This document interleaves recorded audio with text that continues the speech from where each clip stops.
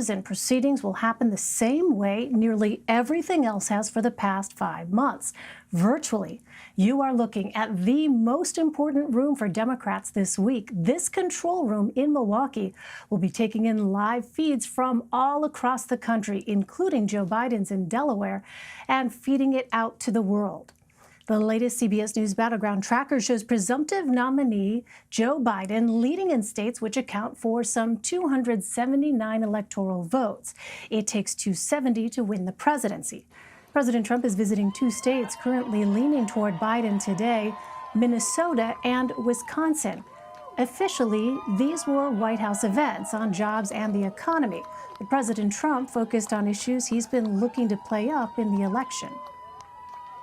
As president, my goal to restore safety to our streets and to help these innocent Americans rebuild their lives and rebuild their lives very quickly. That's what I'm here for. By contrast, the Democrats are promising to elevate their left-wing war on cops and to bring it up to the White House in the form of sleepy Joe Biden. I don't think that's going to work.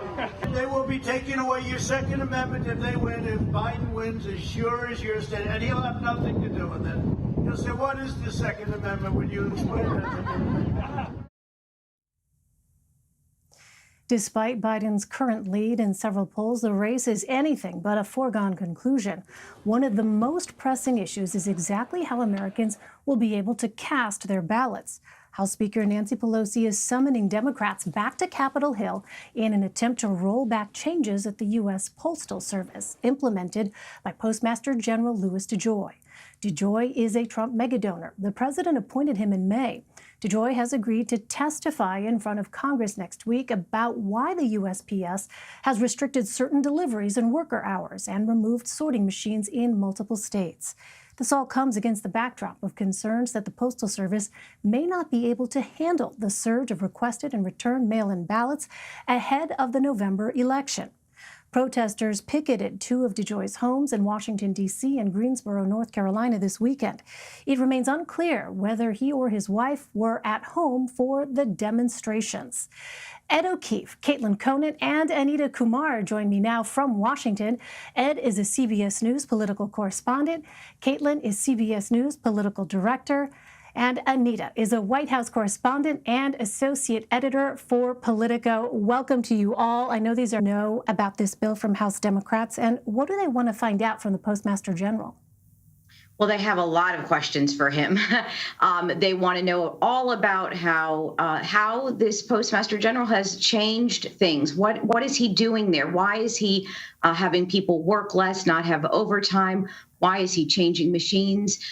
What the president told him, if anything, what the Board of Governors that he reports to told him. Remember, that's predominantly a Republican board. So they have a lot of questions about why this is happening right now and why this is happening in general.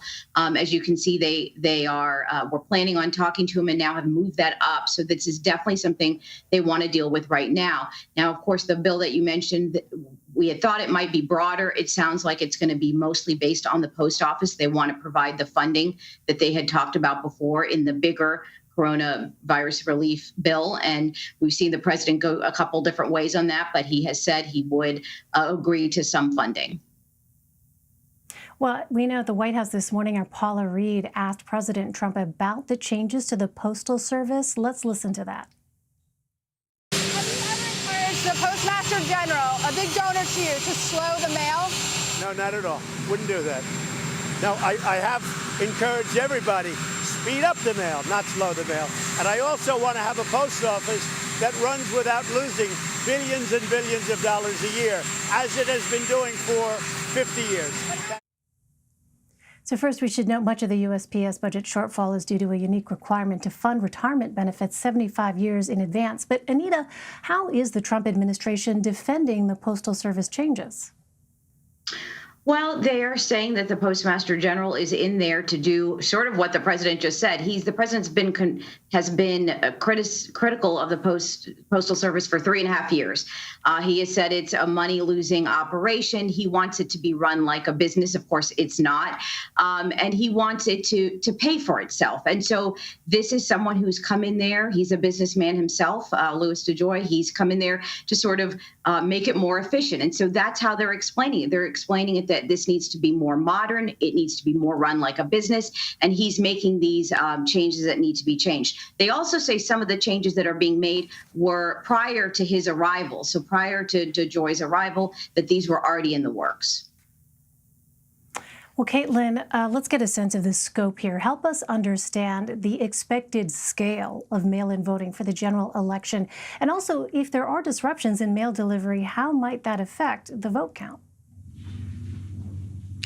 Well, first of all, I think we can safely expect that more people are going to vote by mail in this election than we've seen before. We saw that in the primaries, and just like every American has had to make adjustments in their daily life, there's going to be adjustments that come with voting, because while the pandemic is still going, there are people who are just simply not going to feel comfortable going to a poll place on Election Day. So a lot of these states are now making plans, and without a lot of money and without a lot of time, to prepare for people to be able to do that safely and efficiently.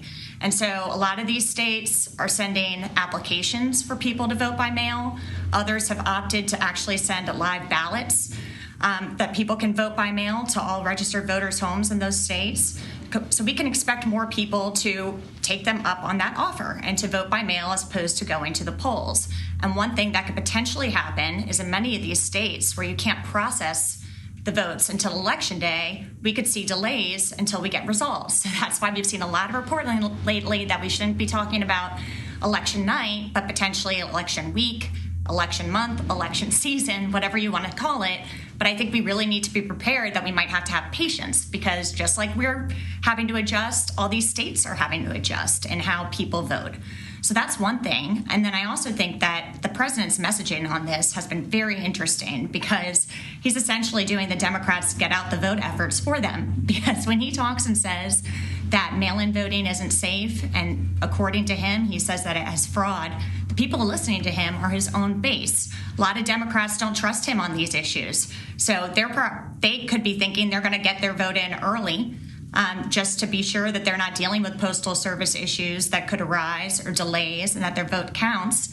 And then Republicans who traditionally, especially older Republicans who have voted by mail in the past, might be listening to the president and thinking that they're not going to do that this time around. Right. We had a conversation with Major Garrett on CBSN last week, who said a lot of the Republicans that he's talking to are worried for those very reasons that you just outlined, Caitlin. Anita, there's been an interesting twist in this as well. In addition to his attacks on mail-in voting, President Trump is also criticizing one of its alternatives. Now, he tweeted, quote, "Some states use drop boxes for the collection of universal mail-in ballots. So who's going to collect the ballots, and what might be done to them prior to tabulation? A rigged election, question mark. So bad for our country. Only absentee ballots acceptable." So if the president is opposed to mail-in voting and drop-off boxes, Anita, what is he willing to accept? It sounds like not much besides voting in person. He does talk a lot about absentee ballots, but I've actually spent the day talking to experts about, and election experts and local election officials around the country, asking what the difference is. And really, in a lot of states, there is no difference. So you get the same exact ballot in the mail, whether you request it or whether it comes to you, just automatically. And so really, that's what this is about. This is what the president's talking about. He does not want states to just go ahead and mail ballots to people without them requesting them. That's really at the crux of this. He wants it to be limited only to those who request them. And of course, he would like people to go in person. But you're right, he has criticized many aspects, but those are the two things he is willing to accept. And he really would prefer people to be socially distant and go to the polls in November. Ed, let me turn to you. This, of course, is night one of the Democratic National Convention. Ostensibly, the theme is unity, with speakers ranging ideologically from Bernie Sanders to John Kasich. You know, in the past, these conventions, as you well know, are really sort of these celebratory affairs. A lot is known about the outcome well ahead of time. But given what is happening in our country right now, so many crises, of course, in the middle of the coronavirus pandemic, are you expecting a more somber, sort of serious tone from these speakers that we're going to be hearing from tonight? It's likely, given that they're going to focus, Elaine, on the pandemic, the economic downturn, and the national ongoing reckoning about race and policing. That is, those are the three main themes tonight. But you will, as you pointed out, see a broad cross-section of Democrats from across the spectrum, everyone from progressive Bernie Sanders to more moderate or mainstream Democrats like Gretchen Whitmer, the governor of Michigan, and Andrew Cuomo, the governor of New York, both of whom, of course, have earned strong marks from their own residents for how they've handled the pandemic. Others, like the Washington mayor as well, will be among those speaking. It's the Republicans, though, the four invited Republicans, that have drawn some notable attention today and some criticism. Ohio Governor John Kasich, the former Republican governor from the Buckeye State, who took on Trump in 2016, is the best known of the four. Christy Todd Whitman, the former governor of New Jersey and EPA administrator for George W. Bush. Susan Molinari, the former congresswoman from New York, who also is a former CBS News colleague of ours. She once hosted CBS Saturday Morning. And then Meg Whitman, the former Republican gubernatorial candidate in California, who now runs Quibi. All of them sort of there to sort of say to independent voters or Republicans who may be thinking about it, look, it's okay to be for Biden. And there was a notable op-ed in the Wall Street Journal today from Rahm Emanuel, the former White House chief of staff and congressman, who said that the concept of Biden Republicans is one that he hopes his party can embrace and make use of in the coming months, and try to turn those perhaps disaffected or former Republicans into lifelong Democratic supporters. So that's something to keep in mind as the party continues to debate its future, even though they are trying to put up a united front this week. It's notable, for example, that the New York Congresswoman Alexandria Ocasio-Cortez tweeted earlier today, "Great to see that Kasich's part of this, but I don't think somebody who supports or who is opposed to abortion rights is reflective of the Democratic Party." So you're going to get some of that, alongside the fact that the Biden campaign is very eager to bring together Democrats, independents, and Republicans to support their ticket. Interesting. Caitlin, I'm just curious what you're hearing on that front, this notion of so-called Biden Republicans. Are Republicans themselves concerned at all about that when you have people like former Governor Kasich speaking at the convention tonight? I think what the Biden campaign is trying to do, as Ed just pointed out, is change the hearts and minds of some voters who might lean Republican on fiscal issues, the economy, but are unhappy with the president's rhetoric. And that includes a lot of women in the suburbs who went and voted Democrat in the midterms. I think a lot of this, too, is just trying to say we're inclusive to everyone and trying to win over the people who aren't totally pledged to a candidate. And a lot of that is convincing some people who might want to stay home that they should actually go and vote. So I think the conventions provide an opportunity for the campaign to really address how they plan to deal with the big issues that we face as a nation, from the health aspects of coronavirus to the economy and to racial inequality, and that the more people they can get on board to say that Joe Biden is the candidate who is prepared to lead and focus on those things and have an agenda to turn this around, they're going to welcome anyone to come speak about that. Well, Ed, it's interesting. So those topics that Caitlin just mentioned were among those in an Elle magazine interview released today with Joe Biden, conducted by rapper Cardi B. They covered a lot of those areas. However, I wonder, with respect to reporters, Ed, what kind of access do you have? Has he granted many interviews to reporters themselves? A lot of work in that sentence. This was a conversation between two people inclined to agree with each other on a lot of things. Look, say what you will about the president and what he says about the press. He is far more accessible than his predecessors and than his current opponent, that is for sure. Biden and Harris, since she was picked last week, have been less so. They have not taken very many questions other than a few that were shouted at them at their first joint appearance last week. and one that she answered on Friday about the attacks from the president. The Biden campaign eager to stage manage this as much as possible, partly because their approach to this, and I don't know that I necessarily agree with it, but this is what they say, is look, you don't have to be hearing and seeing your president all the time. There's this general sense that a lot of voters are sick and tired of the president being omnipresent in their lives.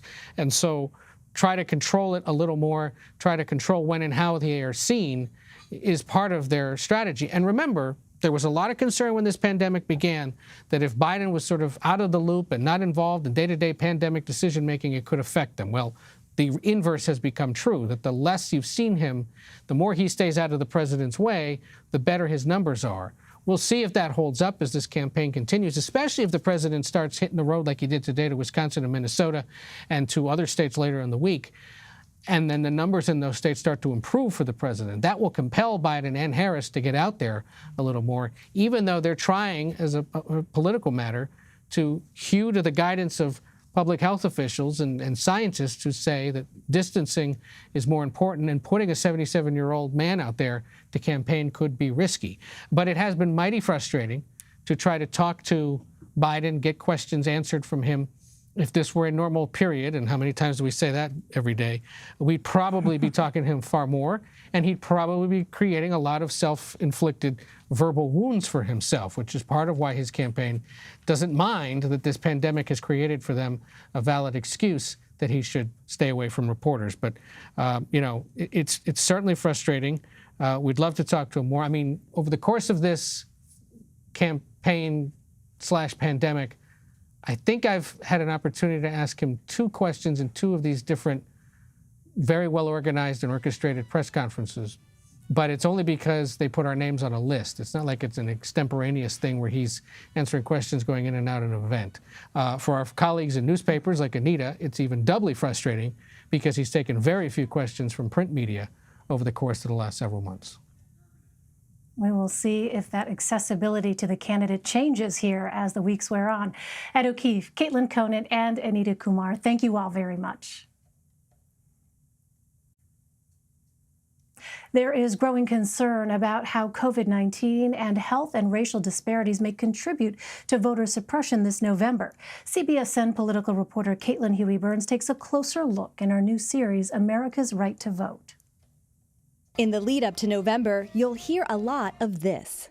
Your vote matters. Please vote. Get off your butt. Get out and vote. Just vote. Vote. Vote, vote, vote. The future is in your hands. It seems like an easy course of action, but voting isn't easy for everyone. There are regulations in place that make it harder for some people to vote, and that's no accident. The vote is the heart of American democracy. We all believe that passionately. But it's also been a big fight over the centuries about how we vote, who votes, and very often people trying to make it harder for other people to vote. Waldman says barriers to voting are often subtle. They can look kind of bureaucratic and complex, but in fact, they have the same kind of impact, unfair impact on Black voters and Latino voters of some of the laws from the past.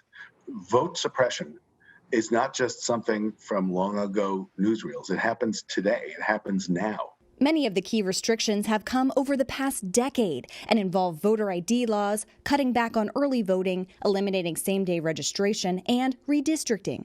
We may no longer have to guess the number of jelly beans in a jar in order to cast a ballot. But even as we sit here, there are those in power who are doing their darndest to discourage people from voting. The former president said those words in a eulogy for John Lewis, whose activism led to the Voting Rights Act of 1965. That monumental law banned literacy tests and other discriminatory barriers to voting. It mandated that states and localities with a history of such discrimination seek federal approval to change their voting laws. The American people heard our cries and responded to our pain and to our suffering. But in 2013, the Supreme Court struck down that provision, arguing it was based on old data. What that means practically is There is nothing that stops a state from passing a new law and evaluating first whether or not it's discriminatory, and any effort to stop it has to be after the fact. It's much easier for states to pass discriminatory voting laws. One of those laws centers on voter ID. A majority of states request that voters present some form of identification in order to cast their ballot. And several key battleground states have strict enforcement measures. There are people who say, why is it so hard to get an ID? It's not just, you have to have ID, but it's also that you have to have certain kinds of IDs that Black and Latinx people are often less likely to have. Experts say the pandemic threatens to make things worse. A shortage of poll workers in November could lead to fewer polling locations and longer lines. Poll workers are dedicated, but many of them are senior citizens and are at health risk and aren't in a position to do it this year. The lines to vote, long lines, are found in Black communities and Latino communities and not in white communities. That's been documented over and over again. While many states have expanded the option to vote by mail during the pandemic, several states require witness signatures or notaries. And most states require absentee ballots be returned by Election Day, so threats to Postal Service funding could suppress votes. They want $25 billion for the post office because the post office is going to have to go to town to get these ridiculous ballots in. And the Postal Service has warned 46 states and D.C. that ballots sent by mail may not arrive in time to be counted. So election officials say that if you want to get your ballot in, send it as soon as you can. And you don't actually have to rely on the Postal Service. You can bring it to your local clerk's office or put it in a secure drop box. So make sure that your county has one. Elaine, that's something that could help save you on postage. Some really important advice, Caitlin. Thank you. How has, Caitlin, mail-in voting become such a partisan issue this election? Well, with the pandemic, many states have tried to expand the option for voters to send in their ballots by mail.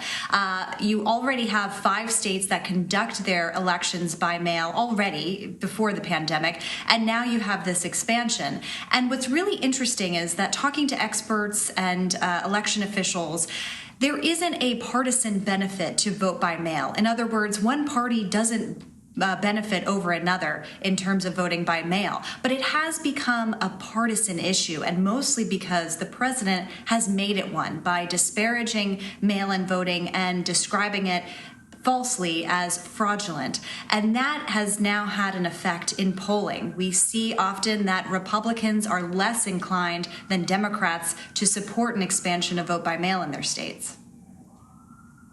Well, so how has the pandemic impacted access to the ballot box? Well, there's a huge question heading into November about whether the election can be held safely in a pandemic. And we kind of got a preview over the past few months in various primaries about what this might look like. And we saw in states like Wisconsin and Pennsylvania and Georgia, which are all key battleground states in November, during their primaries, we saw that more people wanted to vote by mail. And we also saw that because of a shortage of poll workers, that there were longer lines, especially in places like Georgia. And all of that can be prohibitive and a barrier to voting. So you have in the CARES Act that was passed earlier this year, about $400 million was allocated to help these states conduct the elections. But election officials we've talked to from both parties say that that just isn't enough. They need more resources, not only to conduct the vote by mail and absentee programs, but also for the in-person voting. And that's something that I'm wondering, especially as we have all of these concerns with the post office, whether that might, and the president's disparagement of vote by mail, whether that might prompt even more people to want to show up in person on Election Day. So we have seen a lot of unsubstantiated claims out there on mail-in voting. How is misleading information potentially affecting the process? That's right. Cases of voter fraud when it comes to absentee voting are very, very rare. We looked at a Heritage Foundation report that found about 200 instances over more than 2 decades. And those instances were found because they were apprehended. So it is obviously against the law to commit voter fraud. So when the president says that this is a system rife with fraud, that's just not true. And there are various systems in place to make sure the ballot is secure and verified. Some states have a variety of different signatures checks to make sure that that's true. But when you do have this conversation, it does raise questions about whether people will in fact feel safe now voting by mail and whether they might want to vote in person. So in order to do that, these states are saying, look, we have to give people options. There are going to be people that don't want to show up in person because of the pandemic. We've got to give them options to be able to submit their ballots. And you see some states changing their laws in real time. Last week, Kentucky, for example, made a bipartisan agreement to allow the pandemic to be an excuse for voters to vote absentee if they want to. And very quickly, Caitlin, what should we expect? Will this be an election night result or election week result? I think that we should make no plans for the month of November. We've been talking to election officials and experts who say that it's going to take a while to count these ballots, mostly because several key states like Pennsylvania, Wisconsin, Michigan, they're not even allowed to start opening up mail-in ballots until Election Day. But it's really important to make sure our audience knows that that does not mean that the integrity of the election is at stake. It just is going to take a little while to count those ballots. All right, really important context for people to understand heading into November. Caitlin Huey-Burns for us. Caitlin, thank you very much. Thank you. Coming up, the latest CBS News Battleground Tracker poll shows the electoral map has expanded this summer. We'll take a look at where Joe Biden has been making gains. Stay with us. You're streaming Red and Blue.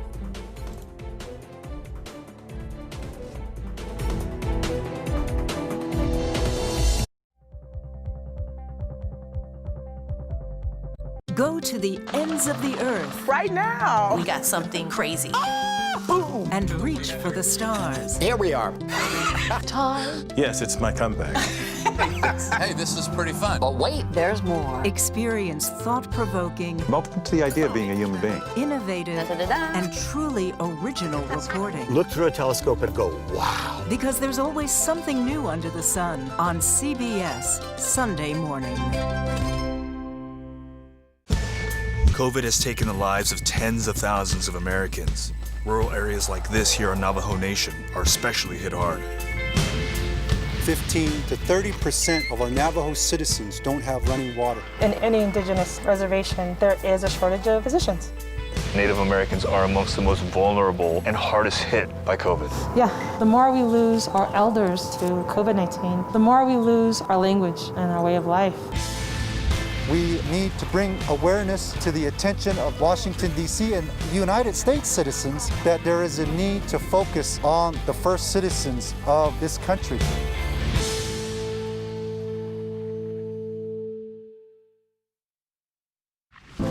In 60 years, we went from about 100,000 factory workers to probably about 7,000. Off in the distance, you can see some factories that are still humming, but most of them are just kind of abandoned. The restaurant industry right now is one of the largest and fastest growing industries in America. And yet it continues to be the absolute lowest paying employer in the United States. Barely anybody's making enough to live. You're donating plasma to get by. It's literally a slave wage. I don't remember growing up like this. My mom didn't have to go to food banks. It's pretty sad. Even really young kids are feeling what's going on right now. How should parents be talking to them about this whole question of racial justice? How do we embrace this moment and turn it into real change? What we really must focus on is moving from protesting to policy. Join Gail, Anthony, and Tony on CBS This Morning. CBSN Los Angeles. Get local news, breaking news, anytime, anywhere. It's easy to find us. and it's free. Download the CBS News app on your favorite devices. CBSN Los Angeles, streaming 24/7. You can watch CBSN 24/7. I've got an amazing story to share with you. I understand you have some breaking news. How does it all play out? It's quite an adventure here at CBSN. It's been a day.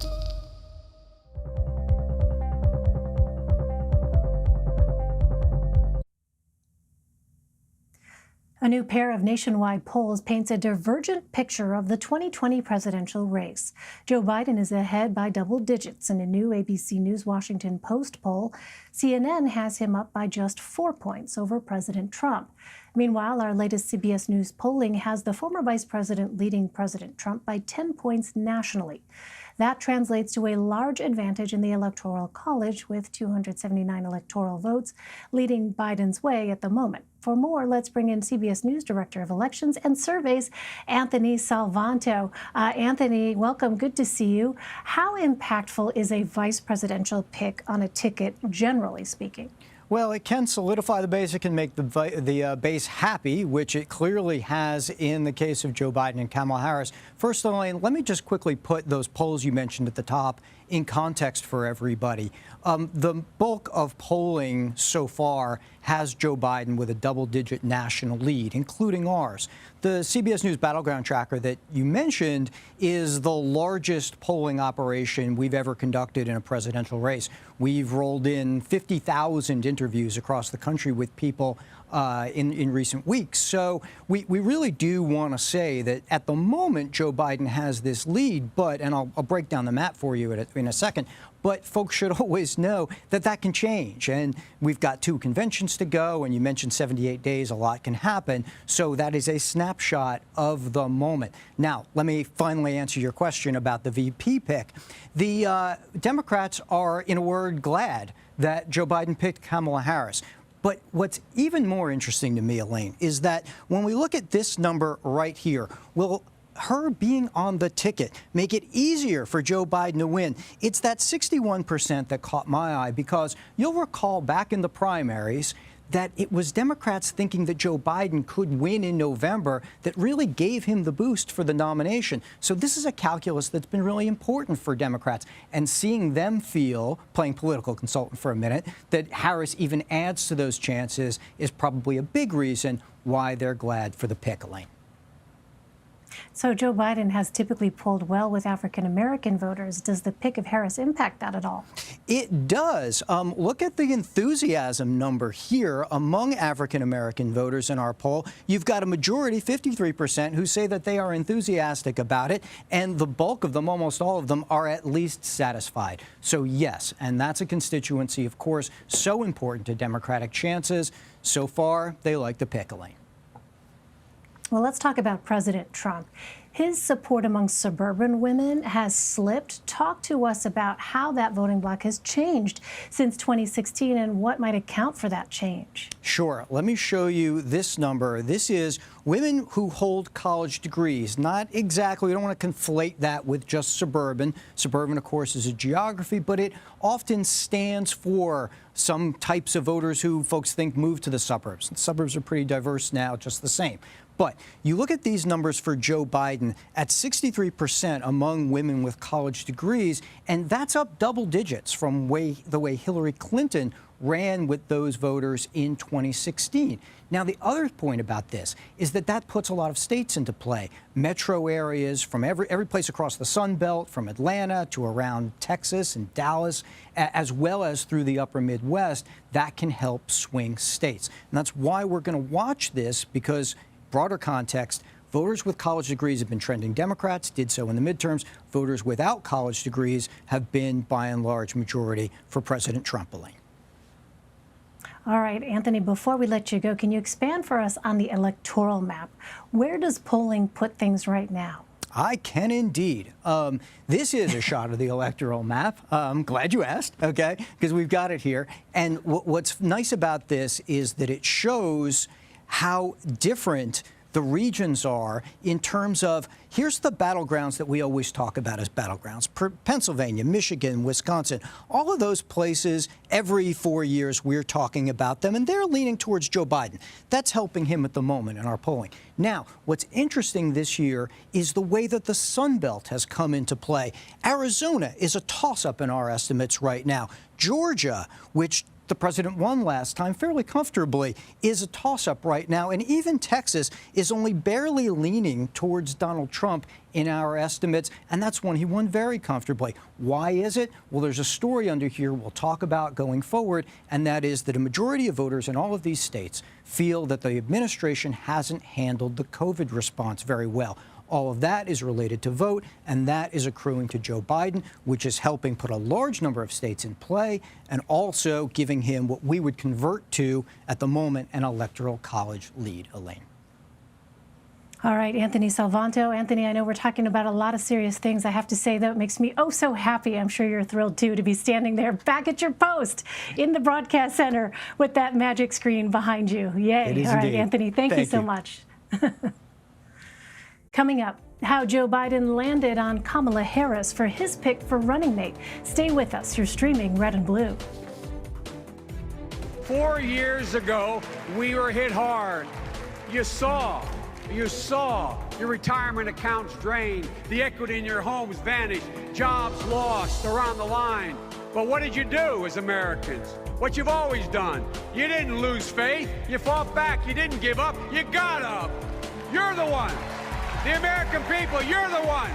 You're the reason why we are still better positioned than any country in the world to lead the 21st century. You never quit on America, and you deserve a president who will never quit on you.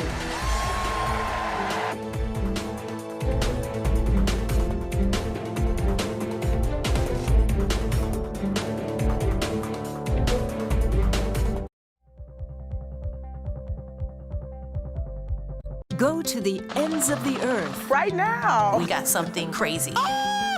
And reach for the stars. Here we are. Time. Yes, it's my comeback. Hey, this is pretty fun. But wait, there's more. Experience thought-provoking, Welcome to the idea of being a human being. innovative, and truly original reporting. Look through a telescope and go, wow. Because there's always something new under the sun on CBS Sunday morning. COVID has taken the lives of tens of thousands of Americans. Rural areas like this here on Navajo Nation are especially hit hard. 15 to 30% of our Navajo citizens don't have running water. In any indigenous reservation, there is a shortage of physicians. Native Americans are amongst the most vulnerable and hardest hit by COVID. Yeah, the more we lose our elders to COVID-19, the more we lose our language and our way of life. We need to bring awareness to the attention of Washington, D.C. and United States citizens that there is a need to focus on the first citizens of this country.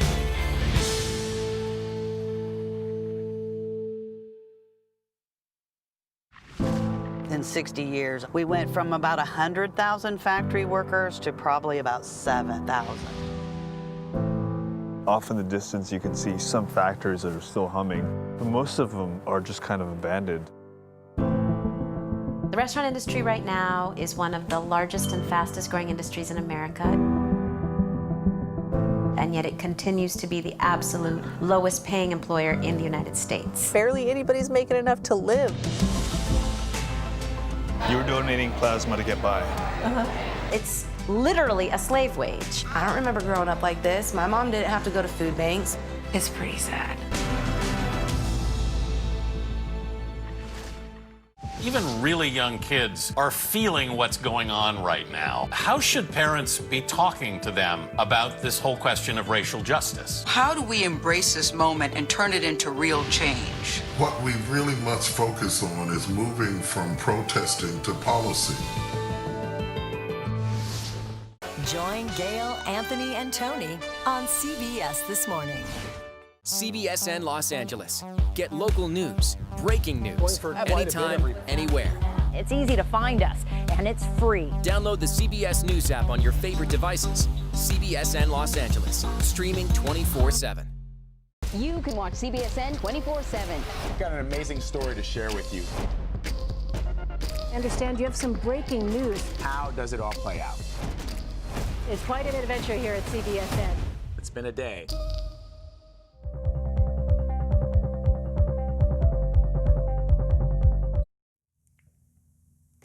Senator Kamala Harris is scheduled to speak Wednesday evening during the convention. She's set to become the first woman of color to run for the vice presidency on a major party ticket. Presumptive Democratic presidential nominee Joe Biden selected Senator Harris from nearly a dozen contenders about a week ago. Edward Isaac Dover looked into how Harris emerged as the top pick in a recent piece for The Atlantic titled Why Joe Biden Picked Kamala Harris. Isaac is a staff writer for The Atlantic and joins me now. Let's also bring in Antoine Seawright. He is a CBS News political contributor and Democratic strategist. Welcome to you both. Isaac, let's begin with you. How did Kamala Harris emerge as Joe Biden's VP pick out of everyone else? Well, a lot of it goes back to her presidential campaign. She emerged as the leading contender because she had run a presidential campaign that got a lot of people talking about her, but that didn't quite click at any point to move her into the top tier. She seemed like she was always on the verge of being in the top tier, and then it never came together, and eventually her campaign went into a nosedive and ran out of money, and she had to quit right after Thanksgiving last year. But in that time, she connected with voters. She also has this connection with Joe Biden that goes back. It's a very important thing. She was friends with Beau Biden, not a political friendship, but a real friendship that came together when they were both attorneys general, she in California and Beau Biden in Delaware. Those kinds of connections to Biden always mean a lot. He referenced that connection when he was introducing her in Wilmington last week. And when you put all those things together, the personal and the political calculations, looking at where the Biden campaign is hoping to push up the vote, making sure that there is not a drop-off in African-American voting as there was in 2016 versus 2012 when Barack Obama was on the ticket versus Hillary Clinton, that leads to a calculation that is all pointing toward Harris in a very strong way. So, Antoine, let's talk about this a little bit more. We've been noting, of course, the historical significance of selecting Kamala Harris as Joe Biden's running mate. How much of a focal point will that be, and should Democrats lean into that? It will be a big focal point. You know, I said to you when this process started, this would be the most consequential decision that Joe Biden would make during the presidential primary process, and Joe Biden had the audacity to choose a consequential woman in Kamala Harris. He decided to not only write a black woman who with South Asian descent into history, but he wrote in the Alpha Kappa Alpha sorority that she's a part of, the Links chapter that she's a part of, who spread all across the country, historical black colleges and universities, in which she's a graduate of Howard University. Not to mention, she wrote in every faction of this Democratic Party, because there's not one corner of this Democratic Party that Kamala Harris does not touch, inspire, or motivate. And for people who are worried about what happened in 2016 because of the lack of enthusiasm among what the smart people in Washington, D.C. describe as low propensity voters, I call them uninspired voters, Kamala Harris fills the missing piece to the puzzle. And so I think Joe Biden will lean on her skill set. I think he will lean on her ability to connect. And I think he will also lean on the fact that she brings things to the table that he perhaps may not be able to bring. Isaac, looking at the records of both Joe Biden and Kamala Harris, not just as lawmakers, but in Kamala Harris's case as a prosecutor, is it clear how a Biden-Harris administration might split responsibilities?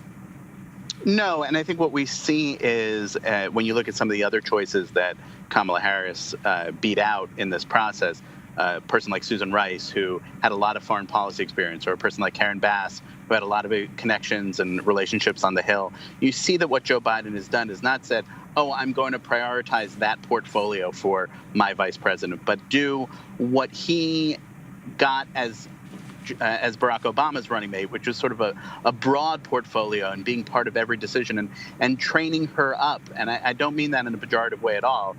This is a very big job to be president of the United States. And Kamala Harris is coming into it as a very accomplished attorney general, senator. But Biden is going to give her more experience on every part of the job now, should he be the president, she be the vice president. You know, Antoine, in their first public appearance together as running mates last week, Biden and Harris spoke about what they say the Trump administration is doing wrong. This weekend, in the months ahead, how much do you think, Antoine, they should focus the message on what they perceive as the president's failures versus giving their own vision of what they see for the country moving forward? Oh, I think they have to continue to do both. As I've said to you privately, Elaine, it takes salt and pepper to make a good meal. And so I think it's important for them to highlight the failures of Donald Trump, particularly from a policy perspective, and stay away from the personality discussions that he would try to drag us into, and also talk about what Democrats are for. Be unapologetic about the offensive things that we can say to our constituencies and those who feel like they need a place because Donald Trump has left them with no place. I think we have to lean in on health care, perhaps the most defining issue of a generation. I also think we have to talk about things that will make the American experiment better.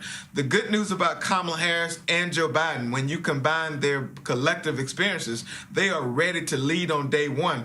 And that is going to be critically important because we are in a deep, dark hole thanks to the policy agenda and the failures of Donald Trump and this administration. So I think that is a plus, not to mention repairing ourselves on the global stage. There are people who look at the United States of America now as a joke because of the leadership we have in this country. Joe Biden knows a lot about that, and Kamala Harris will have to lean into that. And so I think that all those things will matter. For Joe Biden and Kamala Harris, this ticket, our offense will be our best defense. Isaac, in the last minute left, how do you think progressives are going to change a potential Biden administration? Well, we will see. One thing that we are hearing from Biden a lot since the pandemic started is he talks about the blinders being off and that he feels like people can see what needs to be done to change the system, how the system needs to be changed. What that actually looks like when he's in office, we don't know. He doesn't know. He doesn't know what kind of a hole he's really going to be in when it comes time to take the oath of office. If he does take the oath of office, that seems pretty clear we're going to have a huge public health problem still and a much, much bigger economic hole that he would be dealing with. All right, Edward Isaac Dovere and Antoine C. Wright, thank you both. Really appreciate it. Thank you. Thank you. Coming up, Senator Bernie Sanders is speaking at the DNC tonight. We'll preview it with his former campaign manager when we come back. You're streaming Red and Blue. This election is not about political gossip. It's not about polls. It's not about campaign strategy. It's not about fundraising. It is not about all the things that the media spends so much time discussing.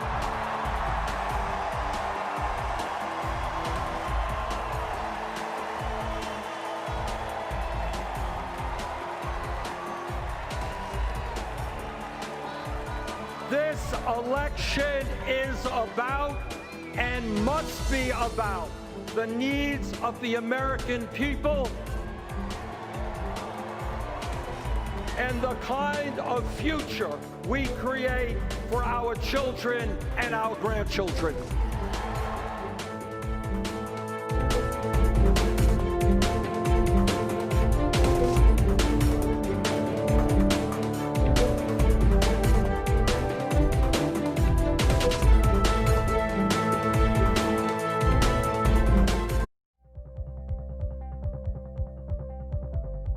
Go to the ends of the earth. Right now. We got something crazy.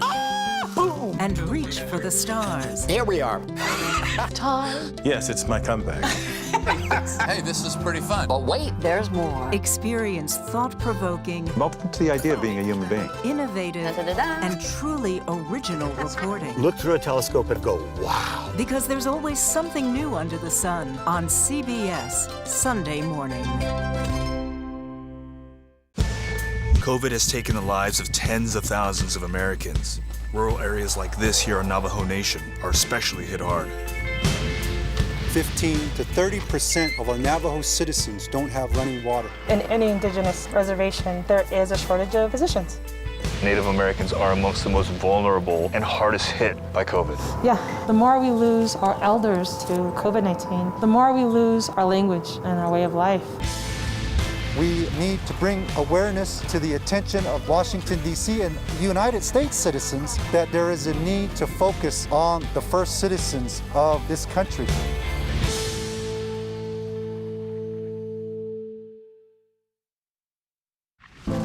In 60 years, we went from about 100,000 factory workers to probably about 7,000. Off in the distance, you can see some factories that are still humming, but most of them are just kind of abandoned. The restaurant industry right now is one of the largest and fastest growing industries in America. And yet it continues to be the absolute lowest paying employer in the United States. Barely anybody's making enough to live. You were donating plasma to get by. It's literally a slave wage. I don't remember growing up like this. My mom didn't have to go to food banks. It's pretty sad.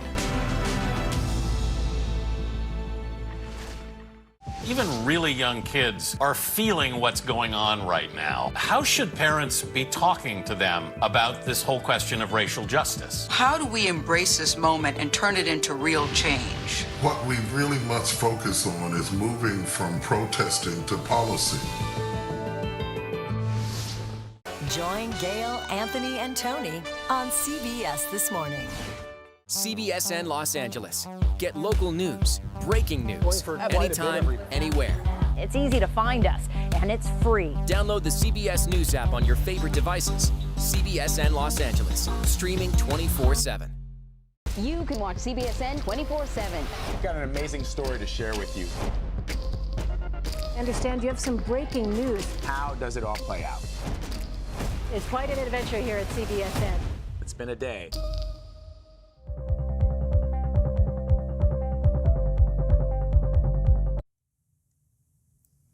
Elements of the Democratic Party have shifted to the left in recent years, with a handful more centrist candidates fending off challenges by the more progressive wing of the party. Vermont Senator and former presidential candidate Bernie Sanders is arguably one of the driving forces behind that shift. Jeff Weaver served as an advisor on Sanders' 2016 and 2020 White House bid, and he joins me now. Jeff, thank you very much for being with us. My pleasure, really. So how much influence will Senator Sanders and his supporters have on the 2020 Democratic Party platform? Well, they've already had a tremendous amount of influence. As you know, there were task forces set up between Vice President Biden and Senator Sanders after the primary was over. They found a lot of common ground on important issues like climate change, the economy, and others. And I think as we go forward, I think there's going to be a real seat at the table for progressives in this country who in the past have not had the type of access that they should have. What makes you say that, Jeff? Because as you know, and as many of our viewers will remember, back in 2016, there was a great deal of acrimony between the Sanders and Clinton camps, even after Secretary Clinton secured the nomination. So what's different now in 2020? Well, I think some of that acrimony is overstated. I myself worked very hard to make sure Secretary Clinton got elected, as did Senator Sanders, who campaigned across this country. I was a surrogate for her at one of the national debates. So there was a lot of efforts taken on behalf of Secretary Clinton. In this case, I would say that the personal relationship between Joe Biden and Bernie Sanders is different. They are personally close. And I think that the vice president and his team have really made an effort to reach out to all segments of the party. And frankly, they've reached out to people outside the party as well. And I think that that has really laid the groundwork in this era of coming together against Trump to create this kind of unified front. So when you look then at the Democratic Party platform, where is it that you see the voice of the progressives most notably sort of visible?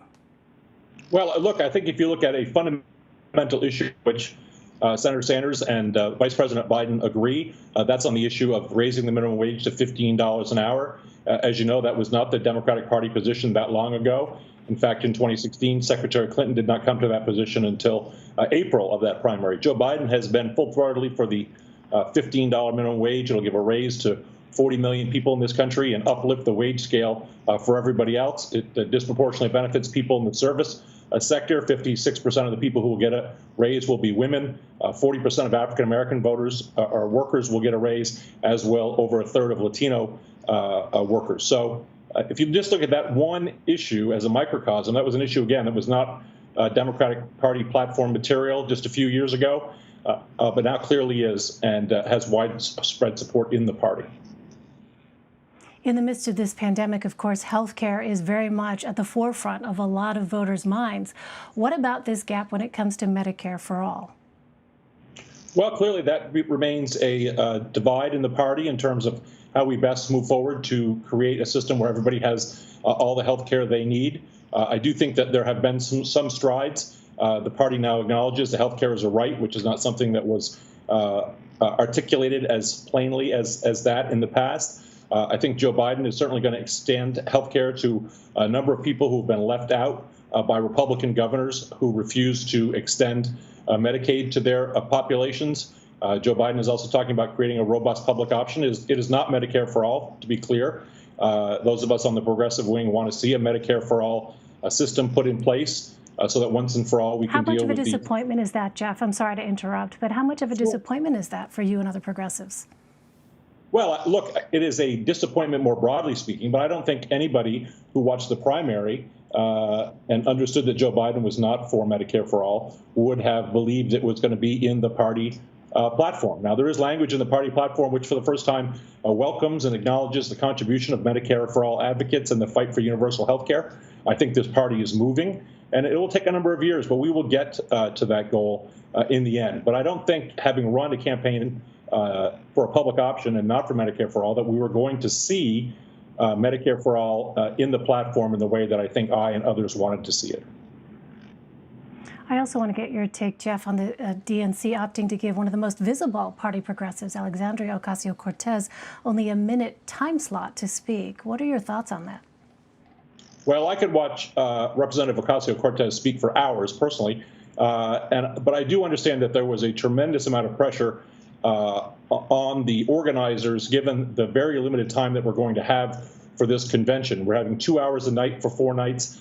As you know, these programs generally start at 4 o'clock in the afternoon and go till 11. So you're talking about having 7 hours a night versus 2. I think there was a tremendous amount of scrambling going on to try to get as many people, many perspectives on that stage as possible. Representative Ocasio-Cortez is not just one of the future leaders of this party. She's clearly one of the most relevant modern leaders of this party. I am grateful that she is going to be on the stage. And of course, everybody would like to have seen her speak for a much longer period of time. Some of those perspectives include several Republicans speaking, including former Ohio governor and presidential candidate John Kasich. What do you think about that, Jeff? Well, look, I was not on the planning committee, needless to say, but I will say this. I think it is important for Joe Biden to have a broad electoral coalition, and that, in fact, will include Republicans who are appalled, as we all are, about this president's behavior and want to see him removed. I think what is most important is that once the election is over, that the governing coalition, as opposed to the electoral coalition, is comprised of those members of the Democratic Party, progressive and centrist, who will come together to govern this country and move us forward. So I am happy to have Republicans in the electoral coalition, and I think as we go forward into the governing coalition, once Joe Biden and Kamala Harris are elected, that governing coalition should be made up of Democrats and democratically aligned independents. Jeff Weaver. Jeff, thanks very much for your time. My pleasure. Thanks so much. That does it for Red and Blue today. At 7 p.m. Eastern, we'll have a look at the rest of the day's headlines. At 8:30, we'll look ahead to the first DNC speakers and bring them to you live when they begin. 10 p.m. Eastern is the CBS News 2020 special, America Decides. And when tonight's speeches come to an end, we will be here to break it all down. We will be right back. Stay with us. You're streaming CBSN.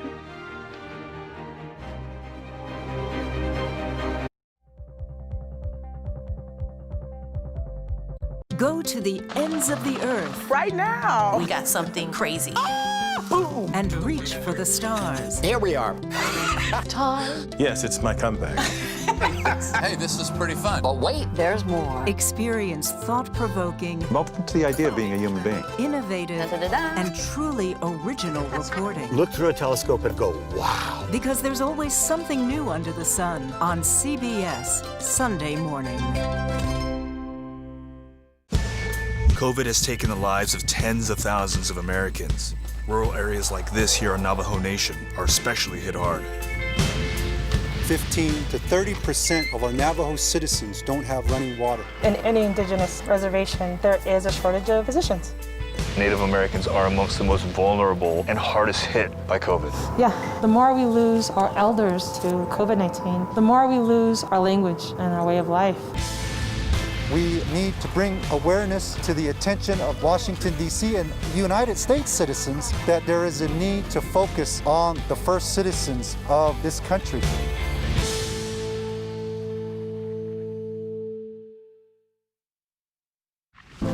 In 60 years, we went from about 100,000 factory workers to probably about 7,000. Off in the distance, you can see some factories that are still humming, but most of them are just kind of abandoned. The restaurant industry right now is one of the largest and fastest growing industries in America. And yet it continues to be the absolute lowest paying employer in the United States. Barely anybody's making enough to live. You were donating plasma to get by. It's literally a slave wage. I don't remember growing up like this. My mom didn't have to go to food banks. It's pretty sad. Even really young kids are feeling what's going on right now. How should parents be talking to them about this whole question of racial justice? How do we embrace this moment and turn it into real change? What we really must focus on is moving from protesting to policy. Join Gail, Anthony, and Tony on CBS This Morning. CBSN Los Angeles. Get local news, breaking news, anytime, anywhere. It's easy to find us, and it's free. Download the CBS News app on your favorite devices. CBSN Los Angeles, streaming 24/7. You can watch CBSN 24/7. We've got an amazing story to share with you. I understand you have some breaking news. How does it all play out? It's quite an adventure here at CBSN. It's been a day.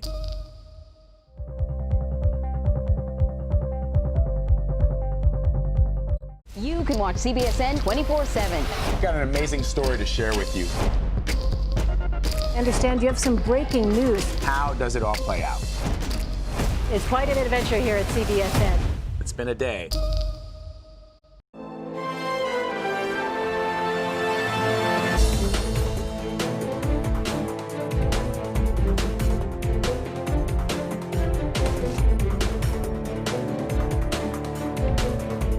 Hi, everyone. I'm Elaine Quijano. It's good to be with you. Thanks for joining us.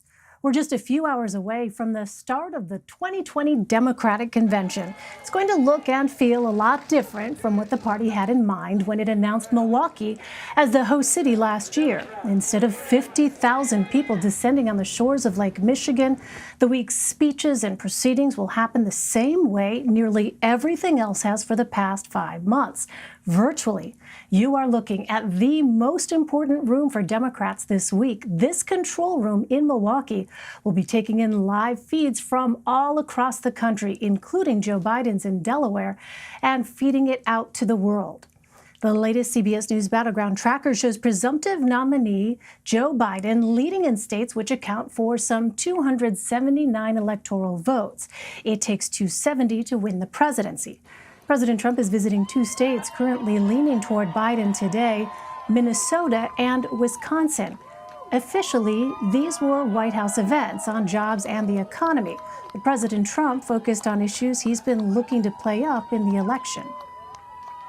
As president, my goal to restore safety to our streets and to help these innocent Americans rebuild their lives and rebuild their lives very quickly. That's what I'm here for.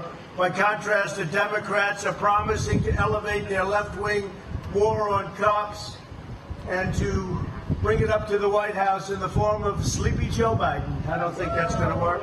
They will be taking away your Second Amendment if they win. If Biden wins, as sure as you're standing, and he'll have nothing to do with it. He'll say, what is the Second Amendment? Would you explain that to me? Despite Biden's current lead in several polls, the race is anything but a foregone conclusion. One of the most pressing issues is exactly how Americans will be able to cast their ballots. House Speaker Nancy Pelosi is summoning Democrats back to Capitol Hill in an attempt to roll back changes at the U.S. Postal Service implemented by Postmaster General Louis DeJoy. DeJoy is a Trump megadonor. The president appointed him in May. DeJoy has agreed to testify in front of Congress next week about why the USPS has restricted certain deliveries and worker hours and removed sorting machines in multiple states. This all comes against the backdrop of concerns that the Postal Service may not be able to handle the surge of requested and returned mail-in ballots ahead of the November election. Protesters picketed two of DeJoy's homes in Washington, D.C. and Greensboro, North Carolina this weekend. It remains unclear whether he or his wife were at home for the demonstrations. Ed O'Keefe, Caitlin Conan, and Anita Kumar join me now from Washington. Ed is a CBS News political correspondent. Caitlin is CBS News political director. And Anita is a White House correspondent and associate editor for Politico. Welcome to you all. I know these are busy times. Anita, let me start with you, first of all. What do we know about this bill from House Democrats, and what do they want to find out from the Postmaster General? Well, they have a lot of questions for him. They want to know all about how this Postmaster General has changed things. What is he doing there? Why is he having people work less, not have overtime? Why is he changing machines? What the president told him, if anything, what the Board of Governors that he reports to told him. Remember, that's predominantly a Republican board. So they have a lot of questions about why this is happening right now and why this is happening in general. As you can see, they were planning on talking to him and now have moved that up. So this is definitely something they want to deal with right now. Now, of course, the bill that you mentioned, we had thought it might be broader. It sounds like it's going to be mostly based on the post office. They want to provide the funding that they had talked about before in the bigger coronavirus relief bill. And we've seen the president go a couple different ways on that, but he has said he would agree to some funding. Well, we know at the White House this morning, our Paula Reed asked President Trump about the changes to the Postal Service. Let's listen to that. The Postmaster General, a big donor to you, to slow the mail? No, not at all. Wouldn't do that. No, I have encouraged everybody, speed up the mail, not slow the mail. And I also want to have a post office that runs without losing billions and billions of dollars a year, as it has been doing for 50 years. So first, we should note much of the USPS budget shortfall is due to a unique requirement to fund retirement benefits 75 years in advance. But Anita, how is the Trump administration defending the Postal Service changes? Well, they are saying that the Postmaster General is in there to do sort of what the president just said. The president's has been critical of the Postal Service for 3.5 years. He has said it's a money-losing operation. He wants it to be run like a business. Of course, it's not. And he wants it to pay for itself. And so this is someone who's come in there. He's a businessman himself, Louis DeJoy. He's come in there to sort of make it more efficient. And so that's how they're explaining it. They're explaining it that this needs to be more modern. It needs to be more run like a business. And he's making these changes that need to be changed. They also say some of the changes that are being made were prior to his arrival. So prior to DeJoy's arrival, that these were already in the works. Well, Caitlin, let's get a sense of the scope here. Help us understand the expected scale of mail-in voting for the general election. And also, if there are disruptions in mail delivery, how might that affect the vote count? Well, first of all, I think we can safely expect that more people are going to vote by mail in this election than we've seen before. We saw that in the primaries, and just like every American has had to make adjustments in their daily life, there's going to be adjustments that come with voting, because while the pandemic is still going, there are people who are just simply not going to feel comfortable going to a poll place on election day. So a lot of these states are now making plans, and without a lot of money and without a lot of time, to prepare for people to be able to do that safely and efficiently. And so a lot of these states are sending applications for people to vote by mail. Others have opted to actually send live ballots that people can vote by mail to all registered voters' homes in those states. So we can expect more people to take them up on that offer and to vote by mail as opposed to going to the polls. And one thing that could potentially happen is in many of these states where you can't process the votes until election day, we could see delays until we get results. So that's why we've seen a lot of reporting lately that we shouldn't be talking about election night, but potentially election week, election month, election season, whatever you want to call it. But I think we really need to be prepared that we might have to have patience, because just like we're having to adjust, all these states are having to adjust in how people vote. So that's one thing. And then I also think that the president's messaging on this has been very interesting, because he's essentially doing the Democrats' get out the vote efforts for them. Because when he talks and says that mail-in voting isn't safe, and according to him, he says that it has fraud, the people listening to him are his own base. A lot of Democrats don't trust him on these issues. So they could be thinking they're going to get their vote in early, just to be sure that they're not dealing with Postal Service issues that could arise or delays, and that their vote counts.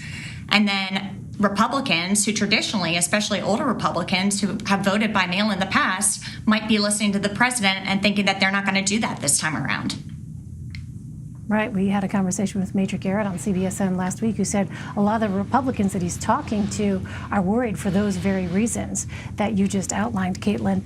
Anita, there's been an interesting twist in this as well. In addition to his attacks on mail-in voting, President Trump is also criticizing one of its alternatives. Now, he tweeted, quote, "Some states use drop boxes for the collection of universal mail-in ballots. So who's going to collect the ballots, and what might be done to them prior to tabulation? A rigged election, question mark. So bad for our country. Only absentee ballots acceptable." So if the president is opposed to mail-in voting and drop-off boxes, Anita, what is he willing to accept? It sounds like not much besides voting in person.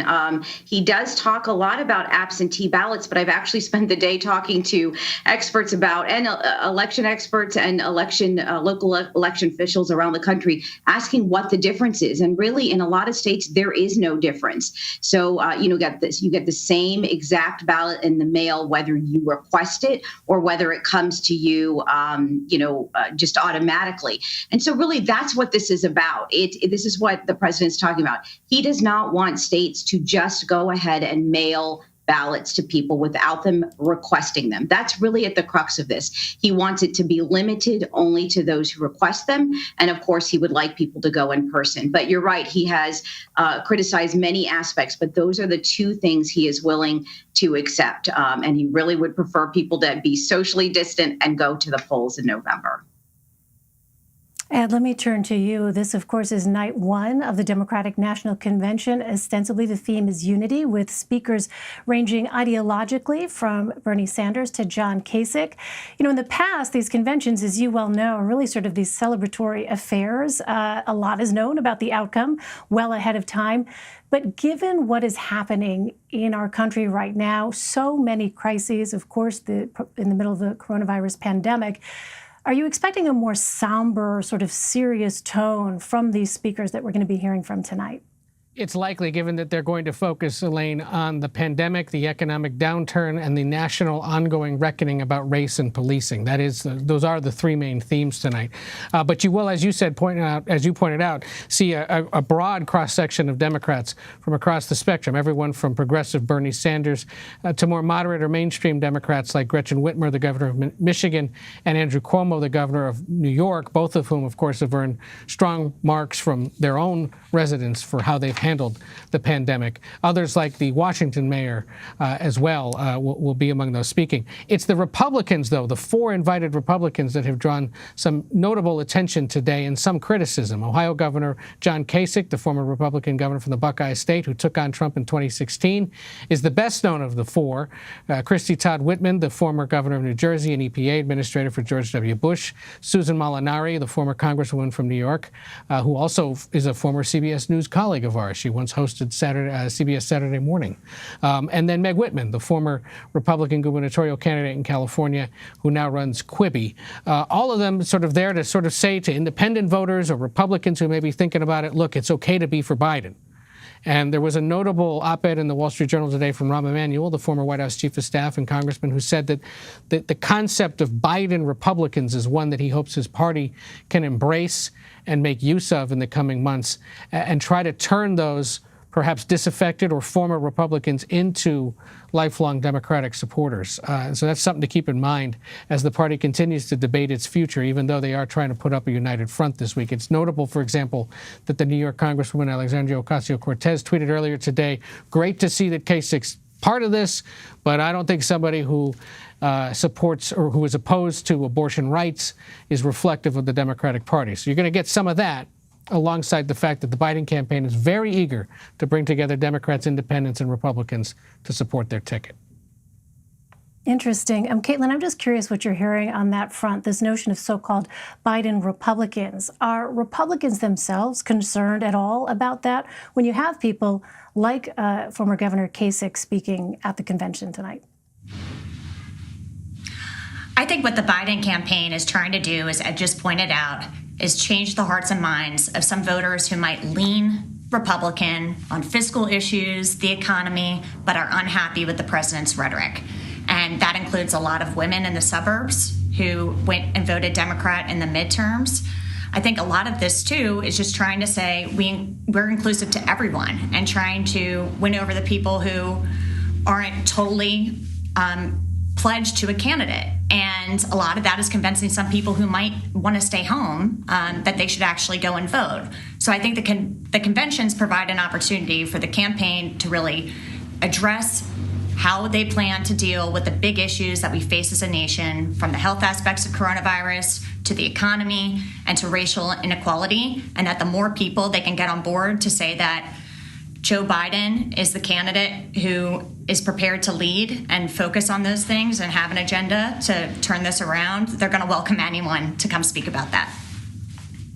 Well, Ed, it's interesting. So those topics that Caitlin just mentioned were among those in an Elle magazine interview released today with Joe Biden, conducted by rapper Cardi B. They covered a lot of those areas.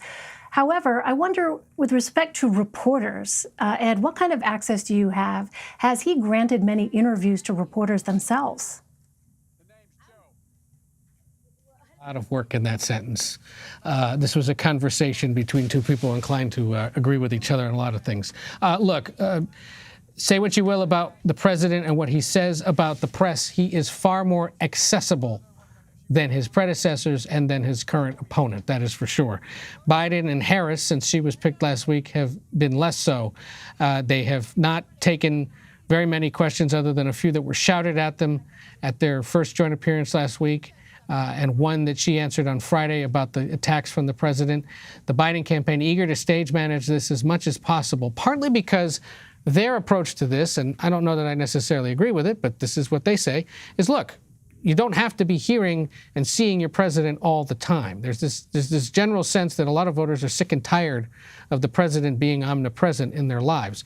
And so try to control it a little more, try to control when and how they are seen is part of their strategy. And remember, there was a lot of concern when this pandemic began that if Biden was sort of out of the loop and not involved in day-to-day pandemic decision-making, it could affect them. Well, the inverse has become true, that the less you've seen him, the more he stays out of the president's way, the better his numbers are.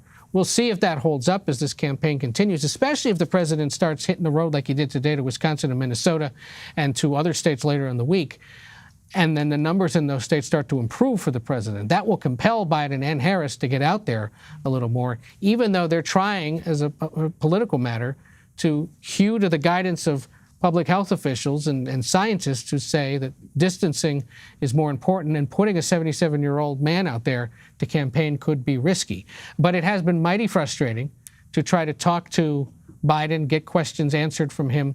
If this were a normal period, and how many times do we say that every day, we'd probably be talking to him far more, and he'd probably be creating a lot of self-inflicted verbal wounds for himself, which is part of why his campaign doesn't mind that this pandemic has created for them a valid excuse that he should stay away from reporters. But, it's certainly frustrating.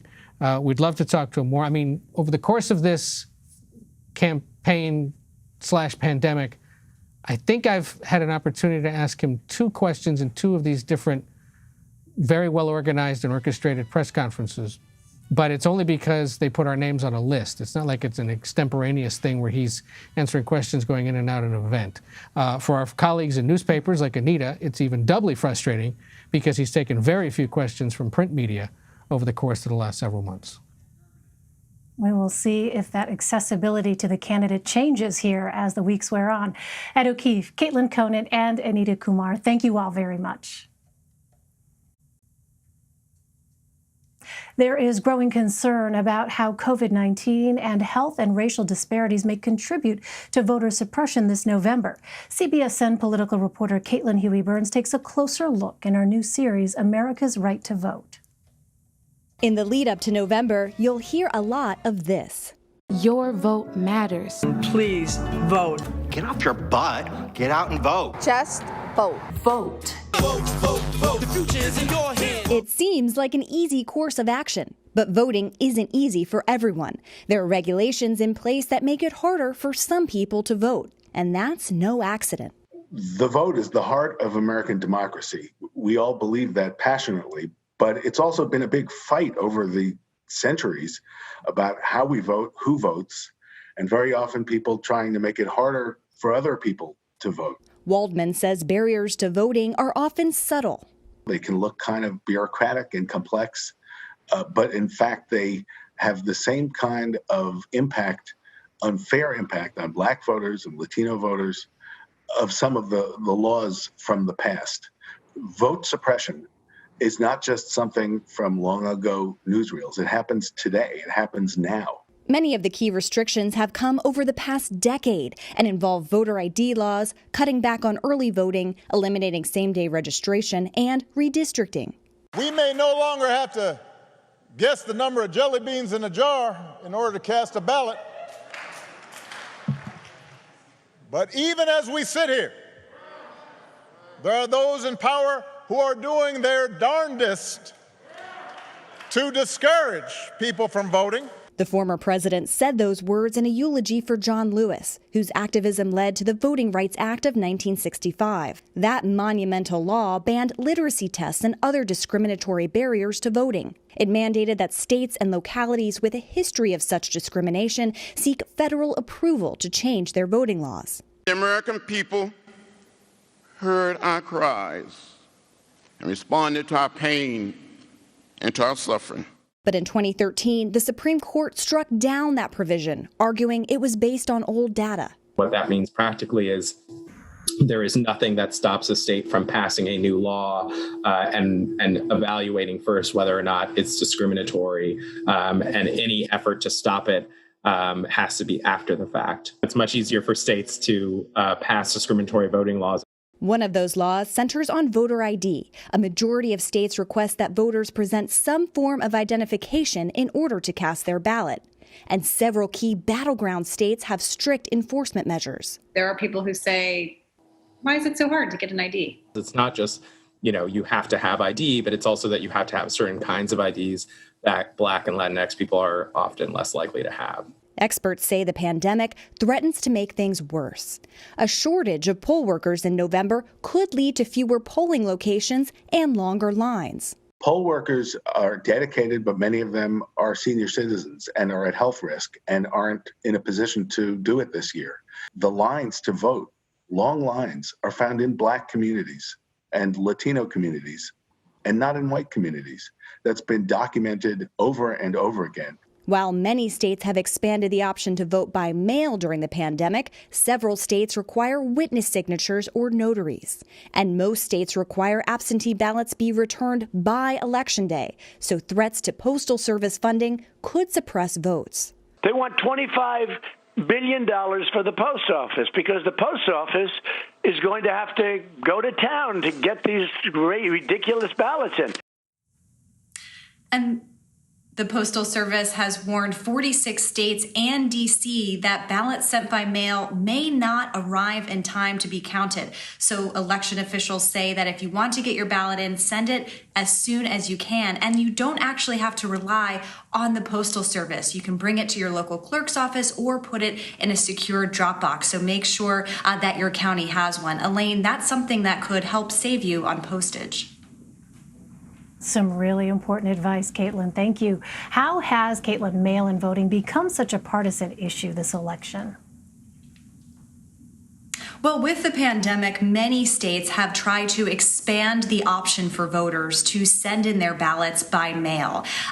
You already have 5 states that conduct their elections by mail already before the pandemic, and now you have this expansion. And what's really interesting is that talking to experts and election officials, there isn't a partisan benefit to vote by mail. In other words, one party doesn't benefit over another in terms of voting by mail. But it has become a partisan issue, and mostly because the president has made it one by disparaging mail-in voting and describing it falsely as fraudulent.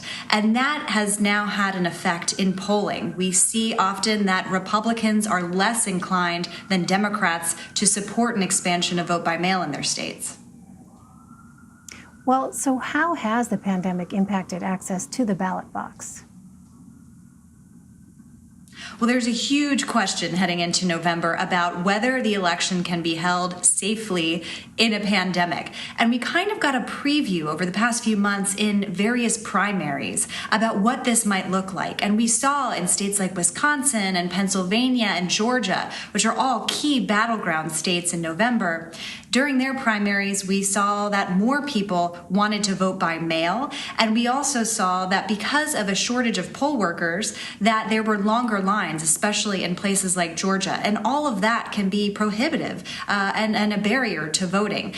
So you have in the CARES Act that was passed earlier this year, about $400 million was allocated to help these states conduct the elections. But election officials we've talked to from both parties say that that just isn't enough. They need more resources, not only to conduct the vote by mail and absentee programs, but also for the in-person voting. And that's something that I'm wondering, especially as we have all of these concerns with the post office, whether that might, and the president's disparagement of vote by mail, whether that might prompt even more people to want to show up in person on Election Day. So we have seen a lot of unsubstantiated claims out there on mail-in voting. How is misleading information potentially affecting the process? That's right. Cases of voter fraud when it comes to absentee voting are very, very rare. We looked at a Heritage Foundation report that found about 200 instances over more than 2 decades. And those instances were found because they were apprehended. So it is obviously against the law to commit voter fraud. So when the president says that this is a system rife with fraud, that's just not true. And there are various systems in place to make sure the ballot is secure and verified. Some states have a variety of different signatures checks to make sure that that's true. But when you do have this conversation, it does raise questions about whether people will in fact feel safe now voting by mail and whether they might want to vote in person. So in order to do that, these states are saying, look, we have to give people options. There are going to be people that don't want to show up in person because of the pandemic. We've got to give them options to be able to submit their ballots. And you see some states changing their laws in real time. Last week, Kentucky, for example, made a bipartisan agreement to allow the pandemic to be an excuse for voters to vote absentee if they want to. And very quickly, Caitlin, what should we expect? Will this be an election night result or election week result?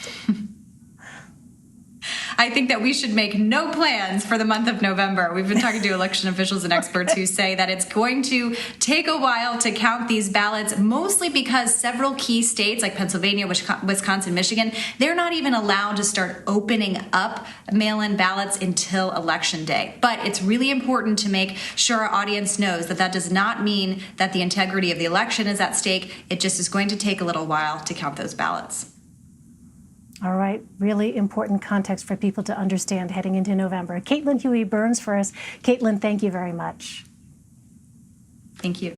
Coming up, the latest CBS News Battleground Tracker poll shows the electoral map has expanded this summer. We'll take a look at where Joe Biden has been making gains. Stay with us. You're streaming Red and Blue.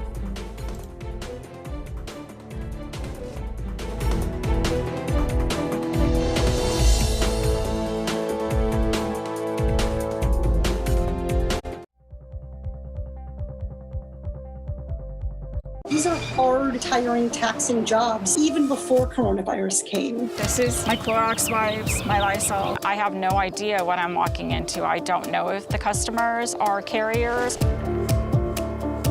I feel privileged to be out here when so many people are out of work.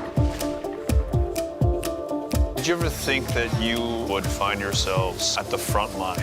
We have the opportunity to bring something valuable to the community, and that feels good. We have to be willing to change policy on a permanent basis to recognize and honor these workers. Doesn't seem like it's worth the risk that you endure every day. I have to do what I can to take care of myself and my family. If you had the choice, would you stay home? Maybe, yeah.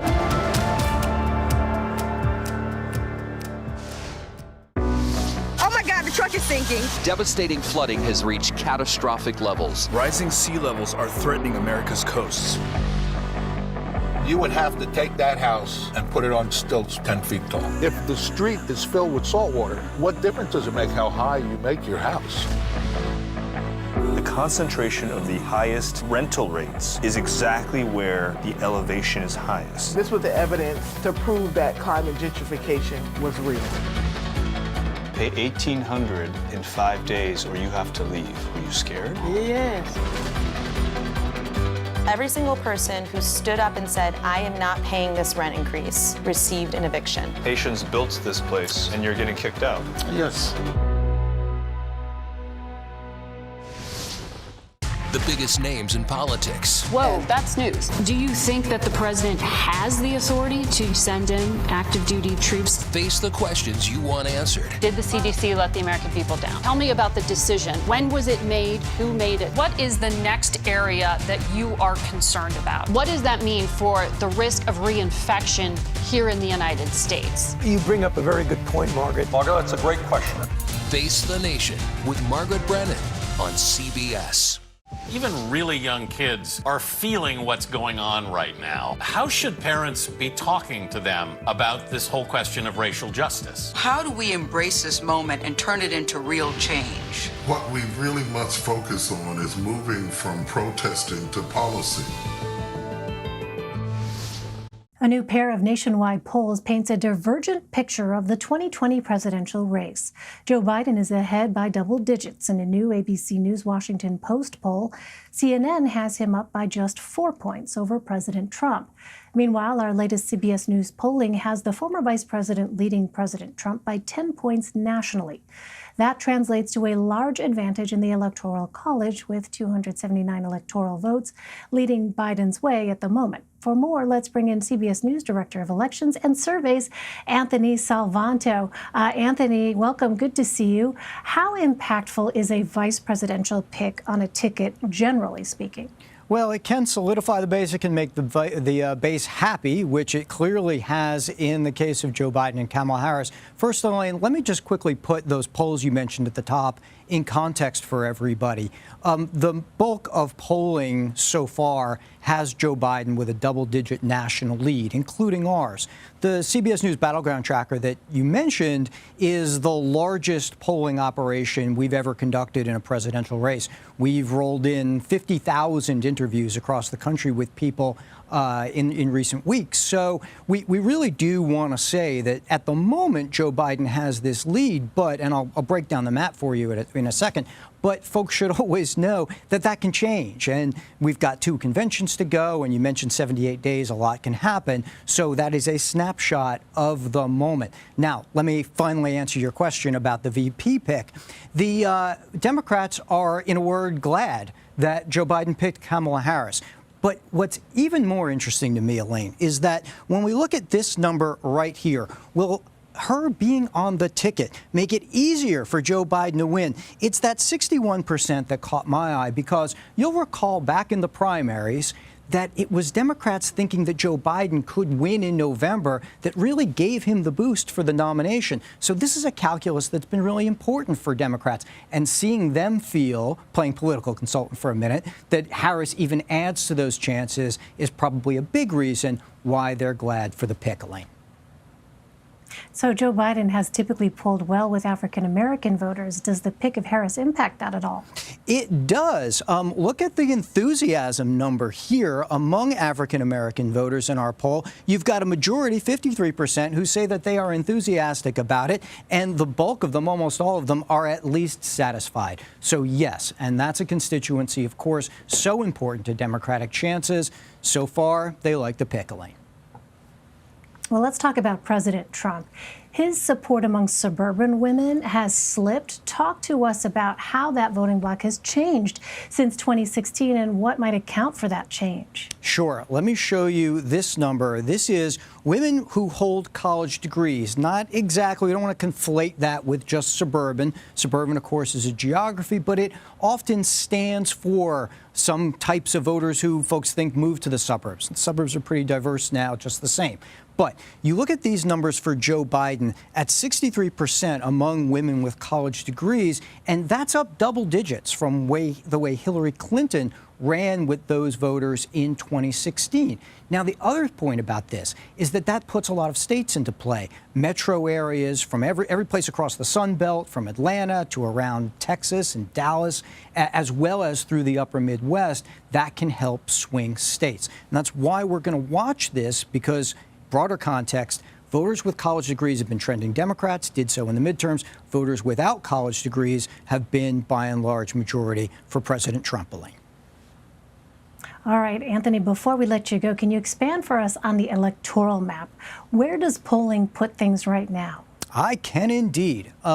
This is a shot of the electoral map. I'm glad you asked, okay, because we've got it here. And what's nice about this is that it shows how different the regions are in terms of, here's the battlegrounds that we always talk about as battlegrounds. Pennsylvania, Michigan, Wisconsin, all of those places, every 4 years we're talking about them, and they're leaning towards Joe Biden. That's helping him at the moment in our polling. Now, what's interesting this year is the way that the Sun Belt has come into play. Arizona is a toss-up in our estimates right now. Georgia, which the president won last time fairly comfortably, is a toss-up right now. And even Texas is only barely leaning towards Donald Trump in our estimates, and that's one he won very comfortably. Why is it? Well, there's a story under here we'll talk about going forward, and that is that a majority of voters in all of these states feel that the administration hasn't handled the COVID response very well. All of that is related to vote, and that is accruing to Joe Biden, which is helping put a large number of states in play and also giving him what we would convert to, at the moment, an electoral college lead. Elaine. All right, Anthony Salvanto. Anthony, I know we're talking about a lot of serious things. I have to say, though, it makes me oh so happy. I'm sure you're thrilled, too, to be standing there back at your post in the broadcast center with that magic screen behind you. Yay. It is All right, indeed. Anthony, thank you so much. Coming up, how Joe Biden landed on Kamala Harris for his pick for running mate. Stay with us. You're streaming Red and Blue. 4 years ago, we were hit hard. You saw your retirement accounts drained, the equity in your homes vanished, jobs lost, they're on the line. But what did you do as Americans? What you've always done. You didn't lose faith. You fought back. You didn't give up. You got up. You're the one. The American people, you're the ones. You're the reason why we are still better positioned than any country in the world to lead the 21st century. You never quit on America, and you deserve a president who will never quit on you.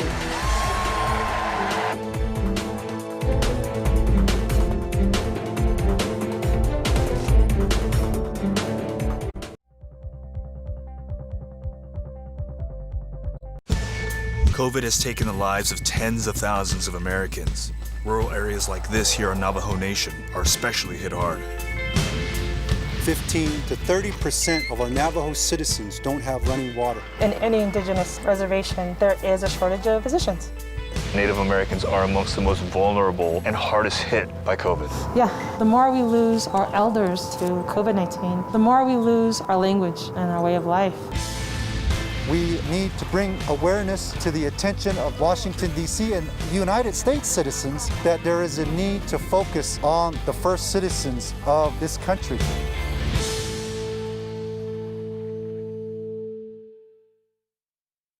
CBSN Los Angeles. Get local news, breaking news, anytime, anywhere. It's easy to find us, and it's free. Download the CBS News app on your favorite devices. CBSN Los Angeles, streaming 24/7. CBSN Pittsburgh, your neighborhood news, streaming 24/7. Anytime, anywhere. Find it on kdka.com and on all your favorite devices.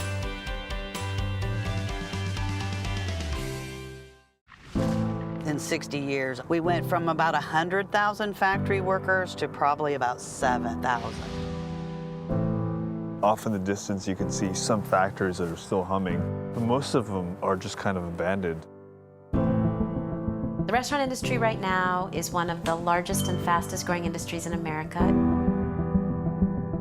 And yet it continues to be the absolute lowest paying employer in the United States. Barely anybody's making enough to live. You're donating plasma to get by. It's literally a slave wage. I don't remember growing up like this. My mom didn't have to go to food banks. It's pretty sad.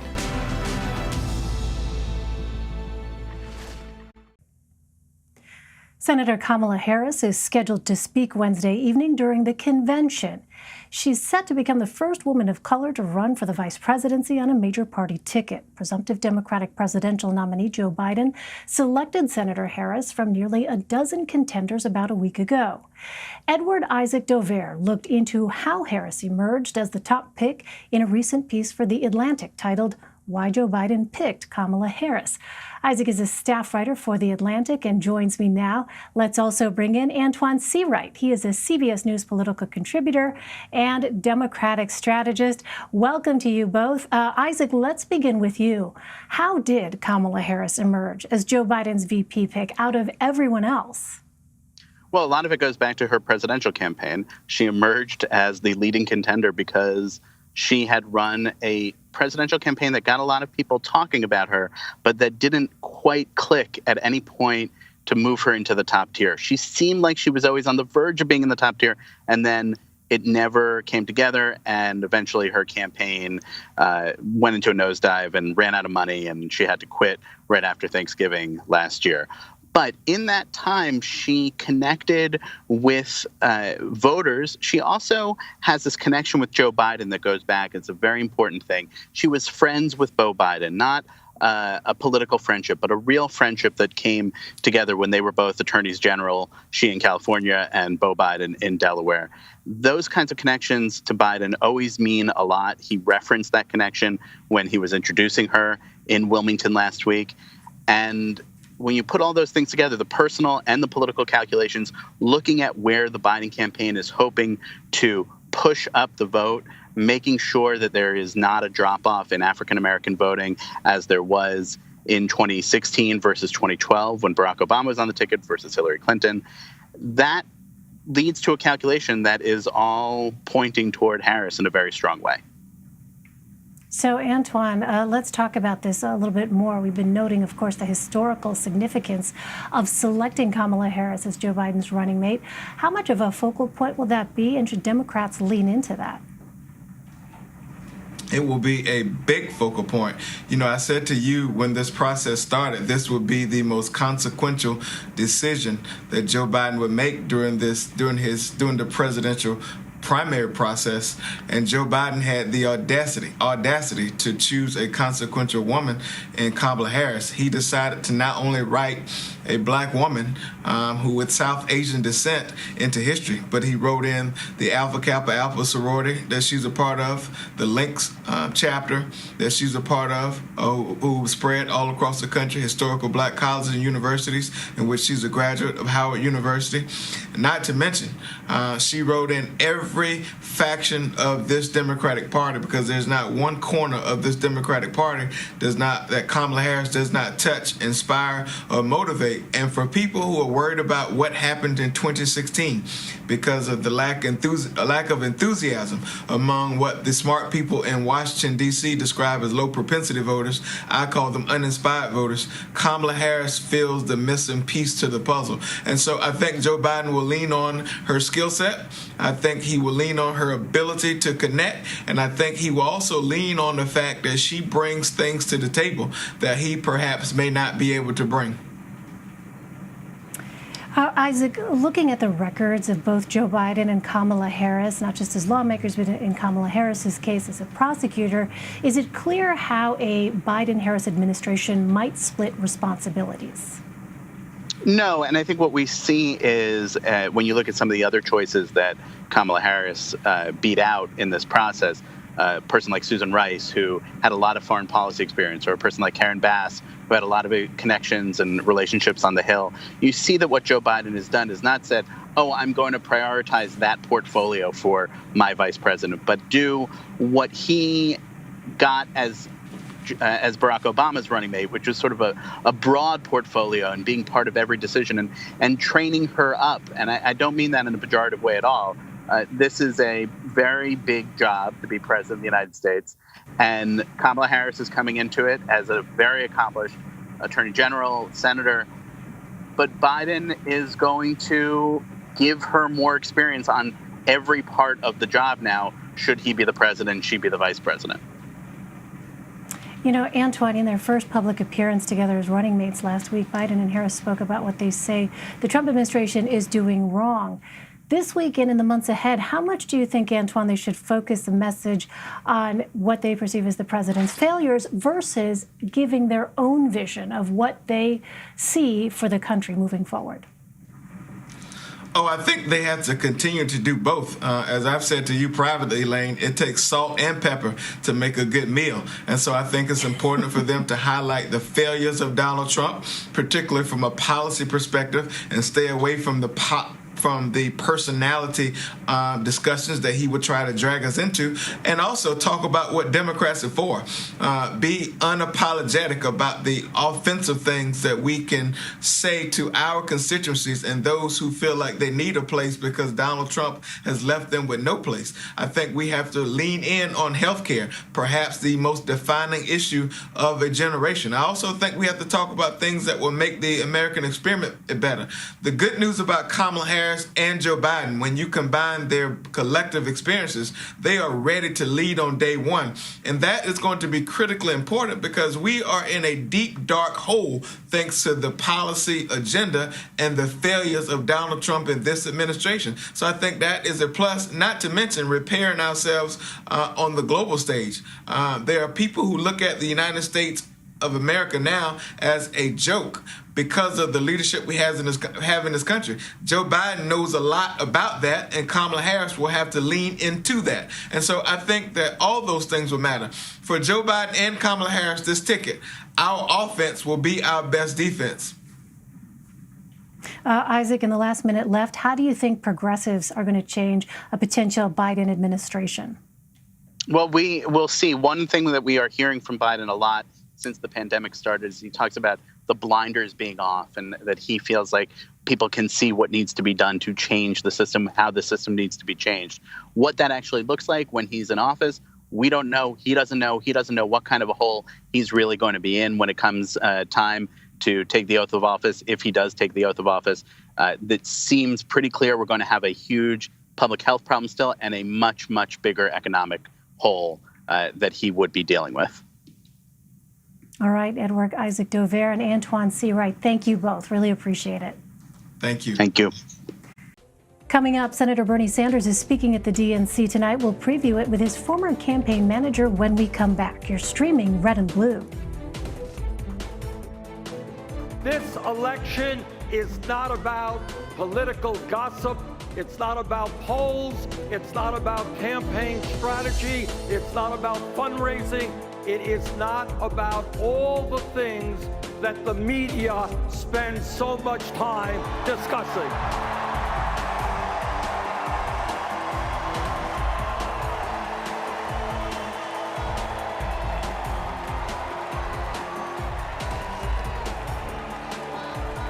This election is about and must be about the needs of the American people and the kind of future we create for our children and our grandchildren.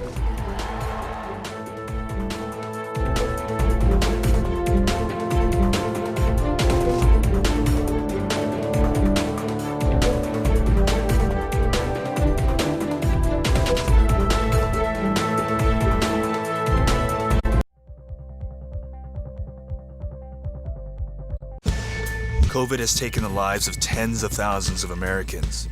Rural areas like this here on Navajo Nation are especially hit hard. 15 to 30% of our Navajo citizens don't have running water. In any indigenous reservation, there is a shortage of physicians. Native Americans are amongst the most vulnerable and hardest hit by COVID. Yeah, the more we lose our elders to COVID-19, the more we lose our language and our way of life. We need to bring awareness to the attention of Washington, D.C. and United States citizens that there is a need to focus on the first citizens of this country.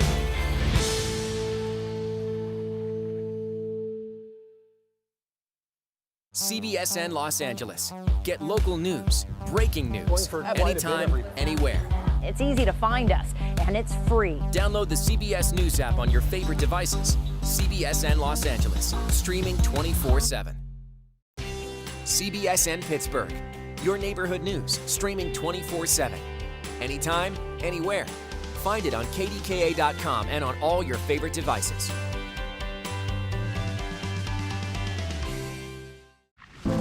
In 60 years, we went from about 100,000 factory workers to probably about 7,000.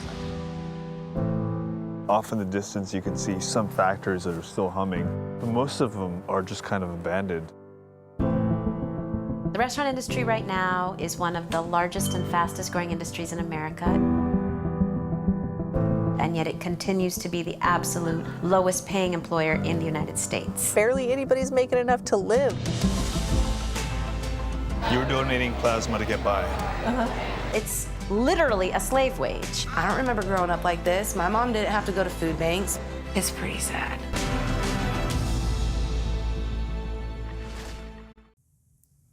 Elements of the Democratic Party have shifted to the left in recent years, with a handful more centrist candidates fending off challenges by the more progressive wing of the party. Vermont Senator and former presidential candidate Bernie Sanders is arguably one of the driving forces behind that shift. Jeff Weaver served as an advisor on Sanders' 2016 and 2020 White House bid, and he joins me now. Jeff, thank you very much for being with us. My pleasure, really. So how much influence will Senator Sanders and his supporters have on the 2020 Democratic Party platform? Well, they've already had a tremendous amount of influence. As you know, there were task forces set up between Vice President Biden and Senator Sanders after the primary was over. They found a lot of common ground on important issues like climate change, economy, and others. And I think as we go forward, I think there's going to be a real seat at the table for progressives in this country who in the past have not had the type of access that they should have. What makes you say that, Jeff? Because as you know, and as many of our viewers will remember, back in 2016, there was a great deal of acrimony between the Sanders and Clinton camps, even after Secretary Clinton secured the nomination. So what's different now in 2020? Well, I think some of that acrimony is overstated. I myself worked very hard to make sure Secretary Clinton got elected, as did Senator Sanders, who campaigned across this country. I was a surrogate for her at one of the national debates. So there was a lot of efforts taken on behalf of Secretary Clinton. In this case, I would say that the personal relationship between Joe Biden and Bernie Sanders is different. They are personally close. And I think that the vice president and his team have really made an effort to reach out to all segments of the party. And frankly, they've reached out to people outside the party as well. And I think that that has really laid the groundwork in this era of coming together against Trump to create this kind of unified front. So when you look then at the Democratic Party platform, where is it that you see the voice of the progressives most notably sort of visible? Well, look, I think if you look at a fundamental issue, which Senator Sanders and Vice President Biden agree, that's on the issue of raising the minimum wage to $15 an hour. As you know, that was not the Democratic Party position that long ago. In fact, in 2016, Secretary Clinton did not come to that position until April of that primary. Joe Biden has been full-throttedly for the $15 minimum wage. It'll give a raise to 40 million people in this country and uplift the wage scale for everybody else. It disproportionately benefits people in the service sector. 56% of the people who will get a raise will be women. 40% of African-American voters or workers will get a raise, as will over a third of Latino workers. So if you just look at that one issue as a microcosm, that was an issue, again, that was not Democratic Party platform material just a few years ago. but now clearly is and has widespread support in the party. In the midst of this pandemic, of course, healthcare is very much at the forefront of a lot of voters' minds. What about this gap when it comes to Medicare for all? Well, clearly that remains a divide in the party in terms of how we best move forward to create a system where everybody has all the health care they need. I do think that there have been some strides. The party now acknowledges that health care is a right, which is not something that was articulated as plainly as that in the past. I think Joe Biden is certainly going to extend health care to a number of people who have been left out by Republican governors who refuse to extend Medicaid to their populations. Joe Biden is also talking about creating a robust public option. It is not Medicare for all, to be clear. Those of us on the progressive wing want to see a Medicare for all system put in place so that once and for all we can deal with How much of a disappointment is that, Jeff? I'm sorry to interrupt, but how much of a disappointment is that for you and other progressives?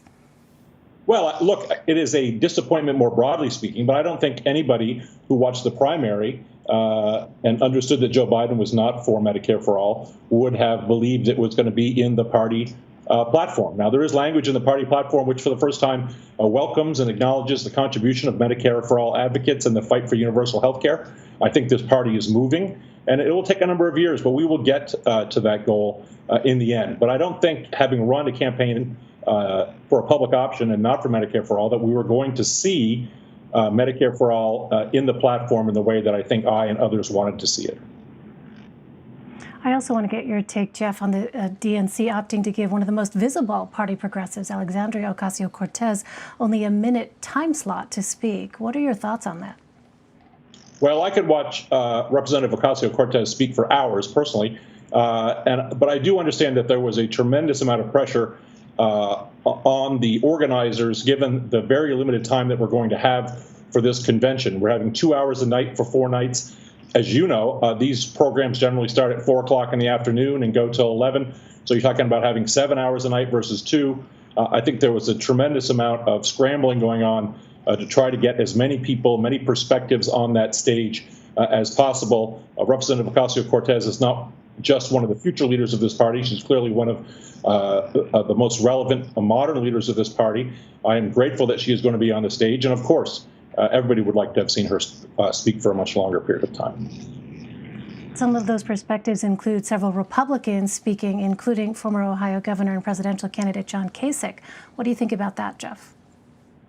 Well, look, I was not on the planning committee, needless to say, but I will say this. I think it is important for Joe Biden to have a broad electoral coalition, and that, in fact, will include Republicans who are appalled, as we all are, about this president's behavior and want to see him removed. I think what is most important is that once the election is over, that the governing coalition, as opposed to the electoral coalition, is comprised of those members of the Democratic Party, progressive and centrist, who will come together to govern this country and move us forward. So I am happy to have Republicans in the electoral coalition, and I think as we go forward into the governing coalition, once Joe Biden and Kamala Harris are elected, that governing coalition should be made up of Democrats and democratically aligned independents.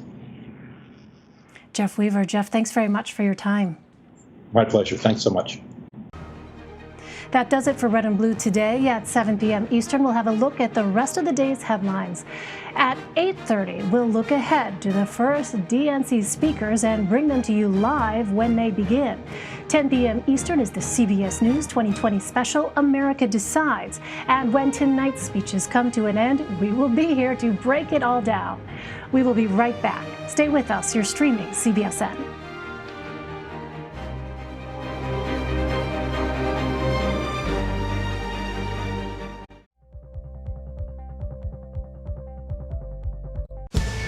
COVID has taken the lives of tens of thousands of Americans.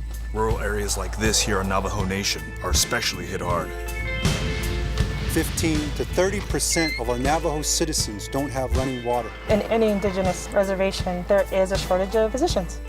Native Americans are amongst the most vulnerable and hardest hit by COVID. Yeah, the more we lose our elders to COVID-19, the more we lose our language and our way of life. We need to bring awareness to the attention of Washington, D.C. and United States citizens that there is a need to focus on the first citizens of this country.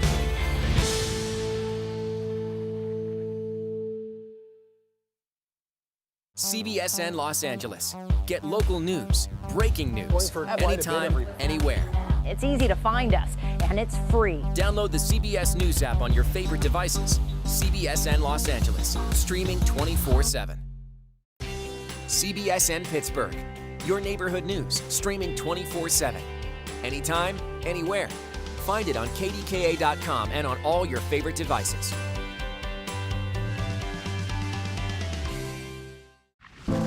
In 60 years, we went from about 100,000 factory workers to probably about 7,000. Off in the distance, you can see some factories that are still humming, but most of them are just kind of abandoned. The restaurant industry right now is one of the largest and fastest growing industries in America. And yet it continues to be the absolute lowest paying employer in the United States. Barely anybody's making enough to live. You're donating plasma to get by. It's literally a slave wage. I don't remember growing up like this. My mom didn't have to go to food banks. It's pretty sad. You can watch CBSN 24/7. I've got an amazing story to share with you. I understand you have some breaking news. How does it all play out? It's quite an adventure here at CBSN. It's been a day. Wherever you are, wherever you go, breaking Bay Area news, live. This is CBSN Bay Area. I'm Michelle Griego. CBSN Bay Area, in your hand, on demand, and absolutely free. Highly updated, top local stories, and weather where you live. Available everywhere, powered by KPIX 5 News. CBSN Bay Area, always on, always free at kpix.com. With new information by the hour, Governor Charlie Baker has declared it's never been more important to stay up to date. You want to keep people safe, and so wherever you are, whatever time of day, CBSN Boston is here for you. I want to bring you some breaking news right now. Boston's only 24/7 live streaming news service from the trusted local journalists at WBZ. With me is Dr. Malika Marshall. Watch anytime for free on CBSBoston.com or download the CBS News app. CBSN Boston, always on, always here for you. So, I've got a question for you. What if you could watch all the CCO news you want and see all your favorite CCOers anytime, anywhere? Well, you can. Go ahead and grab your phone. Come on, I know it's close by. And go to WCCO.com or get the app and poof, there we are, right next to all those other networks you stream. Bonus time, it's free. You heard right, zip nada zilch, for free. CBSN Minnesota, built by CBS News, powered locally by WCCO. Breaking news right now on CBSN Denver. Here's what we're learning as this CBSN Denver, covering Colorado first. Let's get a check-in. Everything that matters where you live, right now, everywhere you are. Now on CBSN Denver. It's your neighborhood news, streaming on all your devices, 24 hours a day. The Colorado news you need, streaming free. Watch us on CBSN Denver. We'll have the latest on that. CBS 4 and CBSN Denver, always on, right now, covering Colorado first. Wherever you are, wherever you go, breaking Bay Area news, live. This is CBSN Bay Area. I'm Michelle Griego. CBSN Bay Area, in your hand, on demand, and absolutely free.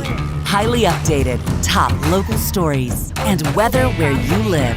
Available everywhere, powered by KPIX 5 News. CBSN Bay Area, always on, always free at kpix.com. With new information by the hour, Governor Charlie Baker has declared it's never been more important to stay up to date. You want to keep people safe, and so wherever you are, whatever time of day, CBSN Boston is here for you. I want to bring you some breaking news right now. Boston's only 24/7 live streaming news service from the trusted local journalists at WBZ. With me is Dr. Malika Marshall. Watch anytime for free on CBSBoston.com or download the CBS News app. CBSN Boston, always on, always here for you.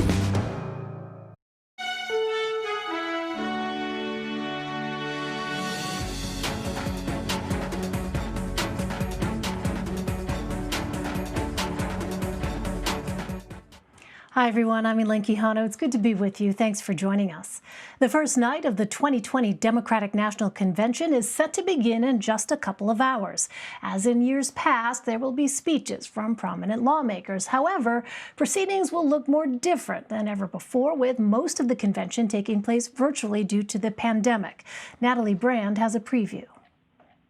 We know that this moment belongs to the people. It will be a convention unlike any other as Democrats kick off their national convention this year virtually amid the coronavirus crisis. I just feel the enthusiasm and the energy, not just about what we're against as a party, but really about a vision for America that's inclusive. Tonight's theme is We the People, with Vermont Senator Bernie Sanders and former First Lady Michelle Obama headlining, and New York Governor Andrew Cuomo speaking remotely about the pandemic. The COVID virus showed us how weak we were and how unprepared we were and how divided we were. The presumptive Democratic nominee Joe Biden is expected to make surprise appearances throughout the week and accept the party's nomination from Wilmington, Delaware. Republican John Kasich, the former governor of Ohio who ran for president in 2016, is also set to speak tonight about why he thinks GOP voters should support the Biden-Harris ticket. President Trump is launching counter-programming throughout the week and is on a campaign swing himself. The president rallied a handful of supporters in Minnesota Monday ahead of visits to Arizona and Pennsylvania later this week. As president, my goal to restore safety to our streets. The Democrats are promising to elevate their left-wing war on cops and to bring it up to the White House in the form of Sleepy Joe Biden. The latest CBS News Battleground Tracker poll finds Biden with a 10-point national lead over President Trump, 52 to 42%. And 66% of Democrats say they're glad Biden chose California Senator Kamala Harris as his running mate. Natalie Brand, CBS News, Washington. Let's bring in Linda Tran and Leslie Sanchez. Linda is a CBS News political contributor and Democratic strategist, and Leslie is a CBS News political analyst and Republican strategist. Hello, Linda. Hello, Leslie. Linda, I just have to say we got the yellow memo today. We get that out of the way for everybody wondering. No, we did not coordinate our outfits. All right. I want to start with the same question for both of you, because to say that this is a challenge, to have a political convention held in this way, when we are so used to being in that convention hall, you know, covering it as reporters, as analysts, and then for the people who attend themselves, there's a connection that's made, right, in those halls. What is the challenge? And Linda, I'll start with you. You think for Democrats on this night as they try to go ahead and connect and have their candidates connect with voters? Well, it goes without saying, Elaine, that not being able to be in front of a crowd of thousands as you're delivering your remarks, the adrenaline, the energy that you would get from having lots of smiling, clapping people in front of you is certainly a challenge for anybody who's delivering remarks tonight or later on this week or even next week when we look to the Republican National Convention. The great thing is that they have narrowed the number of folks who are speaking to really the stars of the party. These are folks who are used to speaking at the stump. They're people who are used to connecting with grassroots supporters and party leaders. And as we know, the convention planners have also designed this week so that it can convey a sense of all the people that are watching from around the country. There are some coordinated live streams that are supposed to be in play tonight and throughout the week. And so there's certainly been a lot of planning designed to make it feel less like it's people on their own speaking to a camera and more like the collective experience that it otherwise would have been and had been in many cycles past. Leslie, what do you think the challenge is going to be here? And by the way, it occurs to me as I talk to you, someone who has actually been on The Apprentice, that in one of these candidates next week, we will have someone who is quite familiar with reality television and the idea of connecting on the small screen.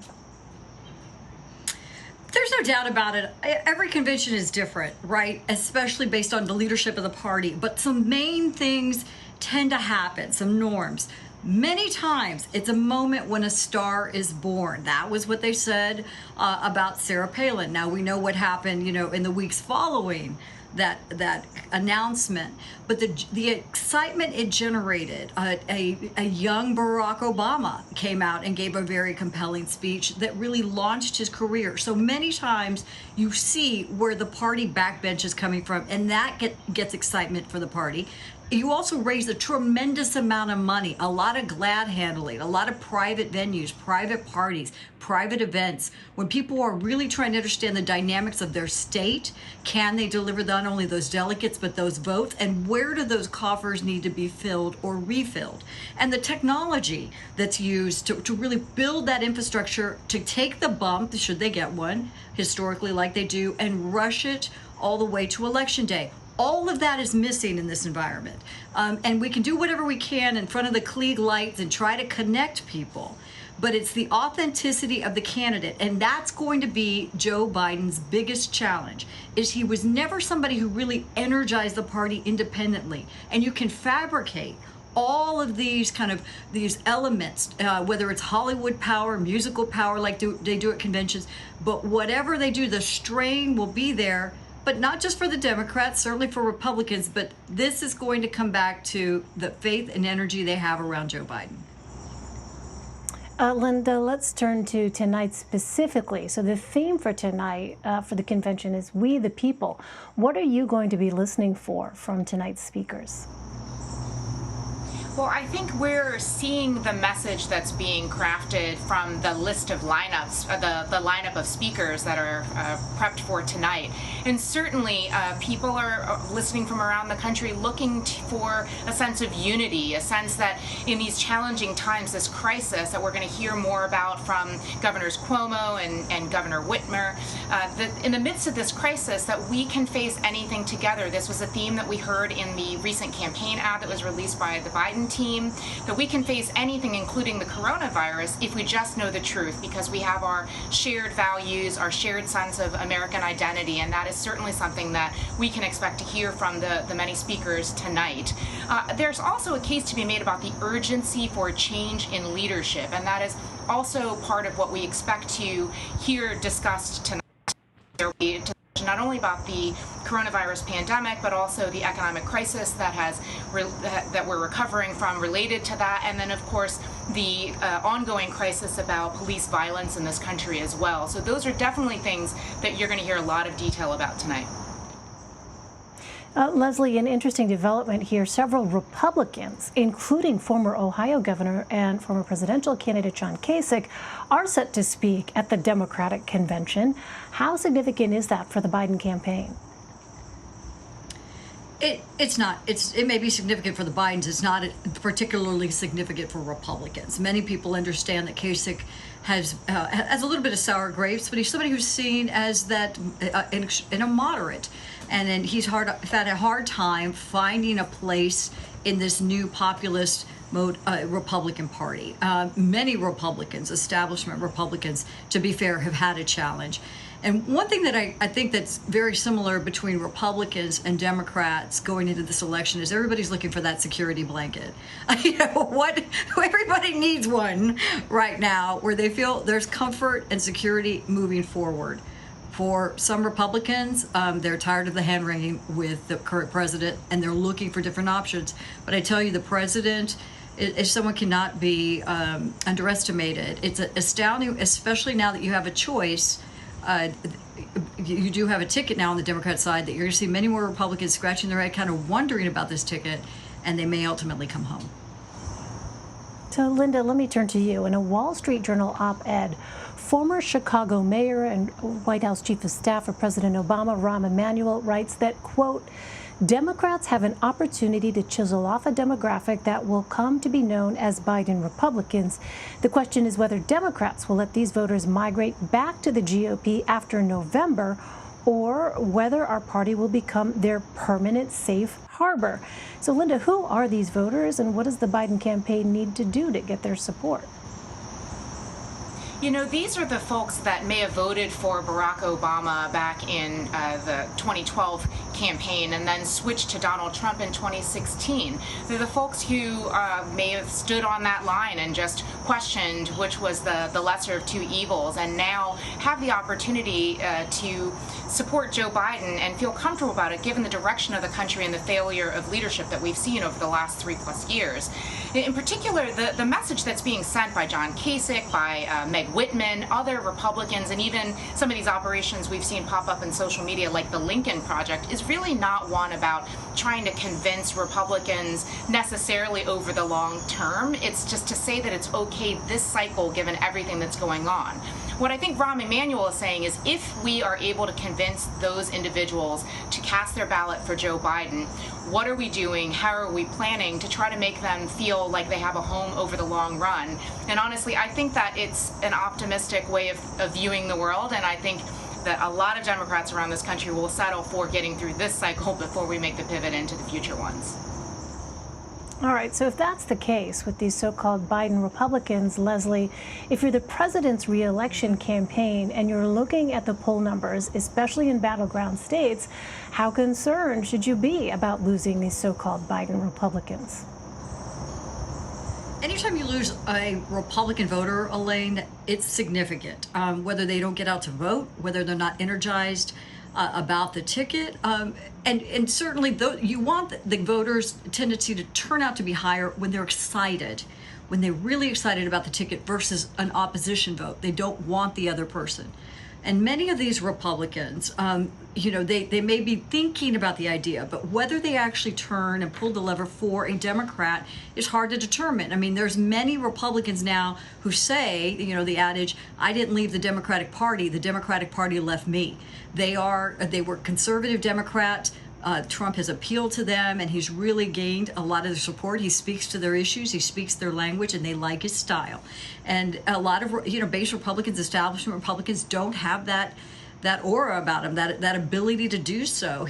Trump understands that, and that's why I think it's going to be a significant challenge, and especially with that very hard progressive pull to the left. Where are these conservative Democrats or conservative or moderate Republicans supposed to go when they really think they're voting fundamentally for the most extreme elements of the party? That's going to be a really hard choice. So, Linda, Leslie mentions here this pull to the left. Vermont Senator Bernie Sanders, who was the last major contender to drop out of the 2020 Democratic race, is set to address the convention tonight.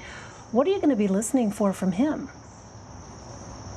Well, as you know, Elaine, in 2016, Bernie Sanders and Hillary Clinton basically battled it out to the very last moment. And in fact, we were there on the balcony watching the various folks waving their signs down below. And so I think part of the idea about having Senator Sanders speak tonight is to make very clear from night one that we have pivoted into the general election in lockstep, and that whether you're on the left, in the middle, or more towards the right of the Democratic Party, that all of us are united towards one thing, and that is defeating Donald Trump. I fully expect Senator Sanders to throw his full-hearted, full-throated support behind Joe Biden, and in a lot of ways energize his own base to say that they should come out this fall, or as the case may be, start voting by mail soon. Linda, let me just ask you a little bit more about that. We had Jeff Weaver on earlier on Red and Blue talking about the things that they may have in common, right? Those people who support Joe Biden and those people who support Senator Sanders. Of course, notably, I raised the thing they don't have in common, and that is Senator Sanders supports Medicare for all, which is not something that Joe Biden at all supports. Do you think just because Senator Sanders expresses that full-throated support for Joe Biden, that his supporters will necessarily follow, Linda? I think, I've seen a lot of conversation recently, Elaine, on social media, on the various platforms, and there are people that I follow and people that are in my network that would consider themselves to be hearty Bernie Sanders supporters, and others that would be big-time Biden supporters. And the conversation has shifted in a very marked way over the last several weeks, and in particular since the naming of Senator Kamala Harris as the former vice president's running mate. And what I'm hearing is that even those folks who may have a bone to pick in one way or another with what they believe is Joe Biden's platform. They feel that the stakes are so high right now. They think that it is so important that we come together that they're putting all of that aside, even if it's about health care, regardless of what the issues are. They're increasingly saying that they will vote for Joe Biden very happily. All right, we will listen and see what it is Senator Sanders says tonight. Linda Tran and Leslie Sanchez, it is so wonderful. I miss you both so much. I wish we could be covering this, as we always are, crowded around the table at the Broadcast Center. Nevertheless, it's so wonderful to have you. Thank you. All right, a quick programming note for you. We will have full coverage ahead of tonight's Democratic National Convention. Our pre-show begins at 8:30 p.m. Eastern right here on CBSN. House Speaker Nancy Pelosi is calling lawmakers back to Capitol Hill from vacation. It's in order to vote on a bill that would halt changes to the U.S. Postal Service before the election. Nancy Chen has the details. As the U.S. Postal Service gears up for an unprecedented number of mail-in ballots due to the coronavirus pandemic, Democrats are calling on President Trump's new Postmaster General to testify on recent changes he made that are causing delays in mail deliveries. It's absolutely critical that we have a hearing and hear directly from the postmaster. Democrats accuse Louis DeJoy, a major GOP donor, of using the agency to discourage mail-in voting in order to increase the president's re-election chances, something the president denies. I have encouraged everybody, speed up the mail, not slow the mail. A memo obtained by CBS News shows the Postal Service is in the process of removing 671 mail sorting machines nationwide. White House Chief of Staff Mark Meadows insists the machines will not be taken away before the election. There's no sorting machines that are going offline between now and the election. Last month, the Postal Service warned all 50 states that thousands of ballots may not be counted because mail-in ballots may not be processed fast enough for November's election. In a statement Sunday, the Postal Service said it would postpone moving mail collection boxes for a period of 90 days while we evaluate our customers' concerns, though it said their removal is routine and related to declining mail volumes. The post office has asked for an additional $25 billion to help with processing the mail-in ballots, but the money is tied up in negotiations over a new coronavirus relief package. Nancy Chen, CBS News, New York. Many students are returning to classrooms across the U.S. this week, but as Naomi Ruckham reports, some schools are already reporting confirmed cases of coronavirus. 10 states are seeing rising coronavirus cases. Deaths are up in 9 states. And though infections in the Sun Belt are starting to go down, the worry now is the spread could soon reach less prepared areas. This has become so pervasive across the country that it could start to infect more rural communities that have largely been untouched to date. It was move-in weekend for thousands of college students. At Boston University, all students must be tested when they arrive on campus. You don't want to miss out on the 4 years that everyone promises you are going to be the best in your life, but at the same time, you don't want to endanger anybody. Several colleges that have already reopened are spotting new infections. Notre Dame is reporting dozens of positive cases, and at the University of North Carolina, Chapel Hill, administrators identified a 4th cluster less than a week after starting classes. All of us were hoping that it wouldn't turn into all of this, and maybe everybody would be more precautious. It's just really scary. In local school districts, some teachers are resisting reopening plans. One Arizona district set to reopen today now won't after 100 staff members called out sick. Parents who want classrooms open are stuck in the middle. I don't want my daughter to lose the drive for school. I don't want her to not want to learn anymore, and that's what's happening. Now, the race to a vaccine grows more desperate as more than half of the country reports infection rates above 5%. Naomi Ruckham, CBS News. Coming up after the break, temperatures soar in parts of the U.S. where records were broken and why scientists believe this heat wave may be just the beginning. And later this hour, European countries that thought they flattened the curve are now seeing a resurgence in coronavirus cases. How officials are handling new outbreaks after already lifting restrictions. This is CBSN, CBS News, always on.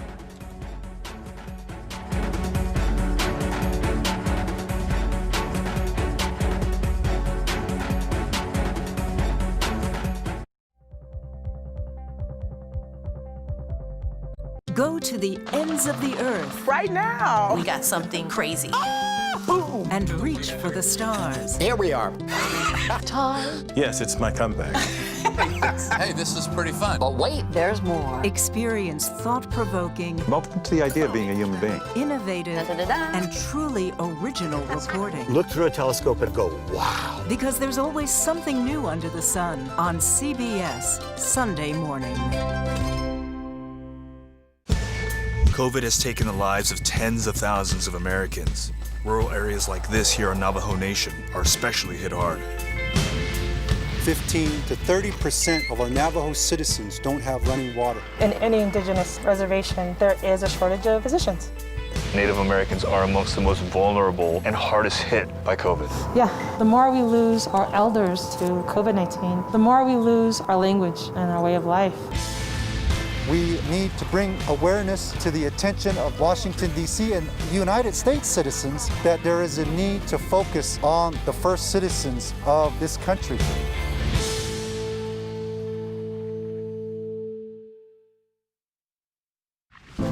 In 60 years, we went from about 100,000 factory workers to probably about 7,000. Off in the distance, you can see some factories that are still humming, but most of them are just kind of abandoned. The restaurant industry right now is one of the largest and fastest growing industries in America.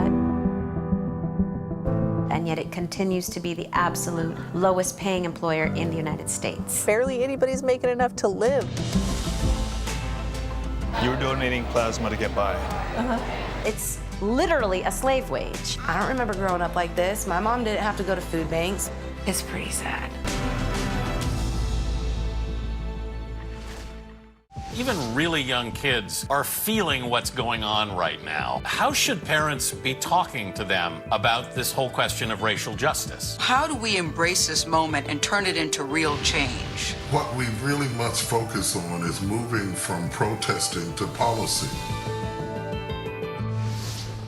Join Gail, Anthony, and Tony on CBS This Morning.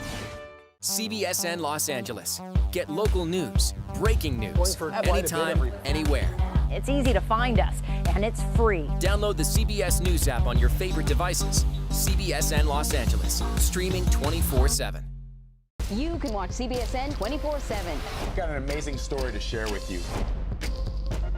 I understand you have some breaking news. How does it all play out? It's quite an adventure here at CBSN. It's been a day.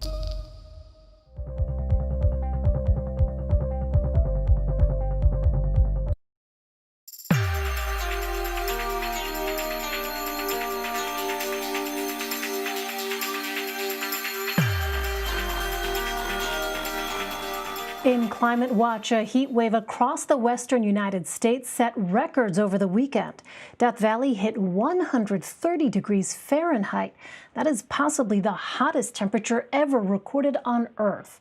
The previous record of 134 degrees is widely disputed. Experts say heat waves like this could become more frequent. CBS News meteorologist and climate specialist Jeff Berardelli has more. They remember their floods as their land disappears inches deep in overwhelming dust.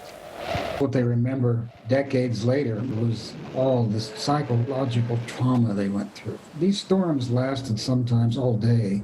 The sunlight was completely blacked out. The Dust Bowl of the 1930s was a perfect storm, spurred by two unrelated events: a super dry climate and the naivety of novice farmers. They set about to do what they were told to do by the government, by the banks, by Wall Street, which was to plow up everything and plant everything they could inside. So millions of acres of native grassland were destroyed.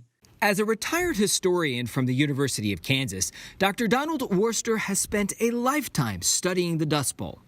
In fact, he lent his expertise to the 2012 Ken Burns documentary series, The Dust Bowl, on PBS. The documentary features traumatic tales from survivors of relentless and disturbing dust storms. Let me tell you how it was. I don't care who describes that to you. Nobody can tell it any worse than what it was. That no one exaggerates that. There is no way for it to be exaggerated. It was that bad. There's still dirt in some of those houses that have lasted. You know, you can still find dust that drifted in. It would drift up against the house like a winter blizzard. The photos make it look just like a snowstorm. They called them black blizzards. Worster says the ecological disaster had a lot to do with native grass. For a millennium, it had kept the topsoil in place, stopping dirt from blowing around. The prairie grass's long roots also tap moisture from deep down below, even in the driest of times. Now the grass was gone, replaced by crops of corn and wheat. The problem with wheat is when you have rainfall, it's a good crop. But when you don't, there is no root structure there. Wheat has a very tiny root compared to the native grasses of the Great Plains, which can go farther down into the ground. And those deep root structures that had evolved in nature, they were able to hold on during drought cycles much, much better than all these introduced domesticated plants. And as luck would have it, with the plains' natural defenses down, a system known as the Bermuda High shifted eastward, effectively cutting off the supply of rainfall from the Gulf of Mexico. That helped turn the plains into a desert-like climate for an entire decade. And because of the Great Depression, farmers in America's breadbasket were already reeling. For many, the Dust Bowl was the nail in the coffin. Wheat and corn production fell by more than 30%, and some farmers lost entire herds of livestock. In total, the Dust Bowl killed around 7,000 people and left 2 million homeless. Others had long-lasting health issues. People also felt they got a sickness or an ailment that lasted for the rest of their lives out of this. Lung impairment, breathing that dust. Despite recent global warming, the 1930s is still the hottest decade on record in American history. That's according to Dr. Tim Cowan. He's spent years studying the climate factors that caused the Dust Bowl. Cowan says nearly 50% of U.S. heat records were set during that decade and remain even to this day. You're seeing temperatures in excess of 110 degrees Fahrenheit. So that's incredible. But since then, the land has been managed much more responsibly, and massive irrigation helps keep the soil moist. The cooling effect of that moisture makes heat waves less likely to get out of bounds. But Cowan says our warming climate is starting to overtake those defenses. Do you think it's more likely that we will end up with heat waves comparable to what we saw in the 1930s and actually start to break records again? I think without a doubt those records are going to tumble. Over the past few months, Cowan published 2 research papers with alarming results.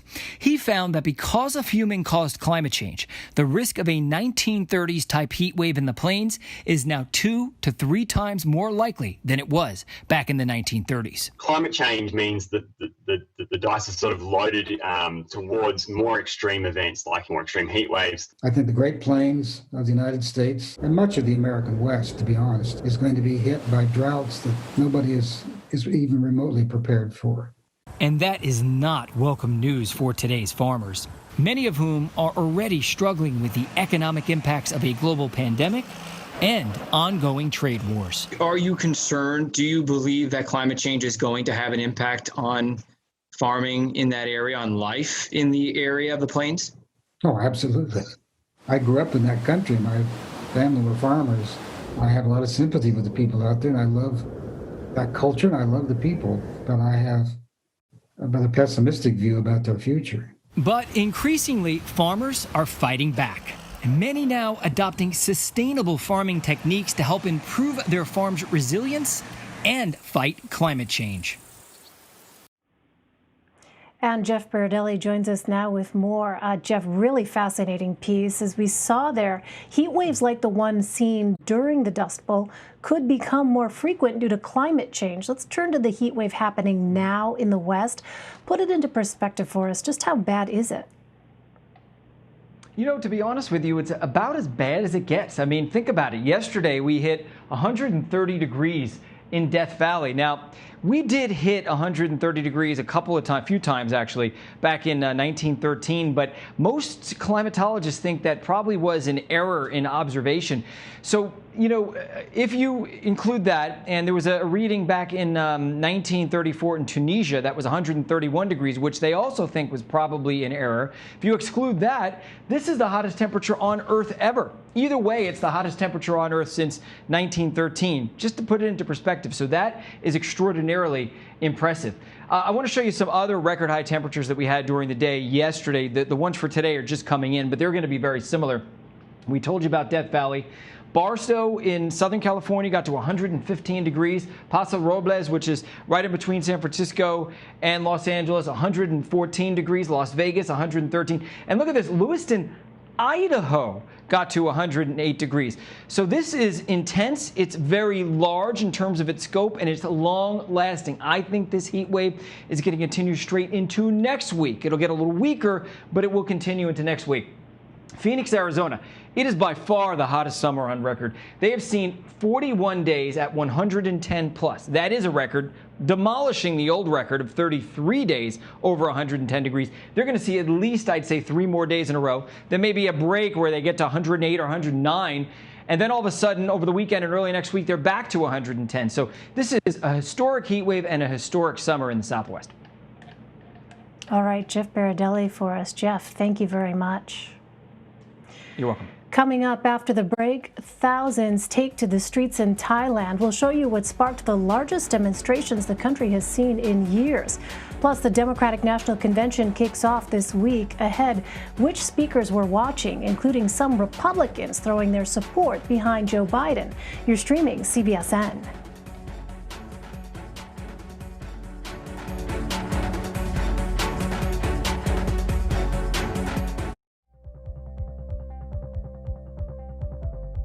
Go to the ends of the earth. Right now. We got something crazy.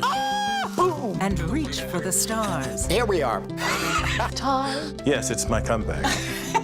Hey, this is pretty fun. But wait, there's more. Experience thought-provoking, I'm open to the idea of being a human being. innovative, and truly original reporting. Look through a telescope and go, wow. Because there's always something new under the sun on CBS Sunday morning. COVID has taken the lives of tens of thousands of Americans. Rural areas like this here on Navajo Nation are especially hit hard. 15 to 30% of our Navajo citizens don't have running water. In any indigenous reservation, there is a shortage of physicians. Native Americans are amongst the most vulnerable and hardest hit by COVID. Yeah, the more we lose our elders to COVID-19, the more we lose our language and our way of life. We need to bring awareness to the attention of Washington, D.C. and United States citizens that there is a need to focus on the first citizens of this country.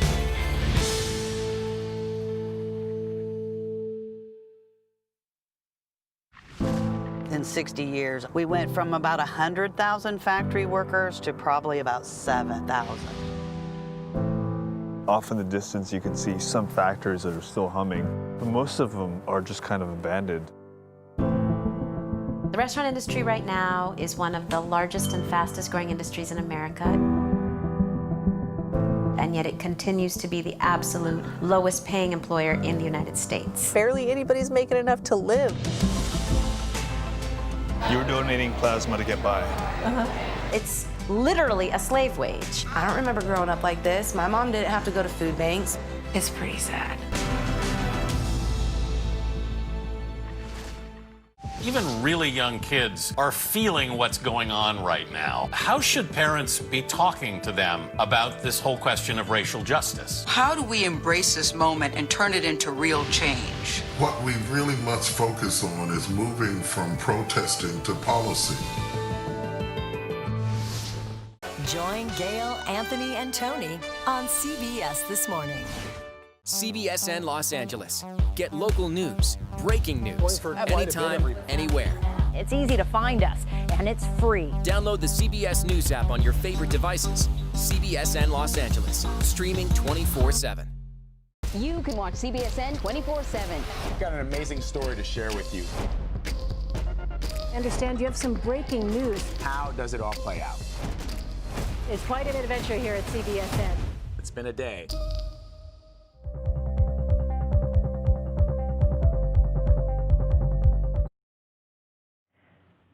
While Democrats kicked off the party's week-long national convention, President Trump hit the campaign trail. He made stops in Minnesota and Wisconsin Monday. Polls show both states are currently leaning toward Joe Biden. While there, Mr. Trump took aim at the presumptive Democratic nominee. As president, my goal to restore safety to our streets and to help these innocent Americans rebuild their lives and rebuild their lives very quickly. That's what I'm here for. By contrast, the Democrats are promising to elevate their left-wing war on cops and to bring it up to the White House in the form of Sleepy Joe Biden. I don't think that's going to work. We've seen the blueprint here in Minneapolis. The city recently voted to abolish the police department.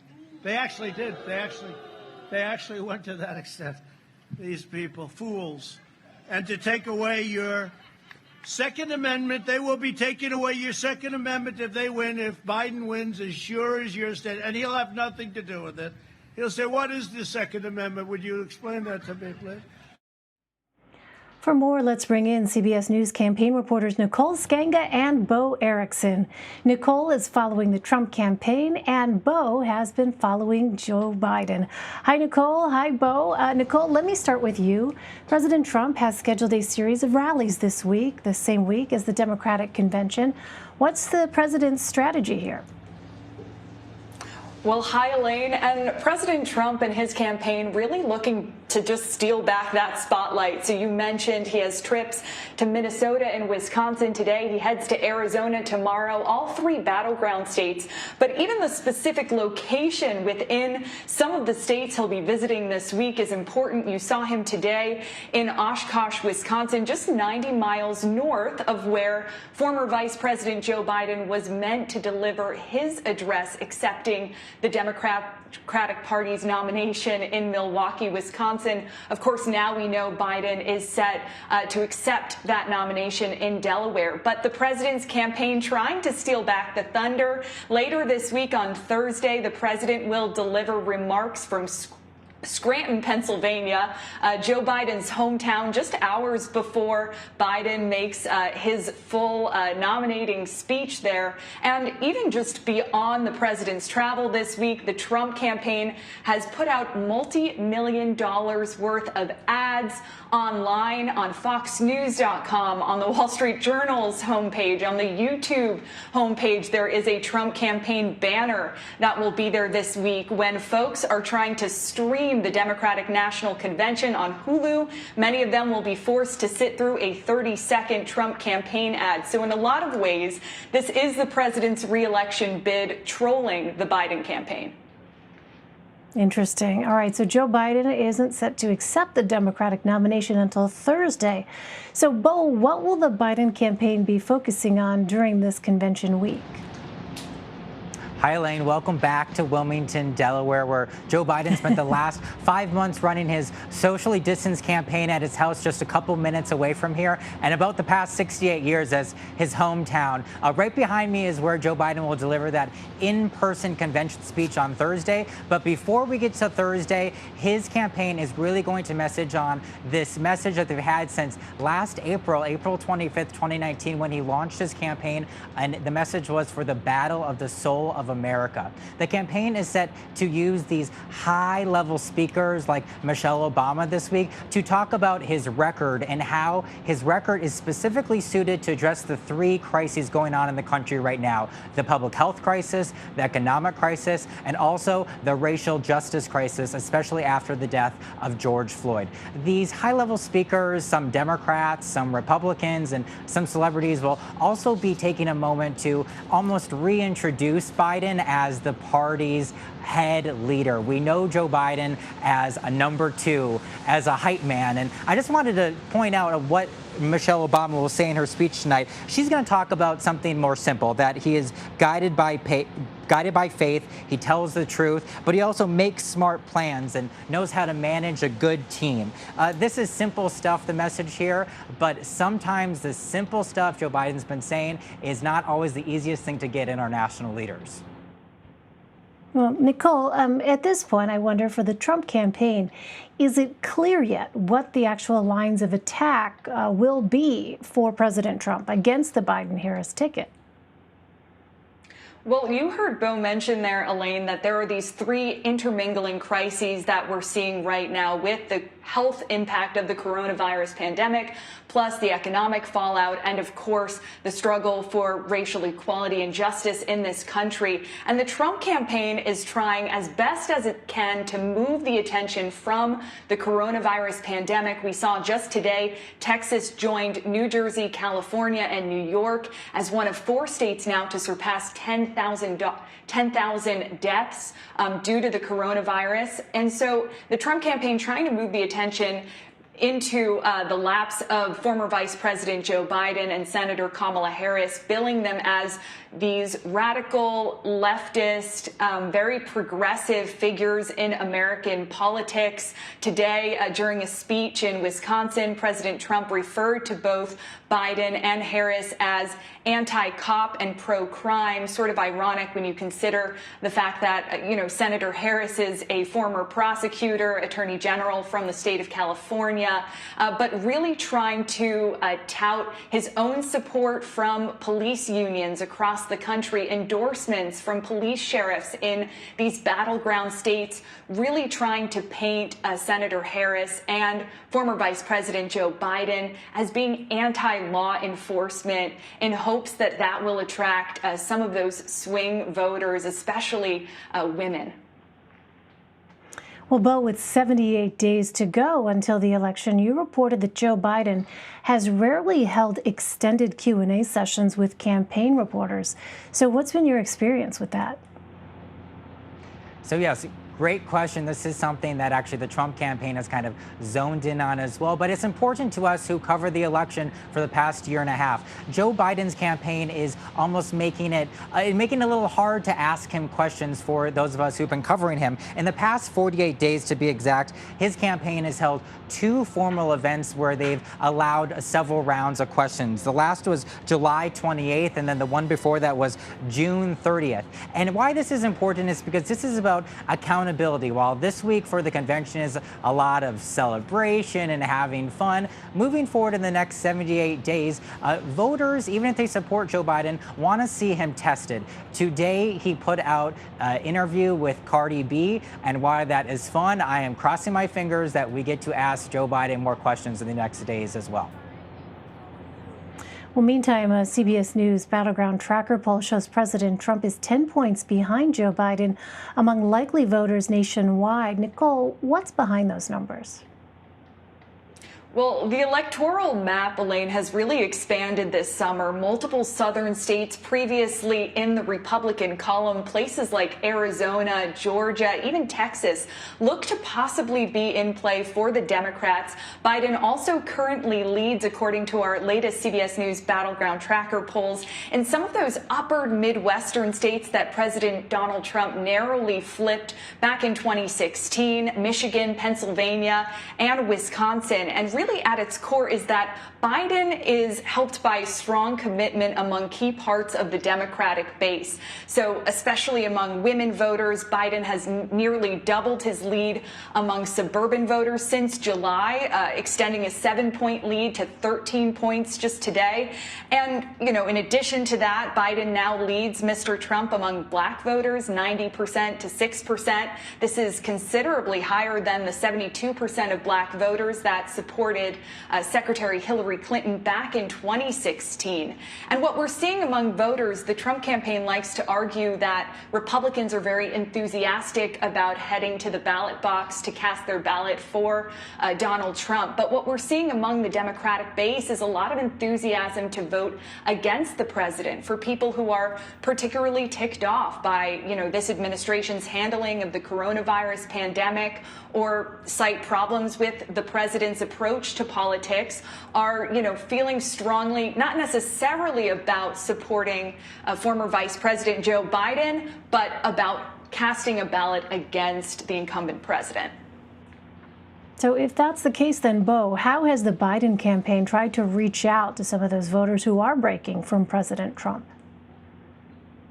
I will mention that those Republican voters that we've heard a lot about in the media for the past year of if they are going to swing from President Trump or not. And I can say from before the pandemic, covering the campaign trails, that these voters are real. They're out there. They're a small percentage, though. In a recent poll from the Wall Street Journal, it was about 2% of Republicans that say that they are considering voting for Joe Biden. And while that is a very small number, it's significant because when you remember about how many thousands of votes separated President Trump and Secretary Hillary Clinton in 2016, that could maybe switch in some states. And then just one other thing that they are doing real quickly is that they're really going after President Trump on the economy because it is the one issue that they see in polling that President Trump has a lead over Joe Biden. So we've seen several plans called the Build Back Better plans being rolled out this summer. We can expect to hear that during the convention as well.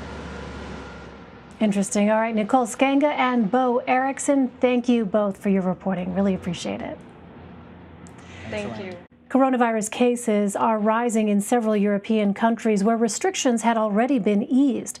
Chris Livesay reports from Rome. Well, Americans may be banned from Europe, but Europeans have largely been free to travel and enjoy La Dolce Vita. However, that's being blamed on a recent spike in cases and now new restrictions across the continent.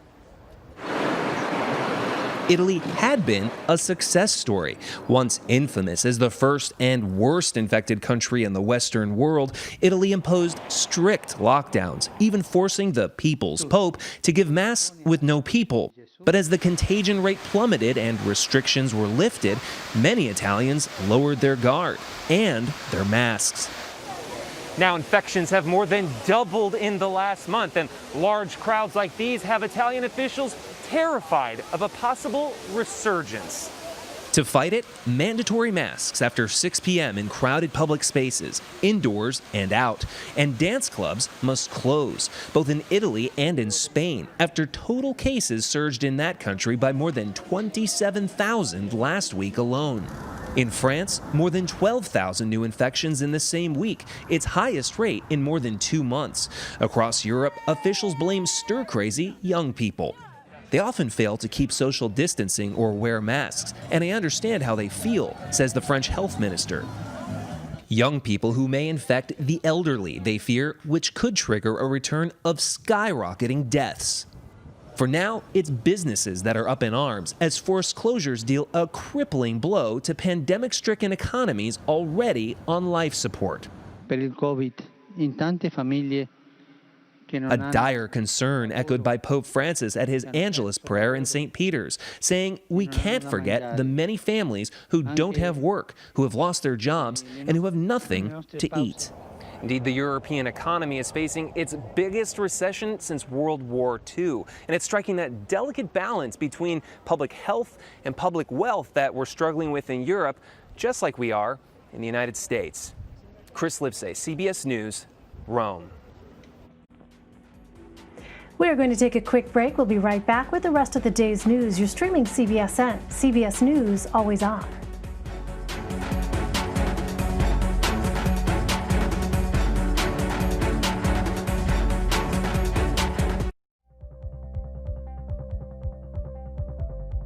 These are hard, tiring, taxing jobs, even before coronavirus came. This is my Clorox wipes, my Lysol. I have no idea what I'm walking into. I don't know if the customers are carriers.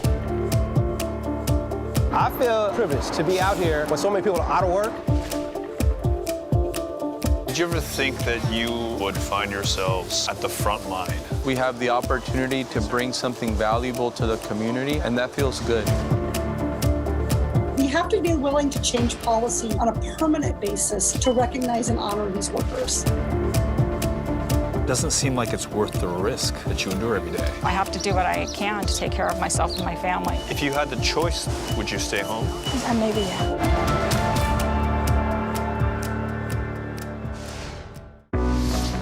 The truck is sinking. Devastating flooding has reached catastrophic levels. Rising sea levels are threatening America's coasts.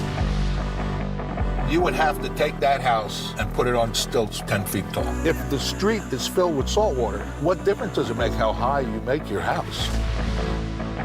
The concentration of the highest rental rates is exactly where the elevation is highest. This was the evidence to prove that climate gentrification was real. Pay $1,800 in 5 days or you have to leave. Were you scared? Yes.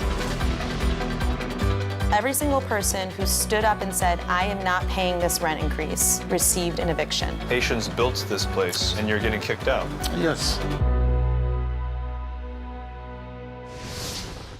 The biggest names in politics. Whoa, that's news. Do you think that the president has the authority to send in active duty troops? Face the questions you want answered. Did the CDC let the American people down? Tell me about the decision. When was it made? Who made it? What is the next area that you are concerned about? What does that mean for the risk of reinfection here in the United States? You bring up a very good point, Margaret. Margaret, that's a great question. Face the Nation with Margaret Brennan on CBS. Even really young kids are feeling what's going on right now. How should parents be talking to them about this whole question of racial justice? How do we embrace this moment and turn it into real change? What we really must focus on is moving from protesting to policy.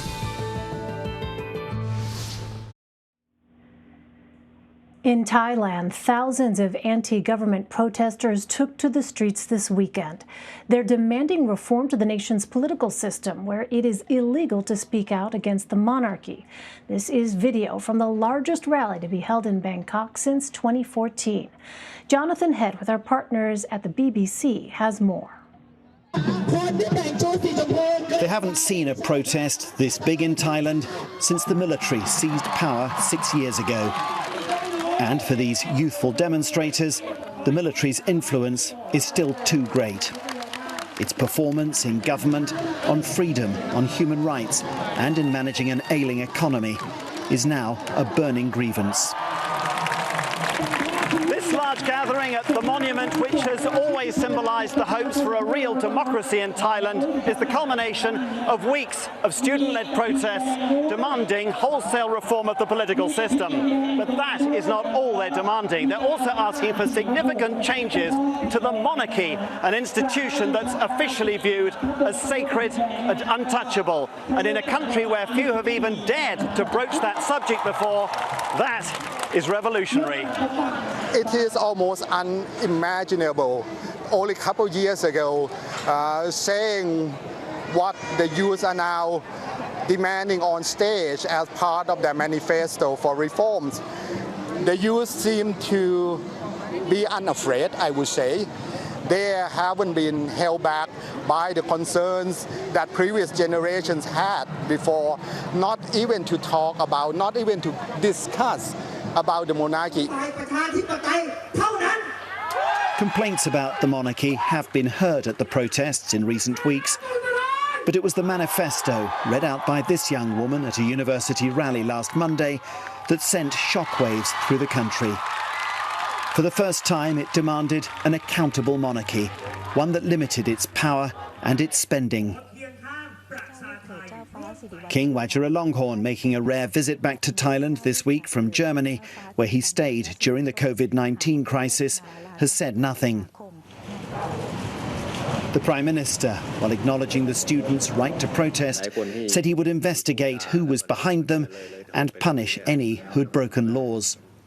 The students, though, seem undaunted by threats of prosecution or worse. We have to try to, to start talking about it, making it a new norm for the society, that it's okay to talk about the monarchy. Do you think many Thai people agree with your program?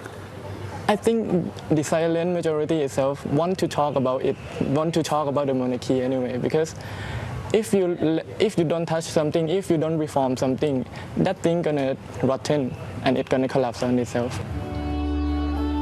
This is a historic moment for Thailand. A taboo has been broken by a younger generation who've lost faith in the old royalist establishment and want change. It is, though, hard to imagine that they'll be allowed to go on saying what has always been unsayable here. Jonathan Head, BBC News, Bangkok. Here's a look at some of the stories we're covering in our next hour. Many schools across the U.S. reopened this week, but some are already seeing new COVID-19 cases. How officials plan to keep students and teachers safe. Plus, Democrats push to undo changes to the U.S. Postal Service, while lawmakers are concerned the agency could hurt election security this November. And the Democratic National Convention starts this week. How the party is handling the event during these unprecedented times. You're streaming CBS News, always on.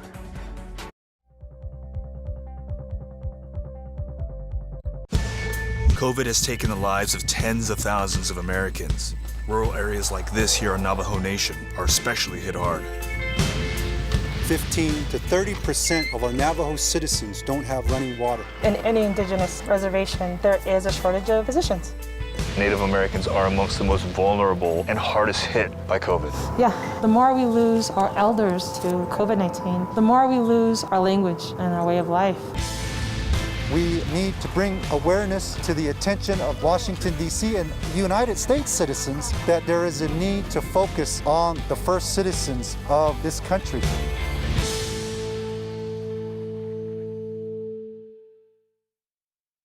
CBSN Los Angeles. Get local news, breaking news, anytime, anywhere. It's easy to find us, and it's free. Download the CBS News app on your favorite devices. CBSN Los Angeles, streaming 24/7. CBSN Pittsburgh, your neighborhood news, streaming 24/7. Anytime, anywhere. Find it on KDKA.com and on all your favorite devices.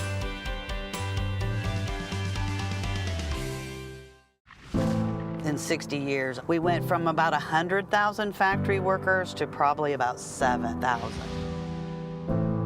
Off in the distance, you can see some factories that are still humming, but most of them are just kind of abandoned. The restaurant industry right now is one of the largest and fastest growing industries in America. And yet it continues to be the absolute lowest paying employer in the United States. Barely anybody's making enough to live. You're donating plasma to get by. It's literally a slave wage. I don't remember growing up like this. My mom didn't have to go to food banks. It's pretty sad. You can watch CBSN 24/7. I've got an amazing story to share with you. I understand you have some breaking news. How does it all play out? It's quite an adventure here at CBSN. It's been a day.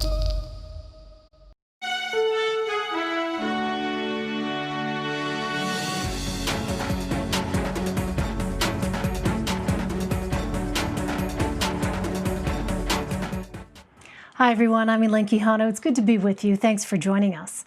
The first night of the 2020 Democratic National Convention is set to begin in just a couple of hours. As in years past, there will be speeches from prominent lawmakers. However, proceedings will look more different than ever before, with most of the convention taking place virtually due to the pandemic. Natalie Brand has a preview.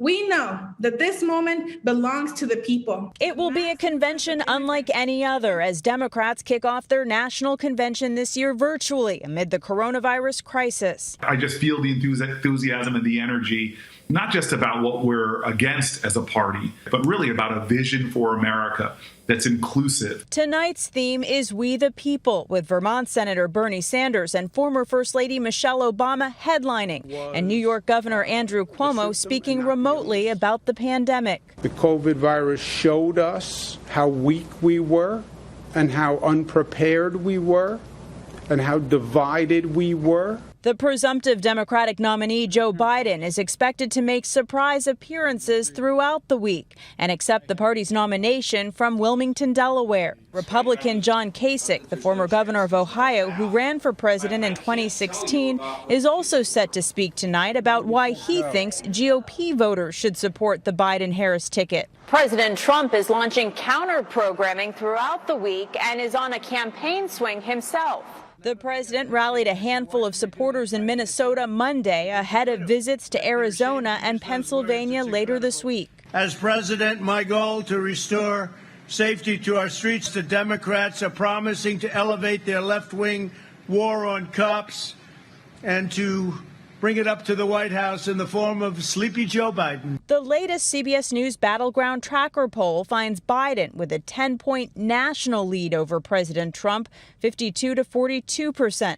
And 66% of Democrats say they're glad Biden chose California Senator Kamala Harris as his running mate. Natalie Brand, CBS News, Washington.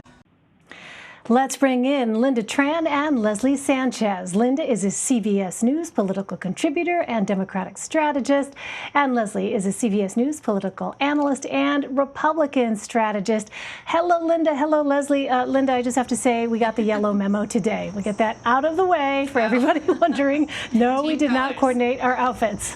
All right. I want to start with the same question for both of you, because to say that this is a challenge, to have a political convention held in this way, when we are so used to being in that convention hall, you know, covering it as reporters, as analysts, and then for the people who attend themselves, there's a connection that's made, right, in those halls. What is the challenge? And Linda, I'll start with you. You think for Democrats on this night as they try to go ahead and connect and have their candidates connect with voters? Well, it goes without saying, Elaine, that not being able to be in front of a crowd of thousands as you're delivering your remarks, the adrenaline, the energy that you would get from having lots of smiling, clapping people in front of you is certainly a challenge for anybody who's delivering remarks tonight or later on this week or even next week when we look to the Republican National Convention. The great thing is that they have narrowed the number of folks who are speaking to really the stars of the party. These are folks who are used to speaking at the stump. They're people who are used to connecting with grassroots supporters and party leaders. And as we know, the convention planners have also designed this week so that it can convey a sense of all the people that are watching from around the country. There are some coordinated live streams that are supposed to be in play tonight and throughout the week. And so there's certainly been a lot of planning designed to make it feel less like it's people on their own speaking to a camera and more like the collective experience that it otherwise would have been and had been in many cycles past. Leslie, what do you think the challenge is going to be here? And by the way, it occurs to me as I talk to you, someone who has actually been on The Apprentice, that in one of these candidates next week, we will have someone who is quite familiar with reality television and the idea of connecting on the small screen. There's no doubt about it. Every convention is different, right? Especially based on the leadership of the party. But some main things tend to happen, some norms. Many times it's a moment when a star is born. That was what they said about Sarah Palin. Now we know what happened, you know, in the weeks following that announcement, but the excitement it generated, a young Barack Obama came out and gave a very compelling speech that really launched his career. So many times you see where the party backbench is coming from, and that gets excitement for the party. You also raise a tremendous amount of money, a lot of glad handling, a lot of private venues, private parties, private events. When people are really trying to understand the dynamics of their state, can they deliver not only those delegates, but those votes? And where do those coffers need to be filled or refilled? And the technology that's used to really build that infrastructure to take the bump, should they get one, historically like they do, and rush it all the way to Election Day. All of that is missing in this environment. And we can do whatever we can in front of the Klieg lights and try to connect people. But it's the authenticity of the candidate. And that's going to be Joe Biden's biggest challenge, is he was never somebody who really energized the party independently. And you can fabricate all of these these elements, whether it's Hollywood power, musical power like they do at conventions, but whatever they do, the strain will be there. But not just for the Democrats, certainly for Republicans, but this is going to come back to the faith and energy they have around Joe Biden. Linda, let's turn to tonight specifically. So the theme for tonight for the convention is We the People. What are you going to be listening for from tonight's speakers? Well, I think we're seeing the message that's being crafted from the list of lineups, the lineup of speakers that are prepped for tonight. And certainly people are listening from around the country looking for a sense of unity, a sense that in these challenging times, this crisis that we're going to hear more about from Governors Cuomo and Governor Whitmer, that in the midst of this crisis, that we can face anything together. This was a theme that we heard in the recent campaign ad that was released by the Biden team, that we can face anything, including the coronavirus, if we just know the truth, because we have our shared values, our shared sense of American identity, and that is certainly something that we can expect to hear from the many speakers tonight. There's also a case to be made about the urgency for change in leadership, and that is also part of what we expect to hear discussed tonight. Not only about the coronavirus pandemic, but also the economic crisis that we're recovering from related to that, and then of course the ongoing crisis about police violence in this country as well. So those are definitely things that you're going to hear a lot of detail about tonight. Leslie, an interesting development here. Several Republicans, including former Ohio governor and former presidential candidate John Kasich, are set to speak at the Democratic convention. How significant is that for the Biden campaign? It's not. It may be significant for the Bidens. It's not particularly significant for Republicans. Many people understand that Kasich has a little bit of sour grapes, but he's somebody who's seen as that in a moderate. And then he's had a hard time finding a place in this new populist mode Republican Party. Many Republicans, establishment Republicans, to be fair, have had a challenge. And one thing that I think that's very similar between Republicans and Democrats going into this election is everybody's looking for that security blanket. Everybody needs one right now where they feel there's comfort and security moving forward. For some Republicans, they're tired of the hand-wringing with the current president, and they're looking for different options. But I tell you, the president is someone cannot be underestimated. It's astounding, especially now that you have a choice. You do have a ticket now on the Democrat side that you're going to see many more Republicans scratching their head, kind of wondering about this ticket, and they may ultimately come home. So, Linda, let me turn to you. In a Wall Street Journal op-ed, former Chicago mayor and White House chief of staff for President Obama, Rahm Emanuel, writes that, quote, Democrats have an opportunity to chisel off a demographic that will come to be known as Biden Republicans. The question is whether Democrats will let these voters migrate back to the GOP after November, or whether our party will become their permanent safe harbor. So, Linda, who are these voters, and what does the Biden campaign need to do to get their support? You know, these are the folks that may have voted for Barack Obama back in the 2012 campaign and then switched to Donald Trump in 2016. They're the folks who may have stood on that line and just questioned which was the lesser of two evils, and now have the opportunity to support Joe Biden and feel comfortable about it given the direction of the country and the failure of leadership that we've seen over the last 3+ years. In particular, the message that's being sent by John Kasich, by Meg Whitman, other Republicans, and even some of these operations we've seen pop up in social media like the Lincoln Project is really not one about trying to convince Republicans necessarily over the long term. It's just to say that it's okay this cycle given everything that's going on. What I think Rahm Emanuel is saying is if we are able to convince those individuals to cast their ballot for Joe Biden, what are we doing? How are we planning to try to make them feel like they have a home over the long run? And honestly, I think that it's an optimistic way of viewing the world, and I think that a lot of Democrats around this country will settle for getting through this cycle before we make the pivot into the future ones. All right, so if that's the case with these so-called Biden Republicans, Leslie, if you're the president's re-election campaign and you're looking at the poll numbers, especially in battleground states, how concerned should you be about losing these so-called Biden Republicans? Anytime you lose a Republican voter, Elaine, it's significant. Whether they don't get out to vote, whether they're not energized about the ticket, and certainly you want the voters' tendency to turn out to be higher when they're excited, when they're really excited about the ticket versus an opposition vote. They don't want the other person.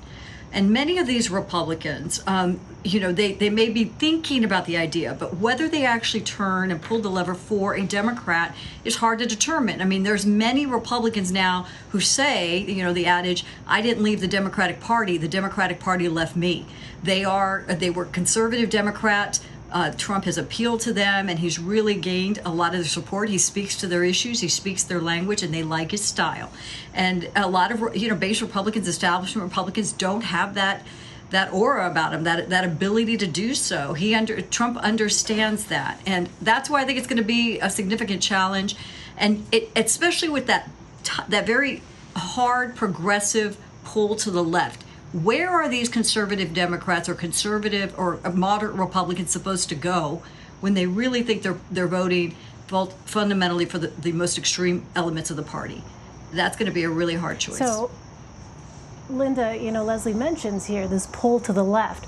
Vermont Senator Bernie Sanders, who was the last major contender to drop out of the 2020 Democratic race, is set to address the convention tonight.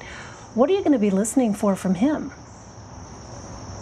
Well, as you know, Elaine, in 2016, Bernie Sanders and Hillary Clinton basically battled it out to the very last moment. And in fact, we were there on the balcony watching the various folks waving their signs down below. And so I think part of the idea about having Senator Sanders speak tonight is to make very clear from night one that we have pivoted into the general election in lockstep, and that whether you're on the left, in the middle, or more towards the right of the Democratic Party, that all of us are united towards one thing, and that is defeating Donald Trump. I fully expect Senator Sanders to throw his full-hearted, full-throated support behind Joe Biden, and in a lot of ways energize his own base to say that they should come out this fall, or as the case may be, start voting by mail soon.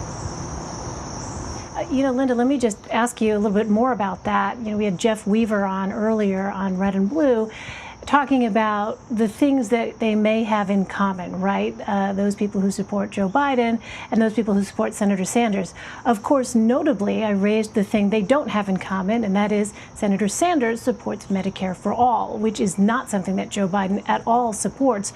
Do you think just because Senator Sanders expresses that full-throated support for Joe Biden, that his supporters will necessarily follow, Linda?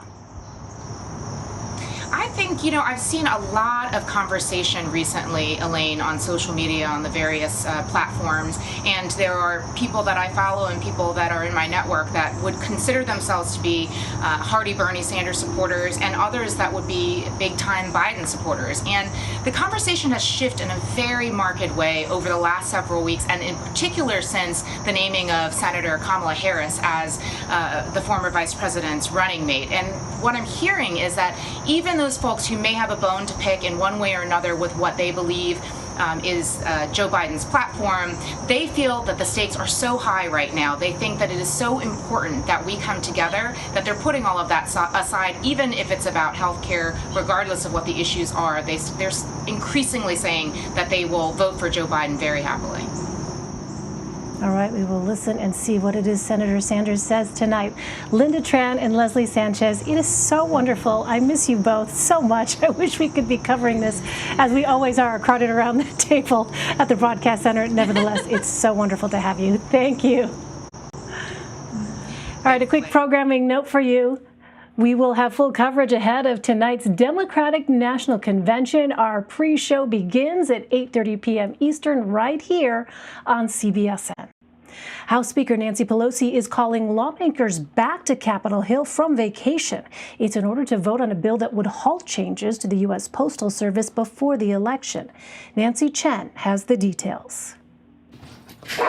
As the U.S. Postal Service gears up for an unprecedented number of mail-in ballots due to the coronavirus pandemic, Democrats are calling on President Trump's new Postmaster General to testify on recent changes he made that are causing delays in mail deliveries. It's absolutely critical that we have a hearing and hear directly from the Postmaster. Democrats accuse Louis DeJoy, a major GOP donor, of using the agency to discourage mail-in voting in order to increase the president's re-election chances, something the president denies. I have encouraged everybody Speed up the mail, not slow the mail. A memo obtained by CBS News shows the Postal Service is in the process of removing 671 mail sorting machines nationwide.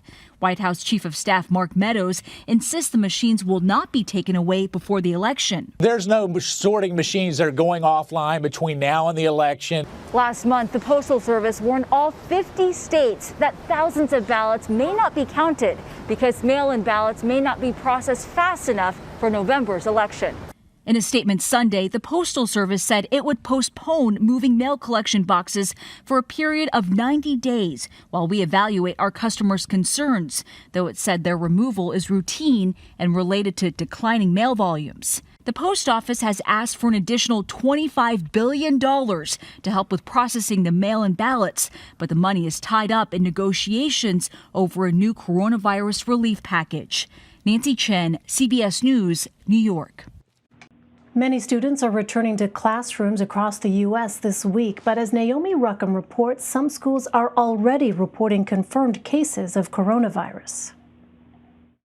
10 states are seeing rising coronavirus cases. Deaths are up in 9 states. And though infections in the Sun Belt are starting to go down, the worry now is the spread could soon reach less prepared areas. This has become so pervasive across the country that it could start to infect more rural communities that have largely been untouched to date. It was move-in weekend for thousands of college students. At Boston University, all students must be tested when they arrive on campus. You don't want to miss out on the 4 years that everyone promises you are going to be the best in your life, but at the same time, you don't want to endanger anybody. Several colleges that have already reopened are spotting new infections. Notre Dame is reporting dozens of positive cases, and at the University of North Carolina, Chapel Hill, administrators identified a 4th cluster less than a week after starting classes. All of us were hoping that it wouldn't turn into all of this, and maybe everybody would be more precautious.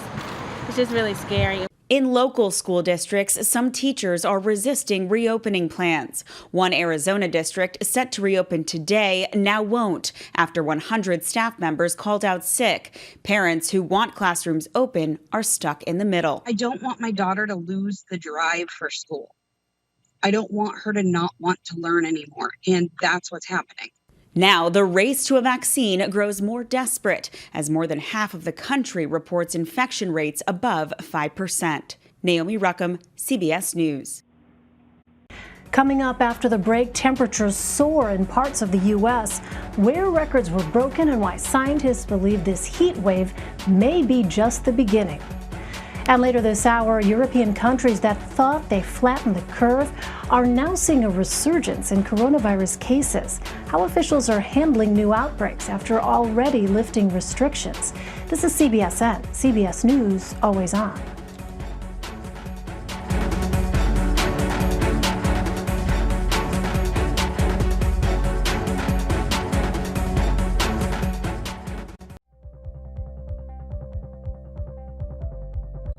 The biggest names in politics. Whoa, that's news. Do you think that the president has the authority to send in active duty troops? Face the questions you want answered. Did the CDC let the American people down? Tell me about the decision. When was it made? Who made it? What is the next area that you are concerned about? What does that mean for the risk of reinfection here in the United States? You bring up a very good point, Margaret. Margaret, that's a great question.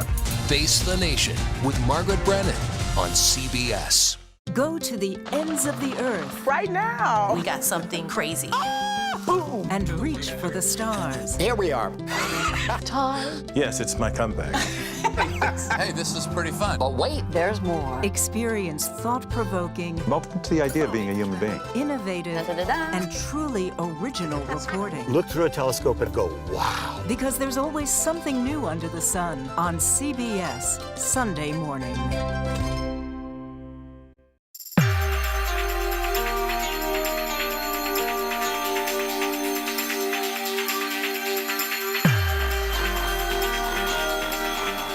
In Climate Watch, a heat wave across the western United States set records over the weekend.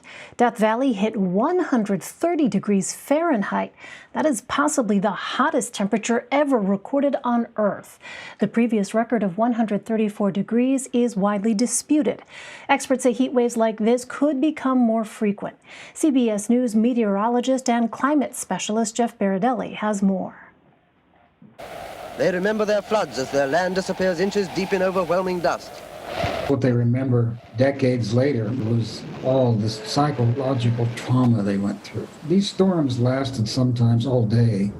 The sunlight was completely blacked out. The Dust Bowl of the 1930s was a perfect storm, spurred by two unrelated events: a super dry climate and the naivety of novice farmers. They set about to do what they were told to do by the government, by the banks, by Wall Street, which was to plow up everything and plant everything they could inside. So millions of acres of native grassland were destroyed. As a retired historian from the University of Kansas, Dr. Donald Worster has spent a lifetime studying the Dust Bowl. In fact, he lent his expertise to the 2012 Ken Burns documentary series, The Dust Bowl, on PBS. The documentary features traumatic tales from survivors of relentless and disturbing dust storms. Let me tell you how it was. I don't care who describes that to you. Nobody can tell it any worse than what it was. That no one exaggerates that. There is no way for it to be exaggerated. It was that bad.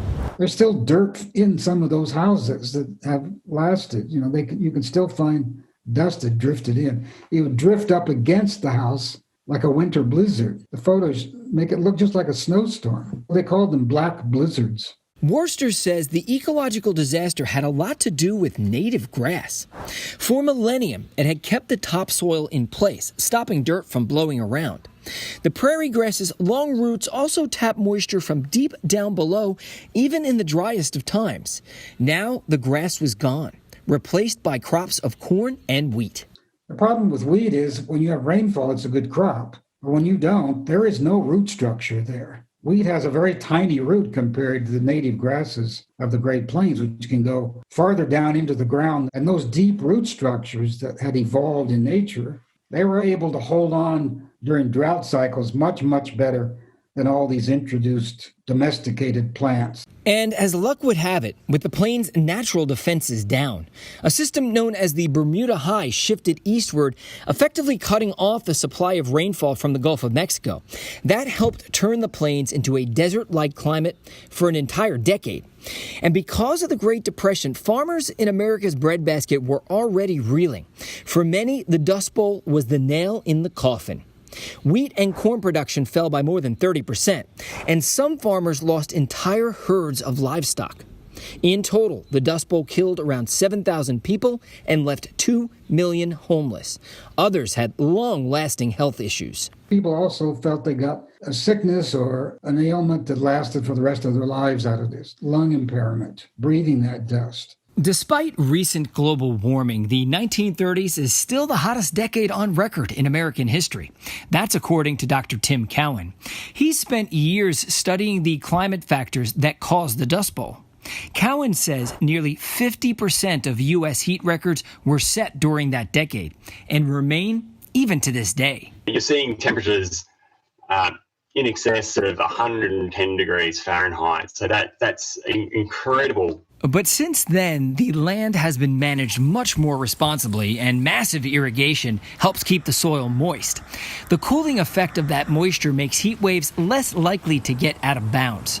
But Cowan says our warming climate is starting to overtake those defenses. Do you think it's more likely that we will end up with heat waves comparable to what we saw in the 1930s and actually start to break records again? I think without a doubt, those records are going to tumble. Over the past few months, Cowan published 2 research papers with alarming results.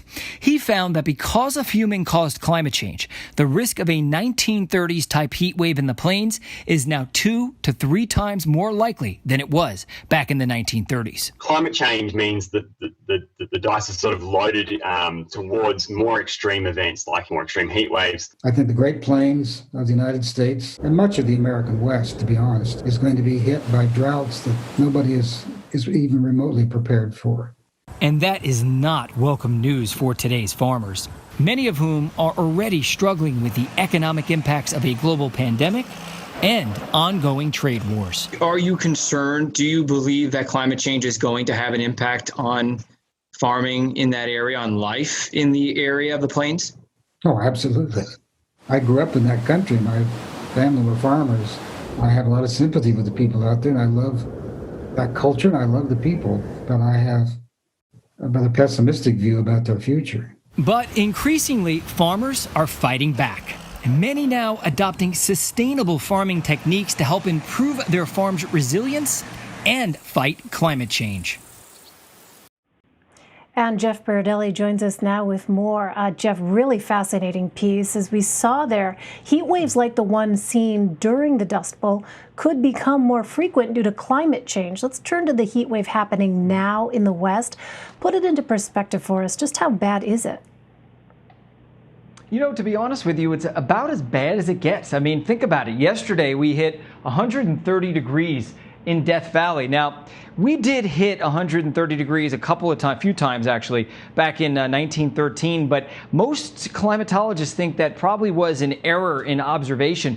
So, you know, if you include that, and there was a reading back in 1934 in Tunisia that was 131 degrees, which they also think was probably an error. If you exclude that, this is the hottest temperature on Earth ever. Either way, it's the hottest temperature on Earth since 1913, just to put it into perspective. So that is extraordinarily impressive.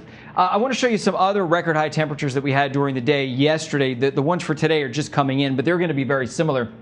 We told you about Death Valley. Barstow in Southern California got to 115 degrees. Paso Robles, which is right in between San Francisco and Los Angeles, 114 degrees. Las Vegas, 113. And look at this, Lewiston, Idaho got to 108 degrees. So this is intense. It's very large in terms of its scope, and it's long lasting. I think this heat wave is going to continue straight into next week. It'll get a little weaker, but it will continue into next week. Phoenix, Arizona. It is by far the hottest summer on record. They have seen 41 days at 110 plus. That is a record, demolishing the old record of 33 days over 110 degrees. They're going to see at least, I'd say, 3 more days in a row. There may be a break where they get to 108 or 109. And then all of a sudden, over the weekend and early next week, they're back to 110. So this is a historic heat wave and a historic summer in the Southwest. All right, Jeff Berardelli for us. Jeff, thank you very much. You're welcome. Coming up after the break, thousands take to the streets in Thailand. We'll show you what sparked the largest demonstrations the country has seen in years. Plus, the Democratic National Convention kicks off this week. Ahead, which speakers we're watching, including some Republicans throwing their support behind Joe Biden. You're streaming CBSN.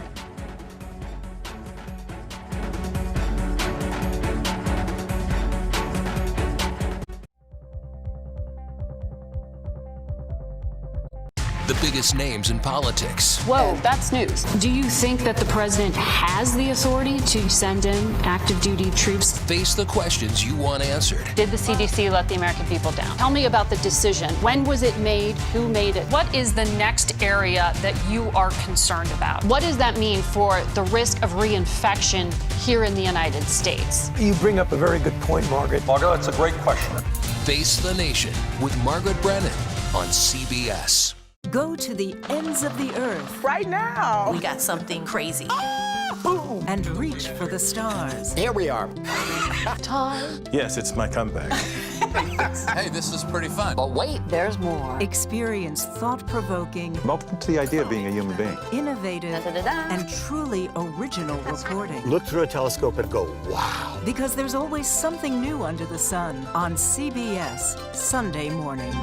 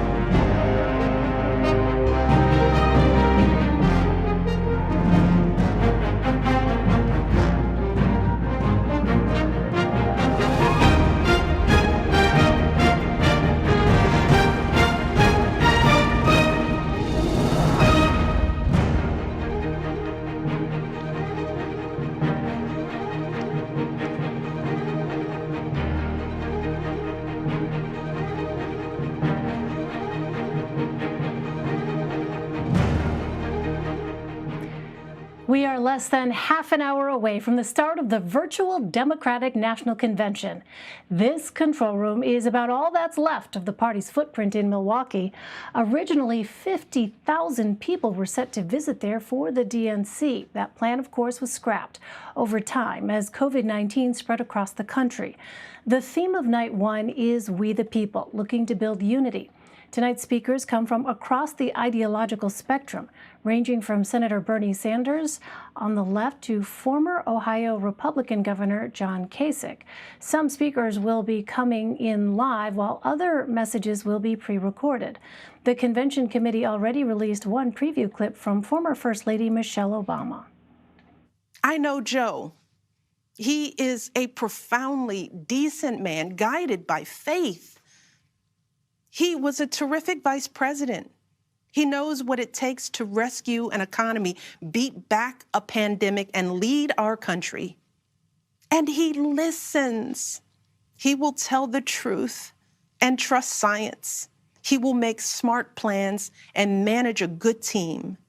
And he will govern as someone who's lived a life that the rest of us can recognize.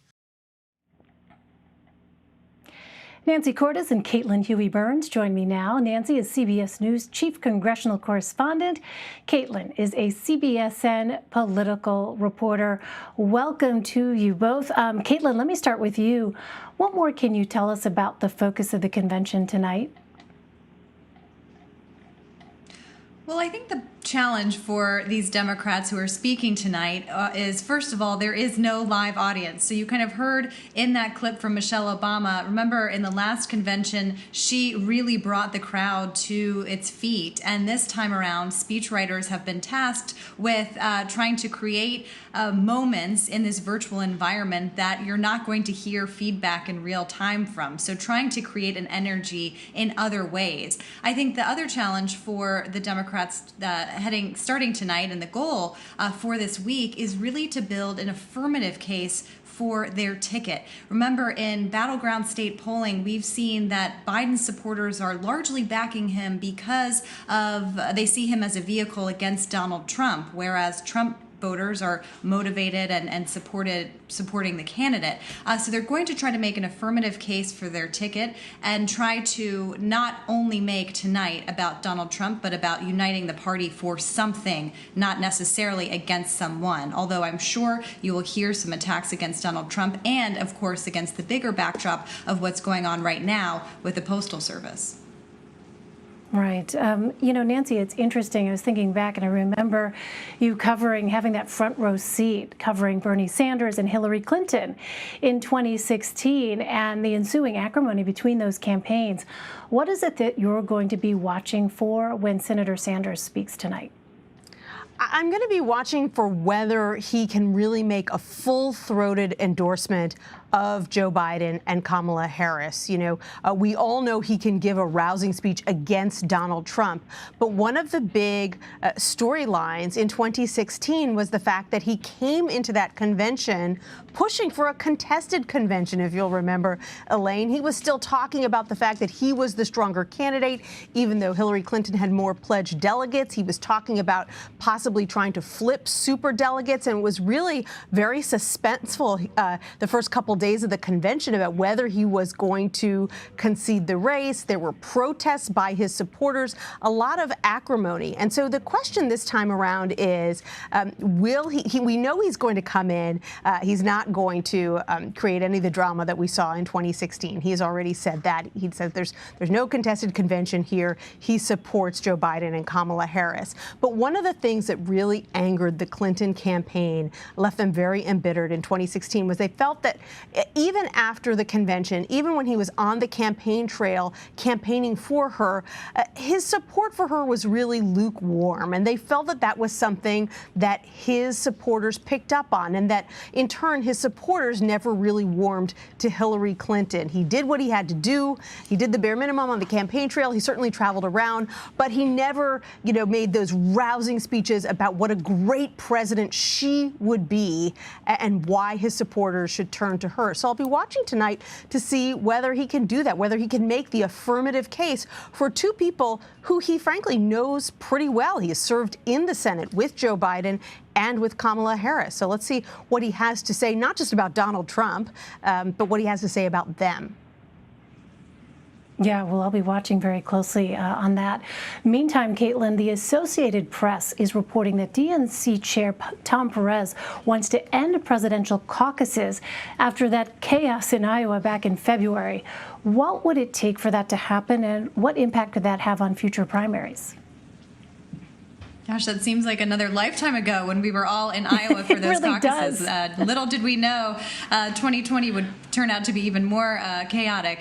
This is an acknowledgement of something I think that we kind of saw coming after what happened with the Iowa caucuses. The big challenge, though, however, is that New Hampshire prides itself on being the first in the nation primary. It is very, very difficult to be able to change that status. So even if Iowa turns into a primary and not a caucus, whether they go first would be a huge challenge given how hard New Hampshire works for that title and how prized they are to keep it. But I think it's also important, as the party, and you'll see a little bit of this week, trying to highlight kind of the diverse voices in the party and the rising stars. And remember, during the Iowa caucuses or before them, you had people like Julian Castro raising questions about whether Iowa should go first, whether it was the right state to go first, because it was not reflective of the party at large and how diverse it has become, given that voters there were mostly white.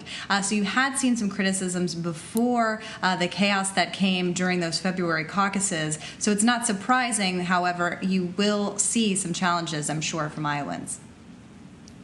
Caitlin, I want to ask you about another development. Former New York City mayor and presidential candidate Michael Bloomberg is reportedly pledging $60 million to House Democrats. That's on top of $18 million he transferred to the Democratic National Committee in March and $35 million given to a data consulting firm working with the DNC. So, Caitlin, Bloomberg was added to the speaker lineup after Senator Harris was announced as Biden's running mate. How significant are these types of contributions when it comes to securing a spot? Well, Bloomberg's contributions to the party will likely be welcomed for the financial aspect, but he is getting a lot of pushback for this speaking slot that was given to him. You've seen some pushback from former campaign staffers who were suing the campaign over his treatment of them, and you're also seeing some pushback among some more progressive members of the party who don't like what Bloomberg has stood for. Remember those really fiery debate performances where people like Elizabeth Warren went after him. And so there are a lot of Democrats who say that he is not reflective of what they want the Democratic Party to be. The Biden campaign has been arguing, however, with the speaker lineup that includes people like John Kasich and other Republicans who are kind of switching over or implying that they're switching over, is that they want to show this broad coalition of support, not just Democrats, but those who are maybe inclined to move over from Trump. Well, Nancy, there's one name on that list of speakers I want to ask you about, Alabama Senator Doug Jones. The first-term Democrat is considered one of the most vulnerable senators up for re-election this year. He's running against former Auburn football coach Tommy Tuberville. How much does this speech matter for Senator Jones? It really does matter for him because it's one of the best ways for him to get attention in a year where it is so difficult to do the traditional type of campaigning that he's used to in his home state of Alabama. And you're absolutely right. He is one of the most, if not the most vulnerable Democrats in the Senate. He has a very tough race ahead of him because he won the special election, sort of a fluke in 2017 because he went up against a Republican, Roy Moore, who was accused of making sexual advances towards women, some of whom were underage at the time. And so Doug Jones won this surprise victory, and he's been working for the past 3 years to straddle the fence as much as possible, to reach out to Republicans, to be bipartisan, and knowing that he would have this very difficult fight in 2020. So it'll be interesting to see what kind of line he walks tonight. Obviously, he's going to be supportive of the nominee. He has shown in the past that he's not reluctant to criticize Donald Trump, even though he does side from him from time to time on particular issues. But he's going to be speaking to a national audience, but also, make no mistake, an audience back home in Alabama with the hopes that he can squeak out a victory against a very well-known college football coach in Alabama, Tommy Tuberville. All right, a lot to watch. Nancy Cordes and Caitlin Huey-Burns, thank you both very much. Really appreciate it. Coming up, we'll talk with California Congressman Ted Lieu. He's urging the FBI to open a criminal investigation into the Postmaster General of the U.S. Postal Service. Stay with us. You're streaming CBS Ed.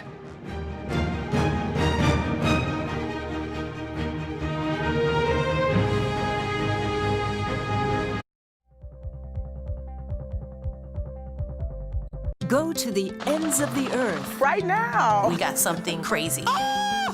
And reach for the stars. Here we are. Time. Yes, it's my comeback.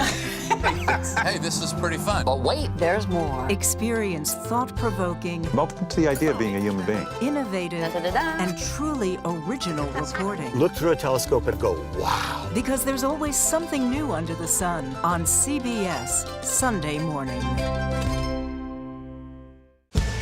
COVID has taken the lives of tens of thousands of Americans. Rural areas like this here on Navajo Nation are especially hit hard. 15 to 30% of our Navajo citizens don't have running water. In any indigenous reservation, there is a shortage of physicians. Native Americans are amongst the most vulnerable and hardest hit by COVID. Yeah, the more we lose our elders to COVID-19, the more we lose our language and our way of life. We need to bring awareness to the attention of Washington, D.C. and United States citizens that there is a need to focus on the first citizens of this country.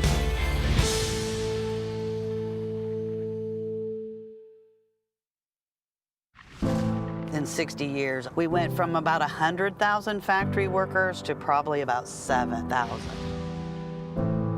Off in the distance, you can see some factories that are still humming, but most of them are just kind of abandoned. The restaurant industry right now is one of the largest and fastest growing industries in America. And yet it continues to be the absolute lowest paying employer in the United States. Barely anybody's making enough to live. You're donating plasma to get by. It's literally a slave wage. I don't remember growing up like this. My mom didn't have to go to food banks. It's pretty sad. Even really young kids are feeling what's going on right now. How should parents be talking to them about this whole question of racial justice? How do we embrace this moment and turn it into real change? What we really must focus on is moving from protesting to policy. Join Gail, Anthony, and Tony on CBS This Morning. CBSN Los Angeles. Get local news, breaking news, anytime, anywhere. It's easy to find us, and it's free. Download the CBS News app on your favorite devices. CBSN Los Angeles, streaming 24/7. You can watch CBSN 24/7. We've got an amazing story to share with you. I understand you have some breaking news. How does it all play out? It's quite an adventure here at CBSN. It's been a day.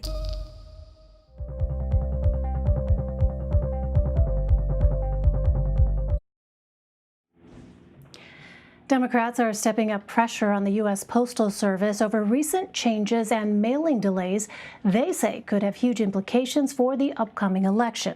Postmaster General Louis DeJoy and other officials at the agency have agreed to testify next Monday before the House Oversight Committee over its recent actions. But before that happens, House Speaker Nancy Pelosi wants these issues addressed through legislation. She's calling for members to return for a special session on Saturday to pass a bill aimed at preventing any U.S. postal office changes made this year. Additionally, Congressman Ted Lieu and Hakeem Jeffries want the FBI to get involved. The two Democrats are calling for an investigation to determine if the Postmaster General or anyone else at the Postal Service committed crimes.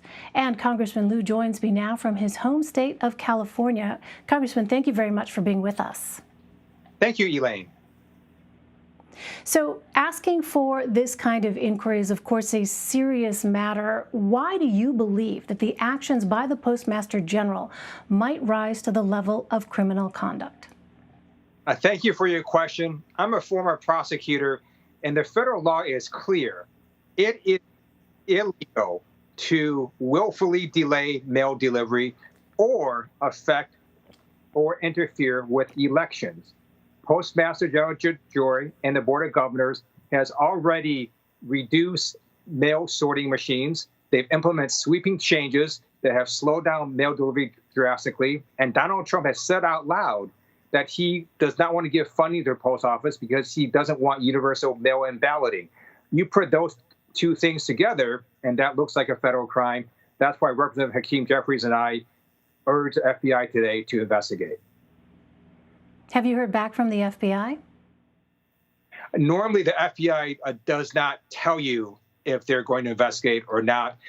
That's just standard procedure. But we expect that given all the public reporting, their actions by the Joy and the Board of Governors certainly give enough factual predicate for the FBI to investigate. Let me ask you about this legislation. The House is set to return for a special session this weekend on this matter. Congress and the White House, as you know, though, cannot even agree on a coronavirus relief package. Realistically, how likely is it that they actually agree on this? The post office is a bipartisan issue. When you have delivery delays to the post office that range to more than a week, people could get sick or even die if they don't get their prescription healthcare medication. There are lots of people that depend on Social Security checks and other checks that come from the post office. So we hope to have bipartisan support, and we can focus on simply one bill that provides $25 billion worth of funding to the post office. The president today himself tweeted that he wants to save the post office. If that's the case, then he should sign our legislation. What if you don't get that Republican support? Then we're going to continue to pass and put pressure on the U.S. Senate to then pass the bills that we pass. But we can pass funding to the post office in the Democratic-controlled House without Republican support. But we do hope to get Republican support. All right, I know our time is limited. Congressman, I also want to ask you about the Democratic National Convention. As you well know, former presidential candidate Andrew Yang was just given the opportunity to make a speech on Thursday night. You had called this earlier omission a snub and underrepresentation of Asian Americans at the Democratic Convention. What is the message you think that omission sent, and why do you think that happened? Asian Americans are the fastest increasing group in America, including in a number of swing states. The electorate in Nevada is 11% Asian American. In Texas, it's 5.5%. In Georgia, it's 4.7%. So Asian Americans have gone from being marginalized to now the margin of victory. I am very pleased that DNC has now put Andrew Yang in as a featured speaker, and it shows how inclusive the Democratic Party is. But why do you think that happened in the first place, that you had to bring it to their attention? That is a great question. I don't have a good answer for it, but I am very pleased that DNC listened to people who talked about the importance of the Asian American community. And we have now, for the first time in history, Kamala Harris, who is both Afro-American and Asian American, as the vice presidential candidate. And you're going to see a big contrast between the Democratic Party and the Republican Party this week and next week. I mean, do you see it as a sign of progress that you're having these conversations in your party that are no longer sort of just binary conversations or looking at just one or two racial or ethnic groups, that you're now talking about sort of a broader umbrella of folks? Absolutely. And Tammy Duckworth is also going to be a featured speaker, and she was under consideration as well to be a vice presidential candidate. So what you see is a huge amount of diverse candidates and how strong the Democratic Party is in terms of diversity and inclusion. What do you think the most important message is for Joe Biden, Kamala Harris, and the Democratic Party to communicate over these next few nights of their convention?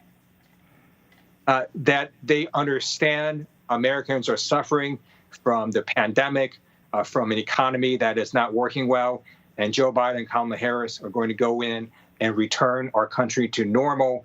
They're going to fight this virus and suppress it. They're going to get the economy going again, create jobs. And that's what people want. They want a competent administration that represents all Americans. More of a vision of what they see for America ahead, or attacks on President Trump? We already know Donald Trump has been incompetent. He's failed at this pandemic. He's failed at the economy. What Joe Biden and Kamala Harris are going to show these next few days is the vision they have for America, which is to build it back better, bring back manufacturing jobs, create jobs all over our country. And to do that, you first have to suppress this virus. You have to listen to scientists and experts. You have to get people to wear masks. You can't have people taking medications that have no use. You have to rely on doctors. And Joe Biden and Kamala Harris are going to rely on facts and science. And that's what's going to make sure that we suppress this virus and get our economy going again. California Congressman Ted Lieu. Congressman, thanks very much for your time. Thank you.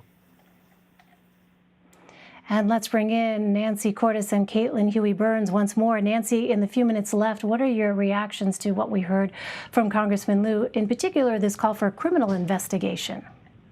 Well, it's certainly getting a lot of attention, Elaine, which I think is the point here. Democrats want to make the case as loudly as possible that they believe that these moves at the U.S. Postal Service are unnecessary, politically motivated. They have a lot of concerns about what this mail slowdown means for their constituents, not just when it comes to mail-in voting, but when it comes to getting their mail, getting their prescriptions, getting their paychecks, all of those things. And so, yes, the fact that Congressman Lieu and Congressman Jeffries sent this letter to the FBI director calling for a criminal investigation into the Postmaster General, into whether this was a deliberate slowdown to try to affect mail-in voting in November. I think that at this point, that kind of criminal investigation is unlikely, particularly when you're talking about the Justice Department being led by Attorney General Bill Barr. But it's certainly got a lot of attention, and Democrats hope that it's going to give them more leverage as they try to pass a bill this weekend that imposes some restrictions on what the Postal Service can do when it comes to these changes with collection boxes and overtime and the like, and also as they try to provide a $25 billion cash infusion for the Postal Service, which is something the president sometimes says he supports and sometimes says he doesn't. And Caitlin, you've been reporting, I know, for months on this notion of what's happening with the Postal Service and access more broadly to the ballot box. Who stands to lose the most here if, in fact, there are impacts on these mail-in ballots being processed as they come back in? Well, the voters certainly, and that's why election officials have been ringing the alarm bells since April, saying that, look, a pandemic makes it very complicated to hold elections. So states are going to have to adapt, and some of them have, to expand options to vote absentee, vote by mail. But they also are anticipating that there are going to be people still wanting to show up at the polls. And I am wondering the impact that the president's comments and the actions by the Postal Service might have on people who would have planned to vote by mail, who may now be discouraged to do so and might vote in person instead. So that's really what I'm looking for, is what kind of impact this has on voters and how they decide to cast their ballots. We should also note that even with the Postal Service in the news, we should remind folks that you don't have to rely on the Postal Service to return your ballot. You can return it to your local clerk's office or check to see if your county has a drop box. That's becoming something that the president is also railing against, but those are secure and picked up by election official staff. So those are some options so you don't have to rely on the Postal Service, and in those cases, you don't have to pay postage. All right, excellent point. Nancy Cordes and Caitlin Huey-Burns, thank you both very much. You're welcome. And we are just minutes away from the start of night one of the Democratic National Convention. We'll be right back. You're streaming CBSN.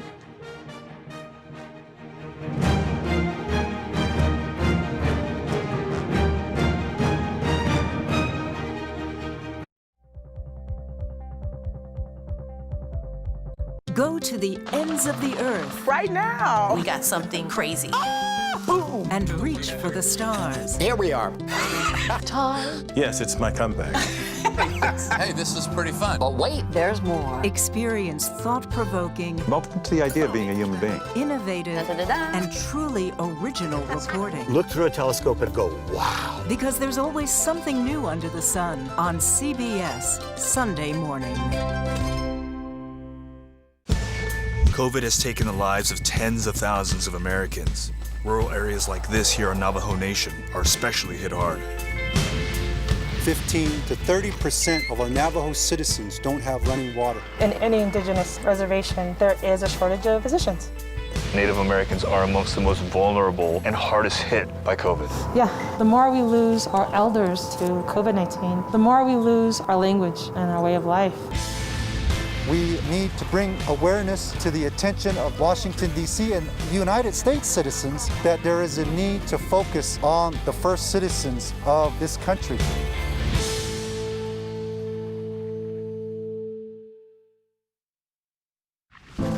In 60 years, we went from about 100,000 factory workers to probably about 7,000. Off in the distance, you can see some factories that are still humming, but most of them are just kind of abandoned. The restaurant industry right now is one of the largest and fastest growing industries in America. And yet it continues to be the absolute lowest paying employer in the United States. Barely anybody's making enough to live. You're donating plasma to get by. It's literally a slave wage. I don't remember growing up like this. My mom didn't have to go to food banks.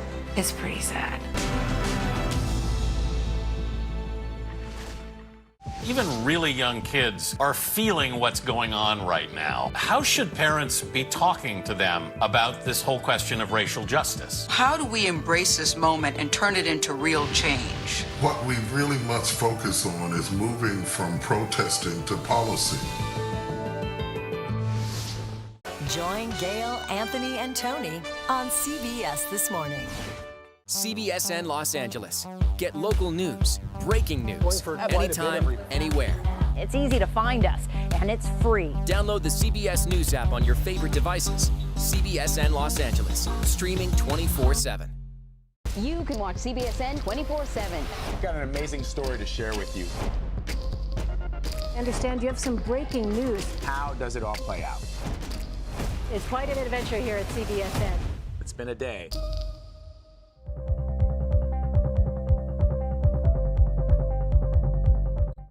The Democratic Party delivers their plan and their candidates. CBS News will help you make sense of a convention unlike any other. Join Nora O'Donnell for the 2020 Democratic National Convention. Watch live at 8:30 on CBSN. With new information by the hour, Governor Charlie Baker has declared it's never been more important to stay up to date. You want to keep people safe, and so wherever you are, whatever time of day, CBSN Boston is here for you. I want to bring you some breaking news right now. Boston's only 24/7 live streaming news service from the trusted local journalists at WBZ. With me is Dr. Malika Marshall. Watch anytime for free on CBSBoston.com or download the CBS News app. CBSN Boston, with new information by the hour. Governor Charlie Baker has declared It's never been more important to stay up to date. You want to keep people safe, and So wherever you are, whatever time of day, CBSN Boston is here for you. I want to bring you some breaking news right now. Boston's only 24/7 live streaming news service from the trusted local journalists at WBZ. With me is Dr. Malika Marshall. Watch anytime for free on CBSBoston.com or download the CBS News app. CBSN Boston, always on, always here for you.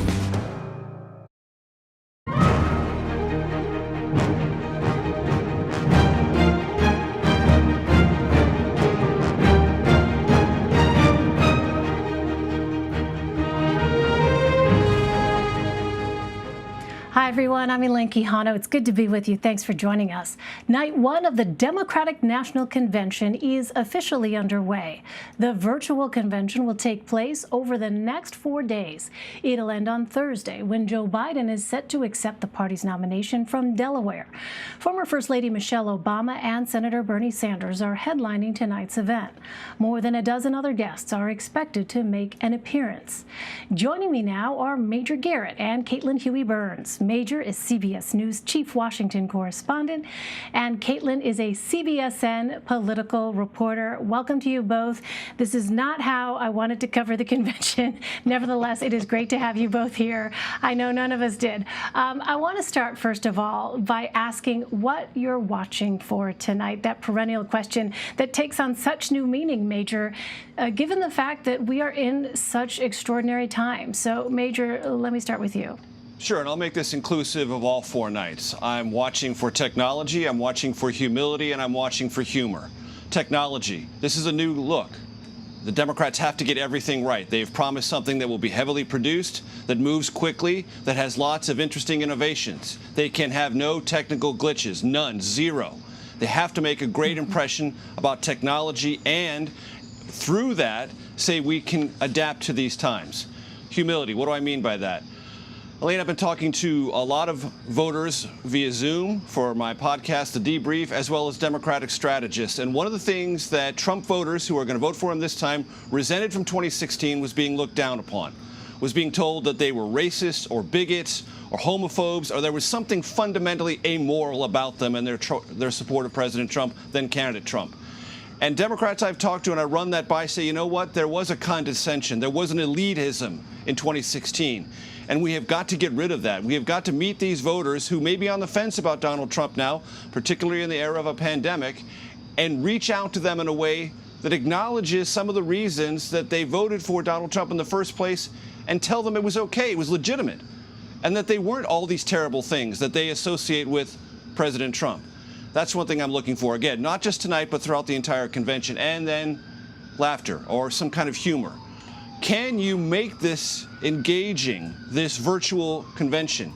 Can you basically iron away all of the dead spots, all the staleness that this convention process in convention halls has felt like and looked like for the past 20 years, and rev it up with some technology, but also rev it up with a little bit of lightness, a little bit of humor, lilting references either to yourself, to Joe Biden, to the party, to the nation writ large. I know this is not a time when we are feeling light and bubbly and full of humor, but if you can inject a little bit of that, I've always found in politics it goes a great distance. And I'll be looking to see if Democrats have any feel for that at all, not just tonight, but all 4 nights. It's so interesting to hear you say that. Major, let me get Caitlin's thoughts. Caitlin, what are you going to be looking for, not just tonight, but since Major talked about the whole week, all throughout the week, what are you keeping your eye on? Well, I'm interested to see whether Democrats talk more about Donald Trump or talk more about Joe Biden. As we've talked about before, Democrats really have to make an affirmative case for their ticket and they hope the convention will serve to be that that kind of platform. But we've seen in polling that most Biden supporters are supporting him because they feel like he is the vehicle to take on Donald Trump. But Trump supporters, meanwhile, are supporting Trump because they like like Trump. And so there is this challenge for Democrats to make a positive case for what their ticket would do, in addition to just being the ticket that is, they hope, will take out Donald Trump. Now, it could work, this kind of negative partisanship, but what we've heard from Democrats is that they want to talk about party unity, but talk about their vision. I'm also interested to see how these speeches are crafted. And what I mean by that is there is a challenge for these speechwriters to come up with content tonight that they know is not going to get that real-time feedback from the crowd. I'm going to be particularly interested in that, watching Michelle Obama and Bernie Sanders tonight, people who are able to appear in front of big, large audiences and really get crowds excited and jazzed and excited for what they're talking about. That won't be in the backdrop tonight. So that's what I'm looking for, how these speeches try to do that without an audience. Major, you know, there are 4 nights here for Democrats to sell Joe Biden as the party's nominee. In addition to the arguments, I'm really interested in what you said about the technological aspects of that, because that could, it seems to me, be either a barrier or, as you suggested, could be an opportunity to try to draw people in and draw them closer to the message that you want to project. So first, the arguments that we can expect to hear, and what do you think, based on your reporting and what we've heard, Democrats have in store to try to drive home their message? I expect to hear an economic message and a message of unity and a message about the pandemic, and they're all more or less aligned. Democrats will say, you know, we understood the pandemic was serious from the get-go. We were not confused about the science. We were not confused about the public health. President Trump and his Republican Party was.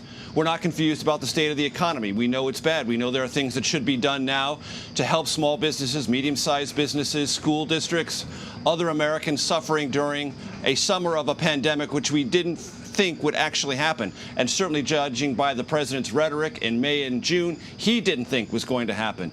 And then this idea of unity, that the Democrats will say, the country feels more divided than ever. Whether it is or not, it feels that way. Politics feels more brutal, feels more pugilistic.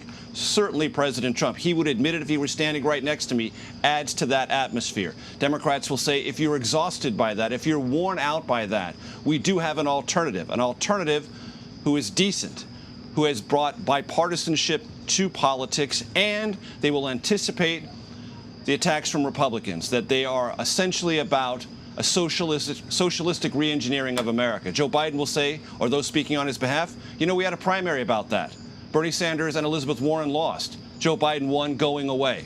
So the party's already reconciled itself to a more modest movement in that direction. Has the Biden campaign brought on some Sanders proposals in the aftermath? Yes, it has. But I think the Biden campaign and those speaking on behalf of it will anticipate this argument from Republicans and try to the best of their ability to rebuff it. And Caitlin, we have Michelle Obama and Bernie Sanders headlining night 1 at the Democratic Convention. What's the significance of those choices? Well, in the last convention, Michelle Obama really was kind of the big moment from that convention. She really brought the crowd to their feet.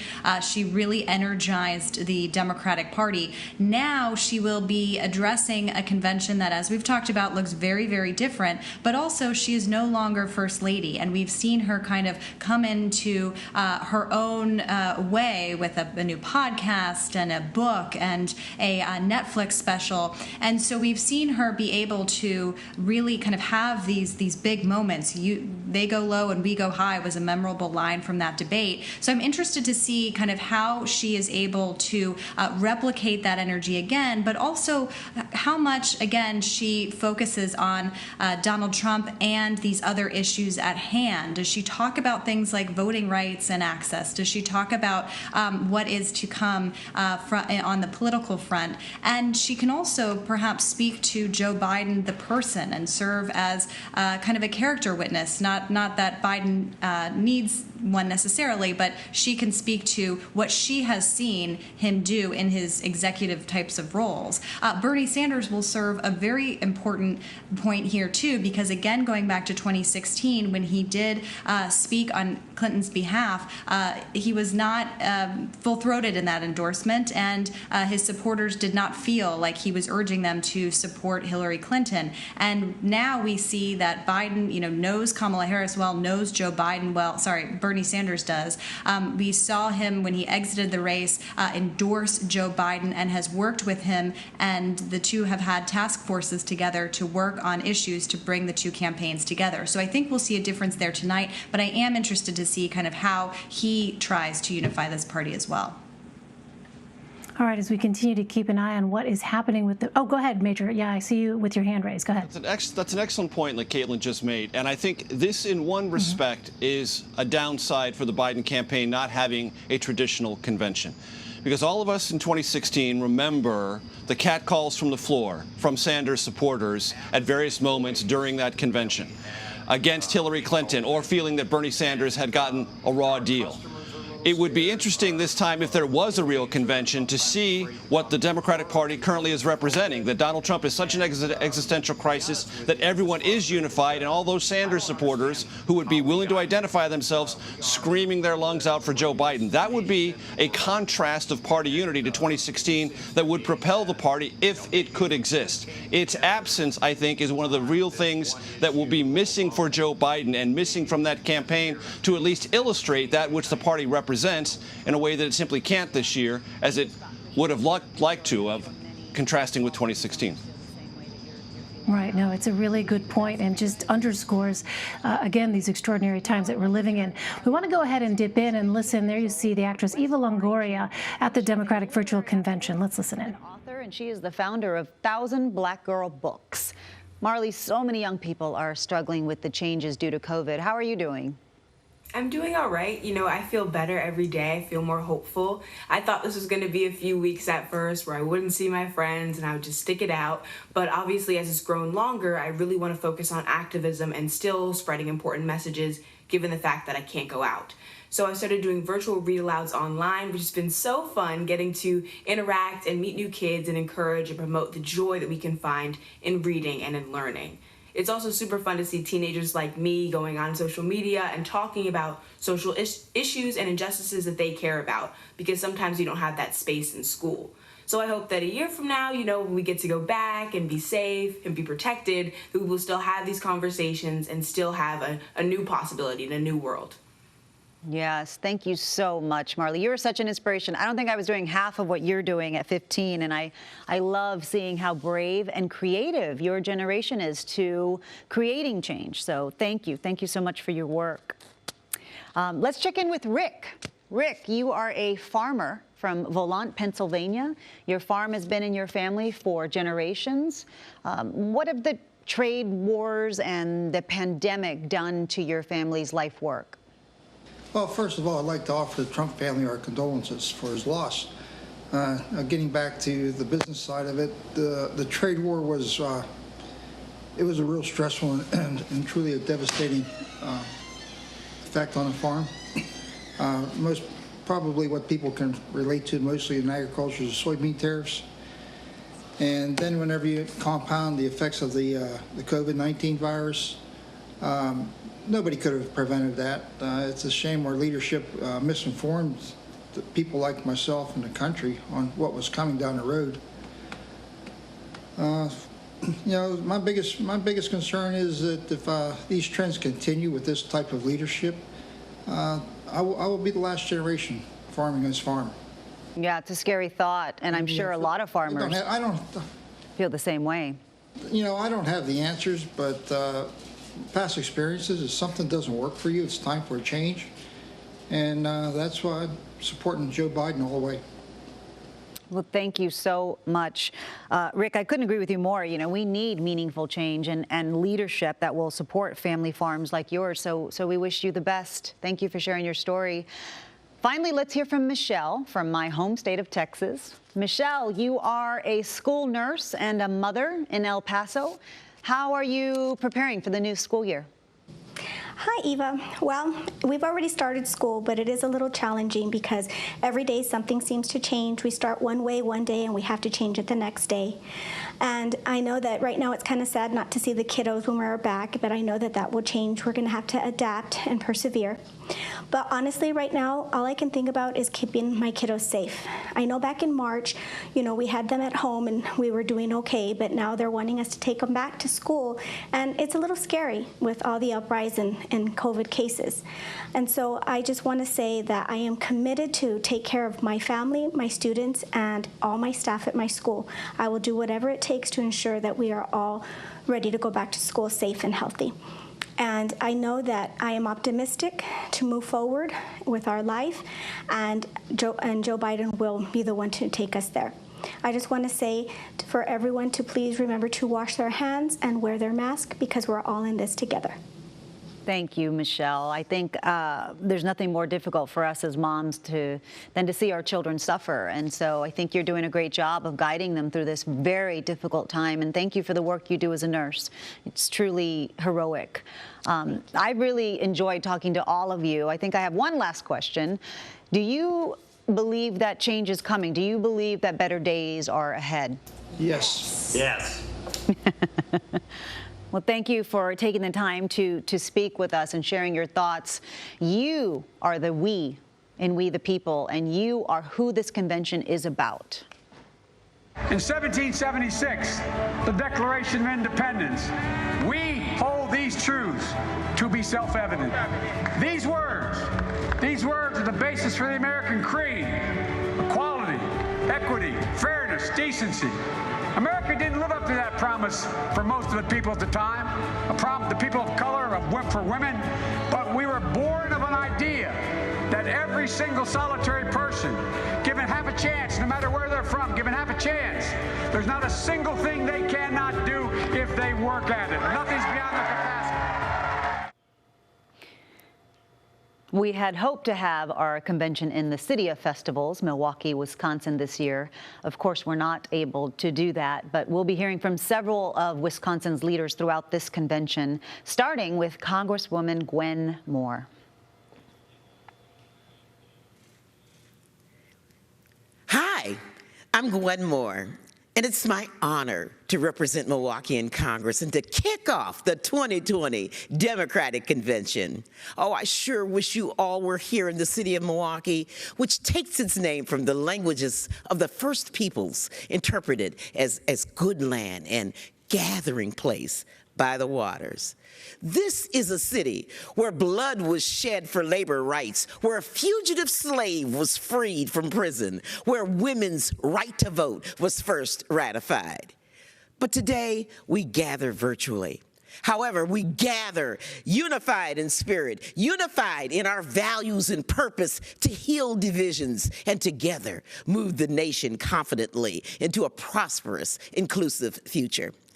Oh, what better way to gather than all across America to nominate my beloved friend, Joe Biden, to be 46th President of the United States of America, with my VIP, VP nominee, sister, Kamala Harris, by his side. Tonight, we are gathered to reclaim the soul of America. So if you're ready to come together, America, text JOIN to 30330. Thank you, I love you all, and God bless you.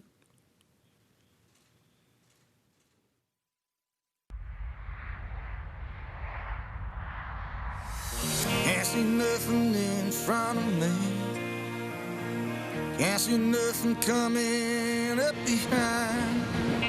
Make my way through this darkness. I can't feel nothing but this chain that binds me.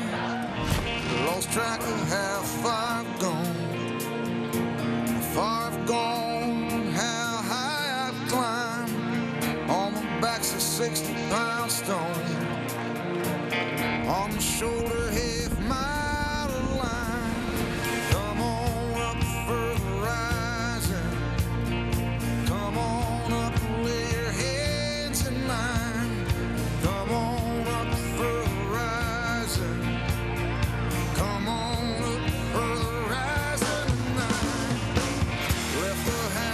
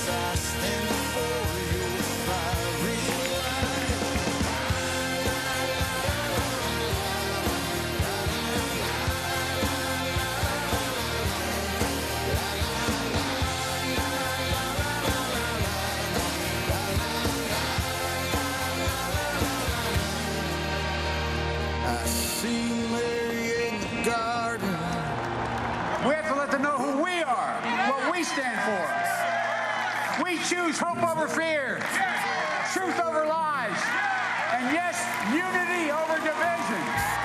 It's time for us to lift our heads up. All right, as you see, day one of the Democratic National Convention is underway. CBSN and CBS News will have full coverage of this week's events. For more on what to expect, I want to bring in CBS Evening News anchor and managing editor Norah O'Donnell. She is, of course, in Washington.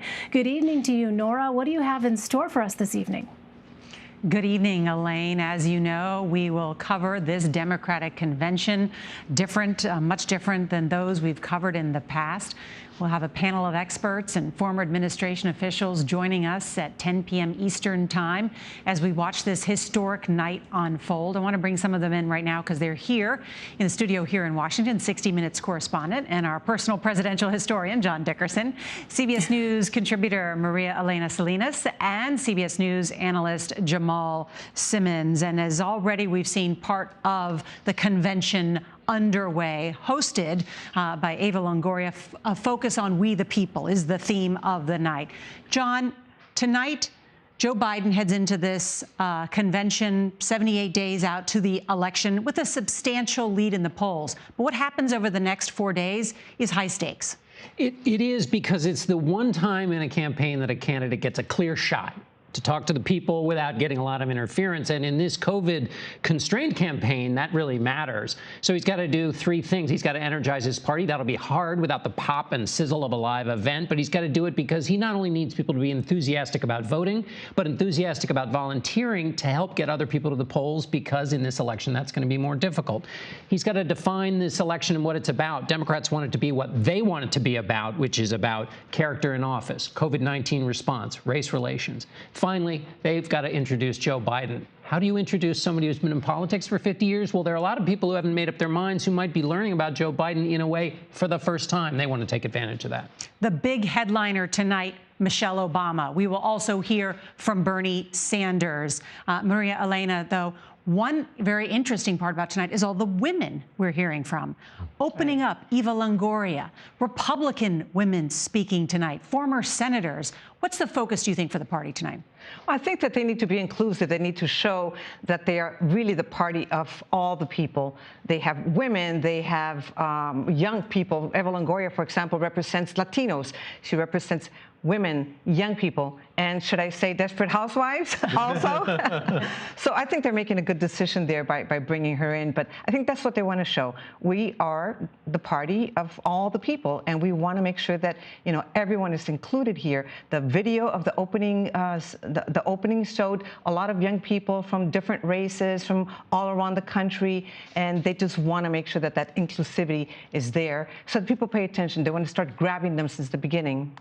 Jamal, I mentioned women, 3 Republican women speaking tonight, saying that they would vote for Joe Biden. And then also Governor John Kasich, the former Republican governor of Ohio, speaking tonight. As Maria Elena just said, we the people, the inclusive, it not just includes all the traditional Democratic voters. They're trying to make Republicans feel welcome in the Democratic Party. The Democrats absolutely want Republicans to feel welcome at this particular convention, and they have been talking about rolling Republicans out. I think these might not be the only Republicans that we see this week. I think we may see some more going into the week.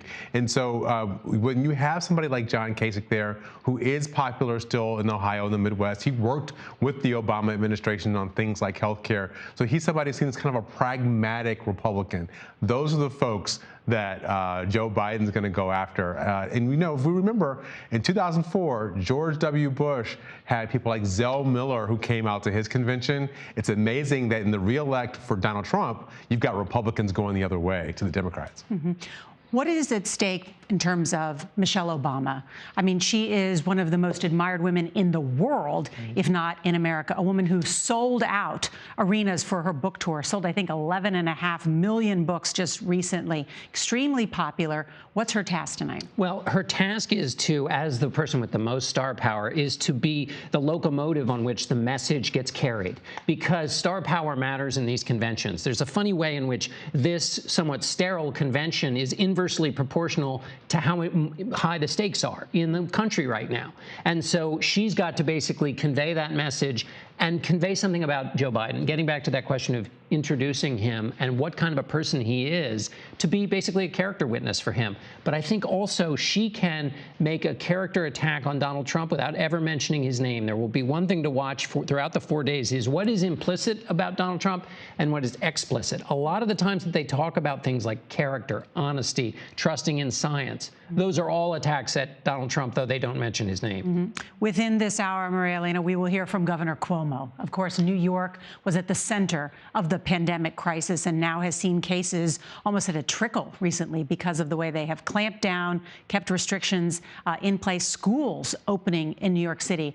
I'm told by a senior Democratic strategist that these speeches will be an indictment of Donald Trump, not just tonight, but throughout the next couple of nights, that they want to make this a referendum on Donald Trump. It was a great idea for them to use Governor Cuomo. As we remember, every time there was a briefing, it was aired nationally, and there were very few, really, briefings of governors aired nationally, and people were just reacting in a way that they wanted him to run for president. I remember the slogan, Cuomo for president. So I think it's good, and also he is not afraid to come out and be the bulldog and be the attack dog against Donald Trump. He's been doing it in the past, which would be probably the opposite of the way that Michelle Obama would approach it. Another thing about Michelle Obama, if I can just add to that, is that she has been pushing a lot for getting out the vote. To her, it's more important. She has expressed how upset she is that people didn't go out and vote last time, and that will be maybe, hopefully, part of her message. You know, I'm looking here at my notes, Jamal, because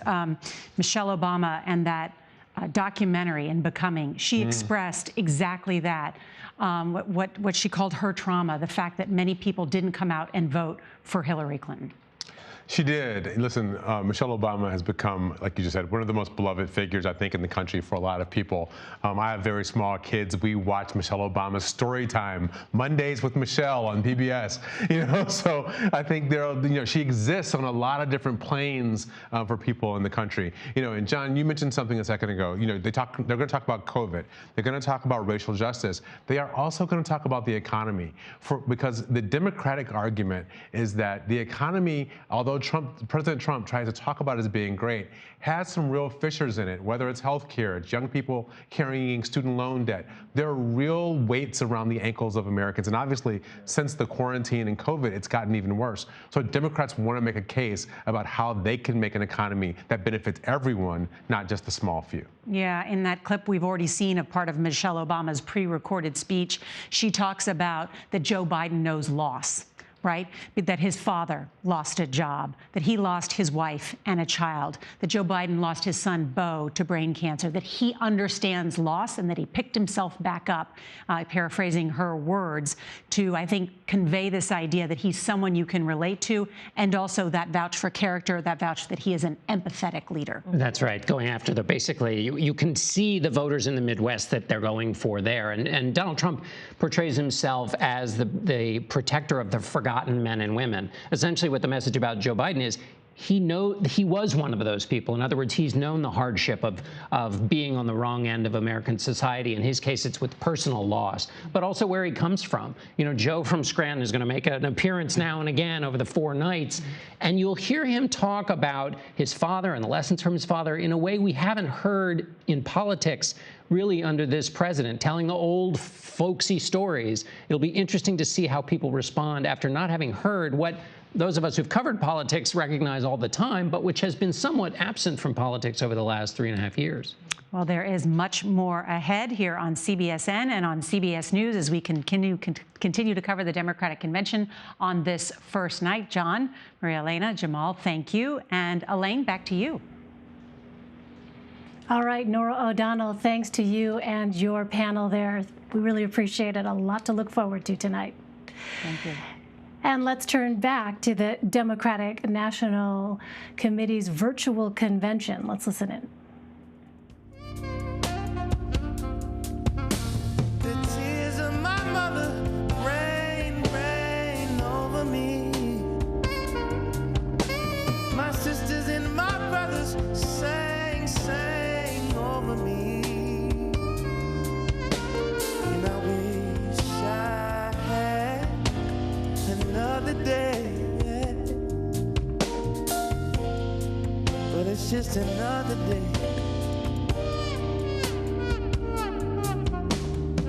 Hoping for a life more sweeter.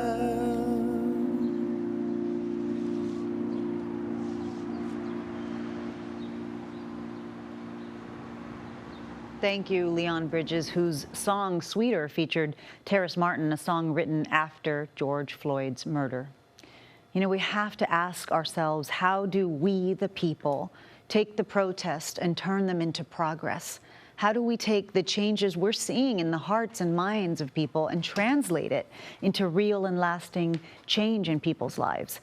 We need to address the economic inequalities that this virus has exposed and worsened, and we need to solve the testing and healthcare disparities that have led to people of color dying from COVID at higher rates than white people, and we need to make it easier for Americans to vote.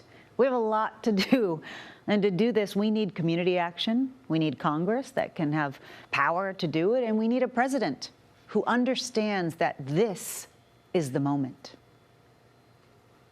The moment has come for our nation to deal with systemic racism, to deal with the growing economic inequity that exists in our nation, to deal with the denial of the promise of this nation made to so many.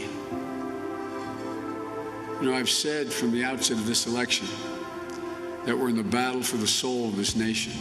And we are in the battle for the soul of this nation. What we believe, and maybe most importantly, who we want to be, it's all at stake. That's truer today than it's ever been, at least in my lifetime. And it's this urgency, it's in this urgency, we can find a path forward. Hey, everybody, how are you? Thanks for doing well, this. Mr. Vice President. Greetings. Thank you, thank you, thank you. Jamira, tell the rest of the folks a little about your background. I started doing activism when I was 15. It was at the intersection of knowing both the perpetrator and a victim.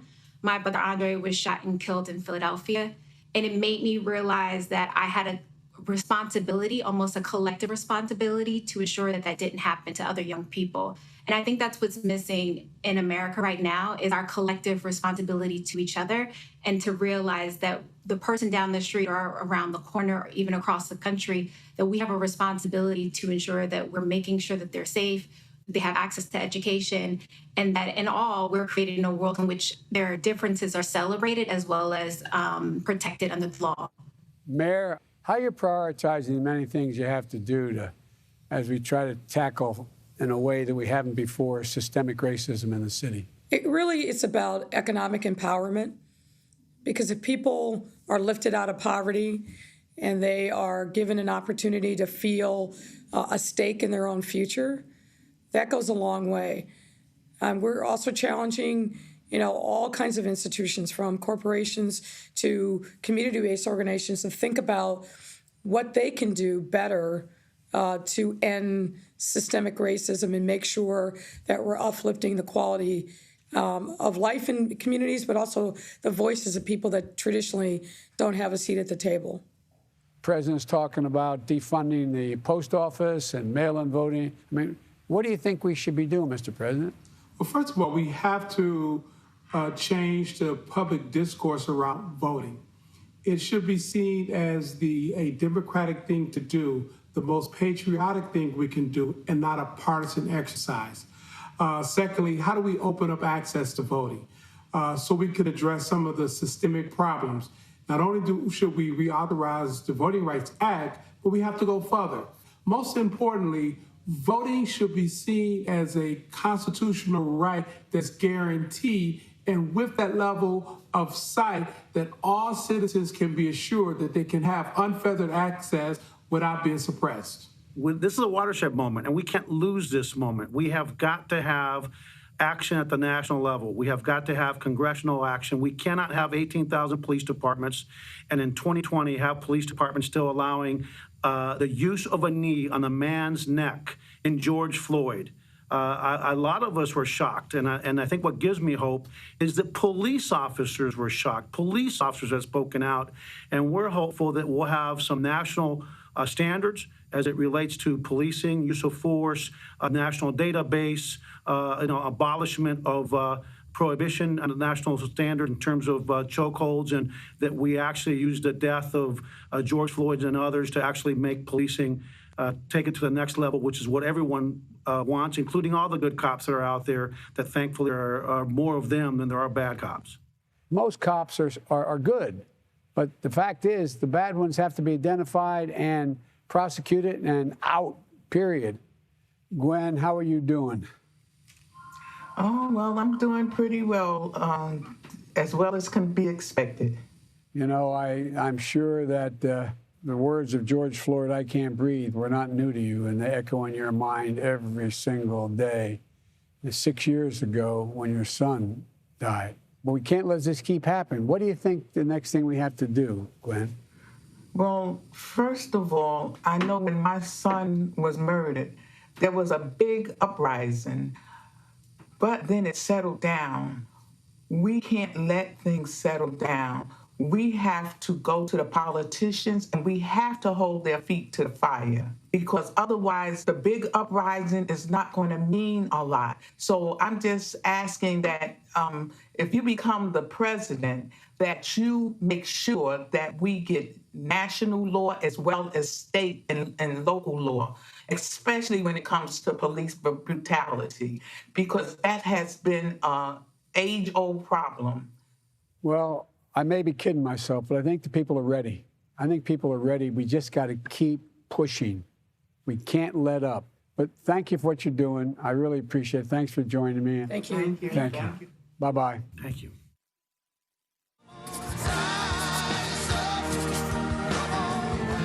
Racism structurally, individually, and systematically is real. Black, brown, no matter what you look like, you should not ever be fearful of your life due to the color of your skin. What I want to see in the next president of the United States is someone who's fair, who believes in equal justice under the law. I want him to lead us through this revolution that we're experiencing right now. Joe Biden is a healer and he's a unifier. He will fight for the Black Lives Matter movement. Undo, remove, tear down the remnants of structural and systematic racism in this country. The systemic injustices that exist, things that our nation has overlooked, that need to be addressed. We need to stand on our platform and introduce legislation that makes this platform felt from coast to coast. And I know that Joe Biden is the person to restore the values that we hold so near and dear to our hearts. I have a 10-year-old son. I want to make sure that there is a world that's left better for him.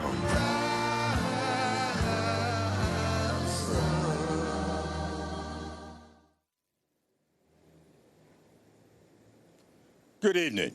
I'm Congressman Jim Clyburn here in historic. Good evening. I'm Congressman Jim Clyburn here in historic Charleston, South Carolina. 6 months ago, I stood not far from here and endorsed Joe Biden to be our 46th president. It was a decision I made with my feet firmly planted in this community.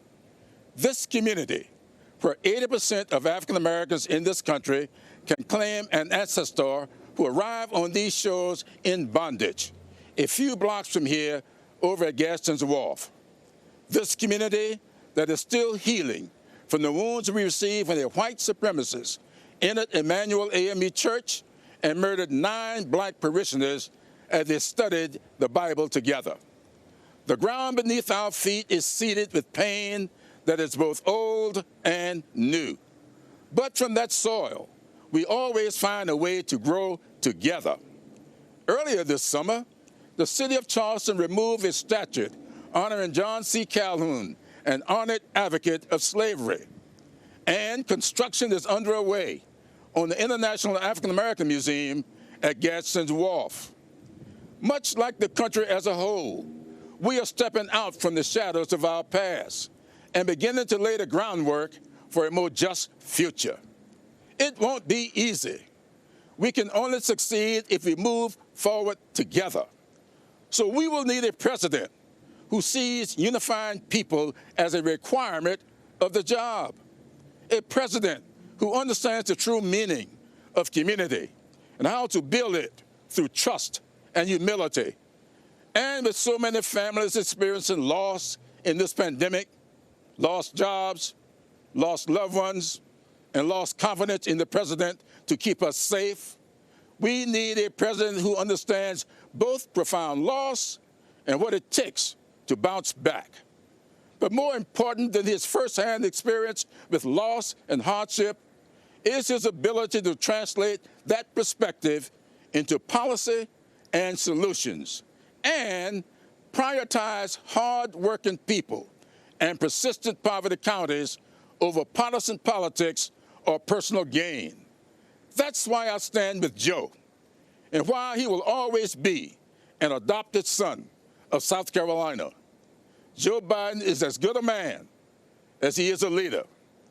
I have said before and wish to reiterate tonight, we know Joe, but more importantly, Joe knows us. I am Kevin. I do a lot of things in life, but the thing I'm most proud of is I am a TAPS military mentor, and that's how I spend the majority of my time, post-Marine Corps. Building memories like the ones we build together is the single best thing I do with my time. Thank you for allowing me to be a part of your lives and sharing the journeys for the past decade. We've got about 500 kids and family members and mentors, and we're all packed into this very large ballroom. And all of a sudden, the back door opens up, and in walks Joe Biden. I had almost an out-of-body experience because he surprised us all. You know, I like to think I'm decent at reading people.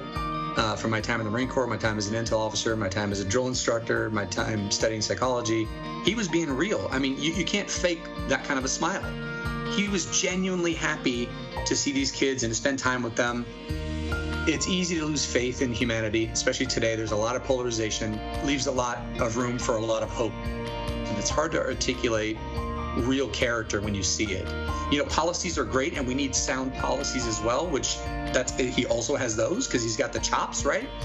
But it's almost like none of that matters if you don't have the character.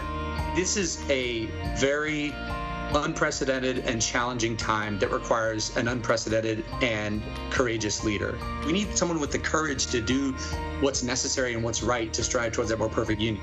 That's Joe Biden. I know Joe because he cares about everybody else before himself. You know what else Joe knows? Joe knows about pandemics. In 2014, he helped stop the spread of Ebola and brought the world together to keep it contained. And after that success, knowing this would happen again, Vice President Biden and President Obama assembled a pandemic playbook to make sure that America was prepared and protected. The Trump administration disbanded the pandemic response team that was given to them. Americans have died and lost their livelihoods because of it. We, the people, deserve a president who believes in science, that recognizes the threat of COVID, who has a plan to get us through it. And that is Joe Biden. We're grateful that across the country there are responsible leaders who are stepping up. One of them provided clear direction and memorable PowerPoints, New York's Governor Andrew Cuomo. Hello. Today's Monday, day 170. New Yorkers were ground zero for the COVID virus and have gone from one of the highest infection rates on the globe to one of the lowest. We climbed the impossible mountain, and right now we are on the other side. We did it with the kindness and assistance of so many. New Yorkers want to thank everyone who came to our aid, 30,000 Americans who volunteered to come here to help in our hour of need. Your love gave us the strength to carry on. We went through hell, but we've learned much. We know that our problems go beyond the COVID virus. COVID is the symptom, not the illness. Our nation is in crisis, and in many ways, COVID is just a metaphor. A virus attacks when the body is weak and when it cannot defend itself. Over these past few years, America's body politic has been weakened. The divisions have been growing deeper. The anti-Semitism, the anti-Latino, the anti-immigrant fervor, the racism in Charlottesville, where the KKK didn't even bother to wear their hoods, and in Minnesota, where the life was squeezed from Mr. Floyd. Only a strong body can fight off the virus, and America's divisions weakened it. Donald Trump didn't create the initial division. The division created Trump. He only made it worse. Our collective strength is exercised through government. It is, in effect, our immune system. And our current federal government is dysfunctional and incompetent. It couldn't fight off the virus. In fact, it didn't even see it coming. The European virus infected the Northeast while the White House was still fixated on China. The virus had been attacking us for months before they even knew it was here. We saw the failure of a government that tried to deny the virus, then tried to ignore it, and then tried to politicize it. The failed federal government that watched New York get ambushed by their negligence and then watched New York suffer, but all through it learned absolutely nothing. So today, 6 months after it began, the nation is still unprepared. And we now face a second threat, but this time not from Mother Nature. This is a man-made threat by our own negligence. We now see the virus ricocheting across the country, from one state to another. Today, we trail the world in defeating COVID. We have over 5 million cases. Americans learned a critical lesson, how vulnerable we are when we are divided, and how many lives can be lost when our government is incompetent. But we learned something else, my friends. We saw the negative, but we also saw the positive.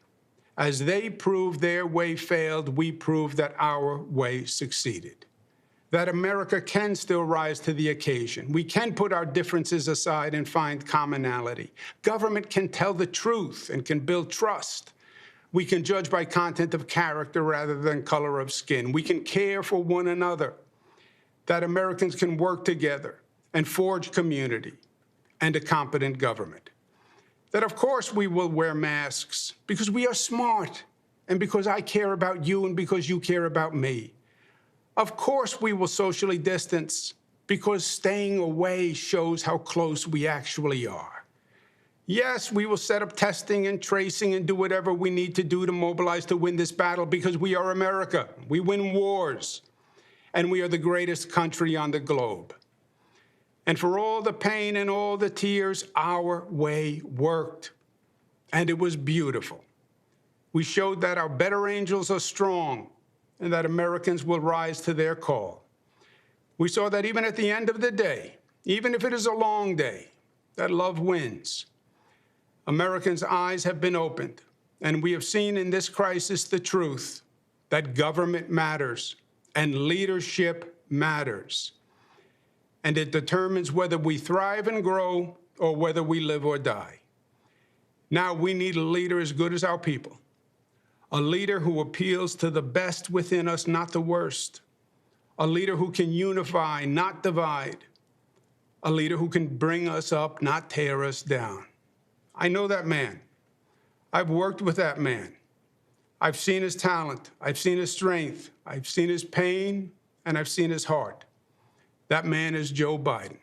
Joe Biden is what I call America tough, tough in the best way, tough that is smart, united, disciplined, and loving. Joe Biden can restore the soul of America, and that's exactly what our country needs today. Thank you.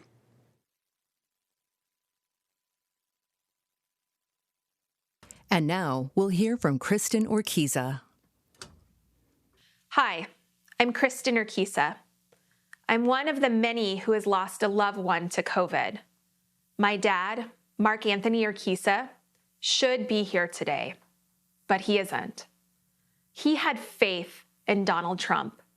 He voted for him, listened to him, believed him and his mouthpieces when they said that coronavirus was under control and going to disappear, that it was okay to end social distancing rules before it was safe, and that if you had no underlying health conditions, you'd probably be fine. So in late May, after the stay-at-home order was lifted in Arizona, my dad went to a karaoke bar with his friends. A few weeks later, he was put on a ventilator.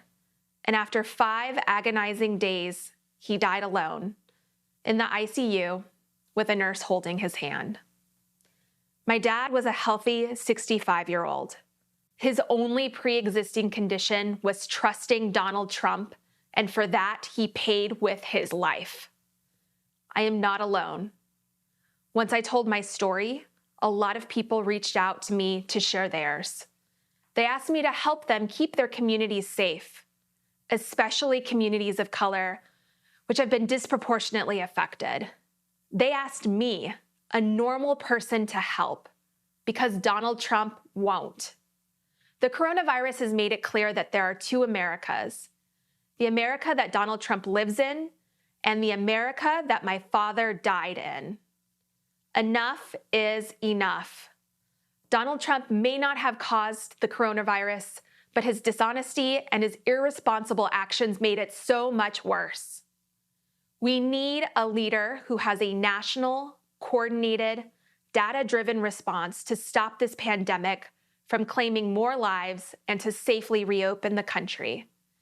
We need a leader who will step in on day one and do his job, to care. One of the last things that my father said to me was that he felt betrayed by the likes of Donald Trump. And so when I cast my vote for Joe Biden, I will do it for my dad. Thank you, Kristen, for sharing your story. Our nation grieves for your father and all those who we've lost to this virus. It's a toll that hasn't fallen equally on us. People of color have been disproportionately affected, dying at greater rates than white Americans, but we can honor all of those we've lost by giving Joe Biden and Kamala Harris the opportunity to put in place a real national plan that tests and tracks, that makes sure that access to a vaccine will be fair, and turns the full power of our government toward making sure we have the supplies and technology and people, scientists and public health officials and contact tracers. We need to stop this. So right now, let's hear from a champion for our frontline workers, who also happens to be an Olympic champion and a World Cup champion, Megan Rapinoe. Hi, everybody. My name is Megan Rapinoe, and I have the distinct honor today to host a conversation with 4 of our frontline workers here in America. We should rename them heroes, absolutely. Chung Lee, can you tell us a little bit about how you're doing during this time? So early on, when the government was still trying to figure out proper protocols to protect frontline workers, I had unfortunately contracted COVID through patient contact and was isolated by myself for 2 weeks. So total isolation, no contact. Once I recovered, luckily, I went back to the front lines to continue to take care of the sick. And what got me originally was watching people die alone. There were no visitors allowed. Everyone was totally isolated. And I knew how that felt because for 2 weeks, that was me. Not knowing if you were going to wake up, not knowing if you were going to make it, who you were going to talk to, if you can say goodbye. This was people's moms, dads, brothers, sisters, sons, daughters, all dying alone.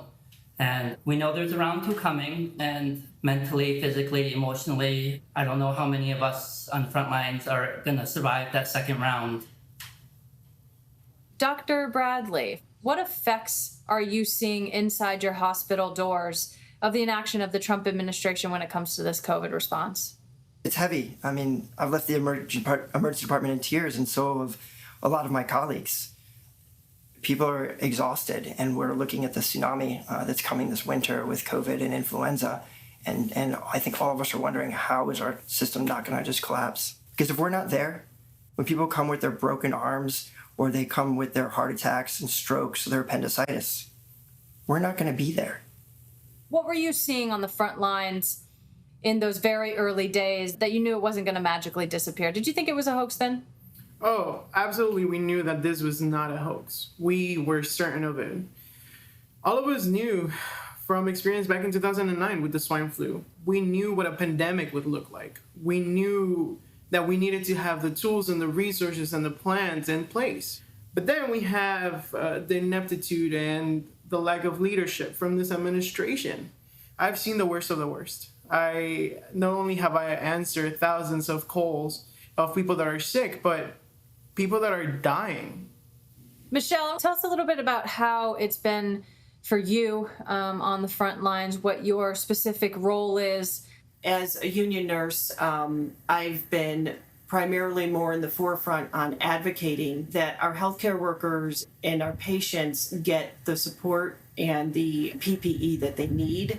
10 years ago, I responded to the disaster in Haiti. We were working in a tent hospital after the earthquake. But the first time that I ever feared for my life and my family's walking into work was in my own country. We have the money, we have the means, we have the resources in this country. We are deeply lacking leadership and somebody who cares.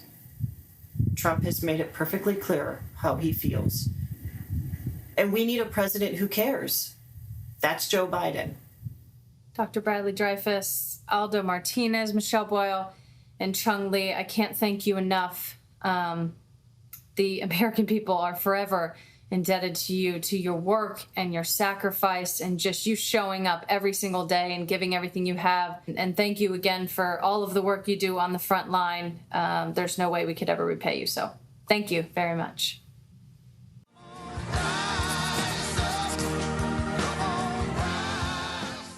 Millions of people and veterans and senior citizens rely on the postal system for prescription medicines, for their checks. Having the Postal Service to deliver my prescriptions became even more comforting when the COVID-19 virus hit us here in the United States. However, now, with Donald Trump in office and his attempts to undermine the United States Postal Service, we are extremely concerned. This administration's decision not to provide the necessary funding to the United States Postal Service is appalling. I was diagnosed with multiple myeloma. Voting by mail is our only realistic option.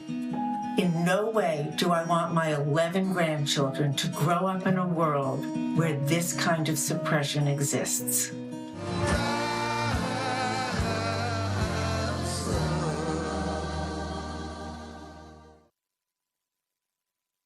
I'm Sarah Gideon, and I'm running to represent Maine in the U.S. Senate.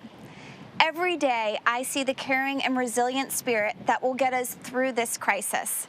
Americans are looking out for one another. It's time we had leadership in Washington that did the same. With Joe Biden in the White House and a Democratic Senate, I know we can build back our economy and our communities even stronger. But tonight, I am here to welcome someone who has strong ties to our state and is here in Maine with me. She is reminding all of us to keep fighting through with her song that she's performing, Back in My Body. Please help me welcome someone who's an inspiration to all of us and one of my favorite artists, Maggie Rogers.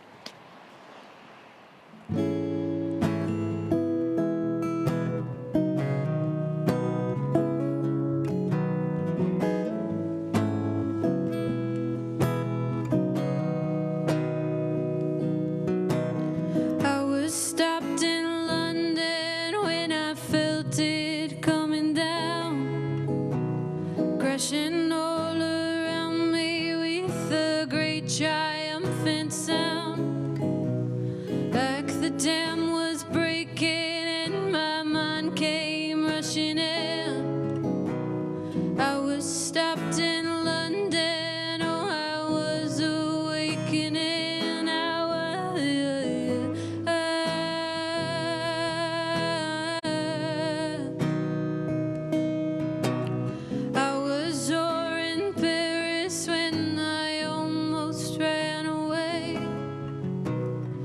Times round the block before I decided to stay. Puffed along a cigarette that went and made me sick. Spent another day pretending I was over it. This time I We must defeat Donald Trump. There is no choice. This is the United States of America. Stand up. Take it back. Everybody knows who Donald Trump is. We have to let them know who we are. You all know in your gut this election is more important than any one you've ever been involved in. This job is not about me. It's about you. This is a war against this virus. The pandemic is getting worse, not better. It doesn't have to. We're going to be dealing with this for a long time. Donald Trump is not to blame for the coronavirus, but he does bear responsibility for our response. We have a health crisis, an economic crisis, a racial justice crisis. I won't traffic in fear and division. I won't fan the flames of hate. Do you believe there is systemic racism in law enforcement? Absolutely. But it's not just in law enforcement, it's across the board. Is the answer yes? The answer is absolutely yes, Joe. This election isn't just about defeating Donald Trump. It's about building this country back better. Don't give up hope. I promise you, they're coming back.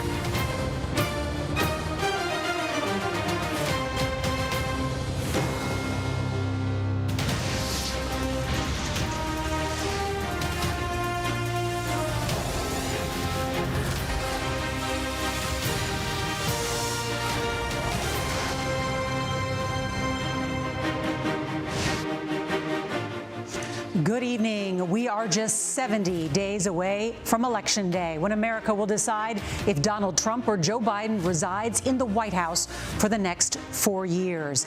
I'm Norah O'Donnell in Washington, D.C., and tonight is night one of the Democratic National Convention. For the first time in history, it is a virtual convention. This is one of the most challenging times in our nation's history. The worst economic crisis since the Great Depression, racial strife not seen since the 1960s, and the most serious public health crisis in a century. Here in the U.S., the number of COVID-19 cases is approaching 5.5 million. The death toll is over 170,000. Congressman Benny Thompson gavelled the convention to order not in Milwaukee, but remotely from Jackson, Mississippi. Normally, thousands of people come together to nominate their candidate. CBS News has been covering political conventions on television since 1948. Imagine all those moments. But these next 4 nights won't resemble any that you've seen before. There won't be an arena packed with delegates. What you will see is politicians and former presidents speaking from socially distant locations from their homes, empty restaurants and convention centers. We are broadcasting from CBS News election headquarters here in Washington. And we're joined tonight by our CBS News team of political analysts, correspondents, and contributors, as well as former administration officials. A virtual convention isn't the only history being made this election cycle. This week, the first woman of color will accept the nomination for Vice President of the United States. And after coming out on top in the most diverse field of candidates, Joe Biden is said to be formally nominated to take on President Trump. Tonight, we'll hear from 2 of Biden's former rivals for the nomination, Senator Bernie Sanders and Amy Klobuchar, as well as former First Lady Michelle Obama, and 4 Republicans who say they'll back Joe Biden instead of Donald Trump, their party's nominee.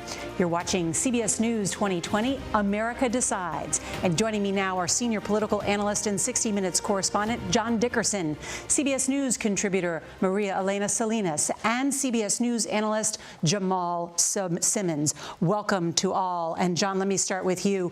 Joe Biden heads into this convention with a substantial lead, and yet the stakes for these next 4 nights are enormous.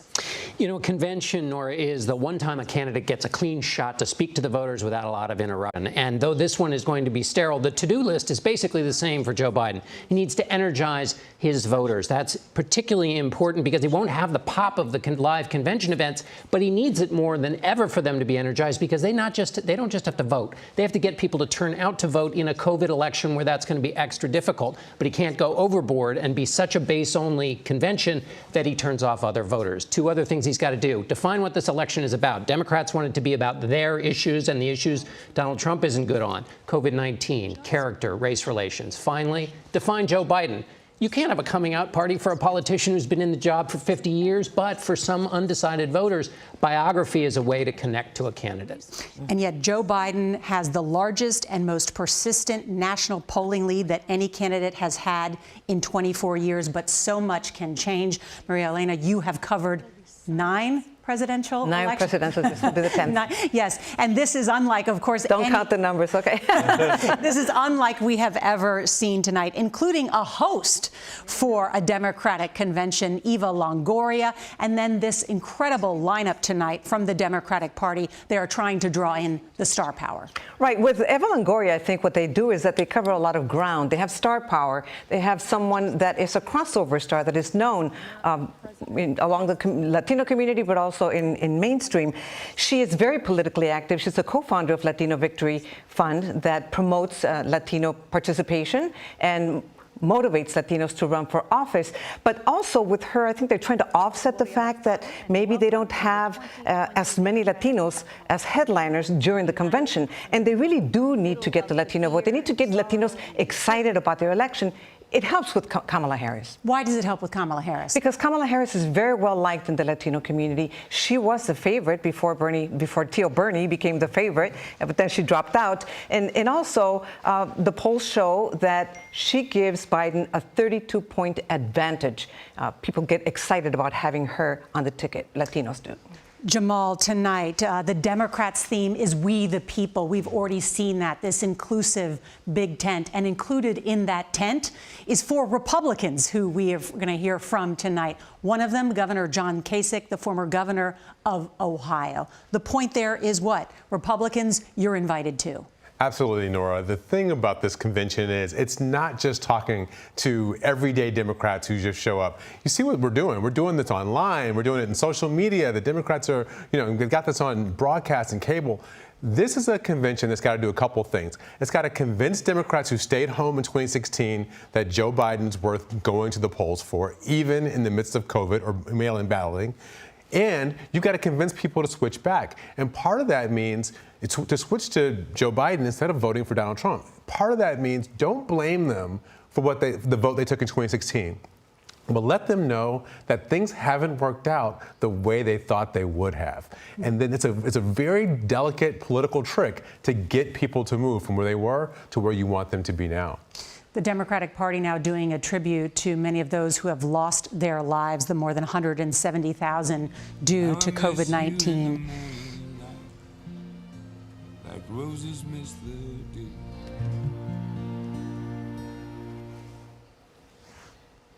Want to go now. Nicole Killion is in Joe Biden's hometown of Wilmington, Delaware. She's outside the Chase Center, where we'll hear from Biden and his running mate, Kamala Harris, later in the week. But Nicole, tonight, the real big headliner is the former First Lady of the United States, Michelle Obama.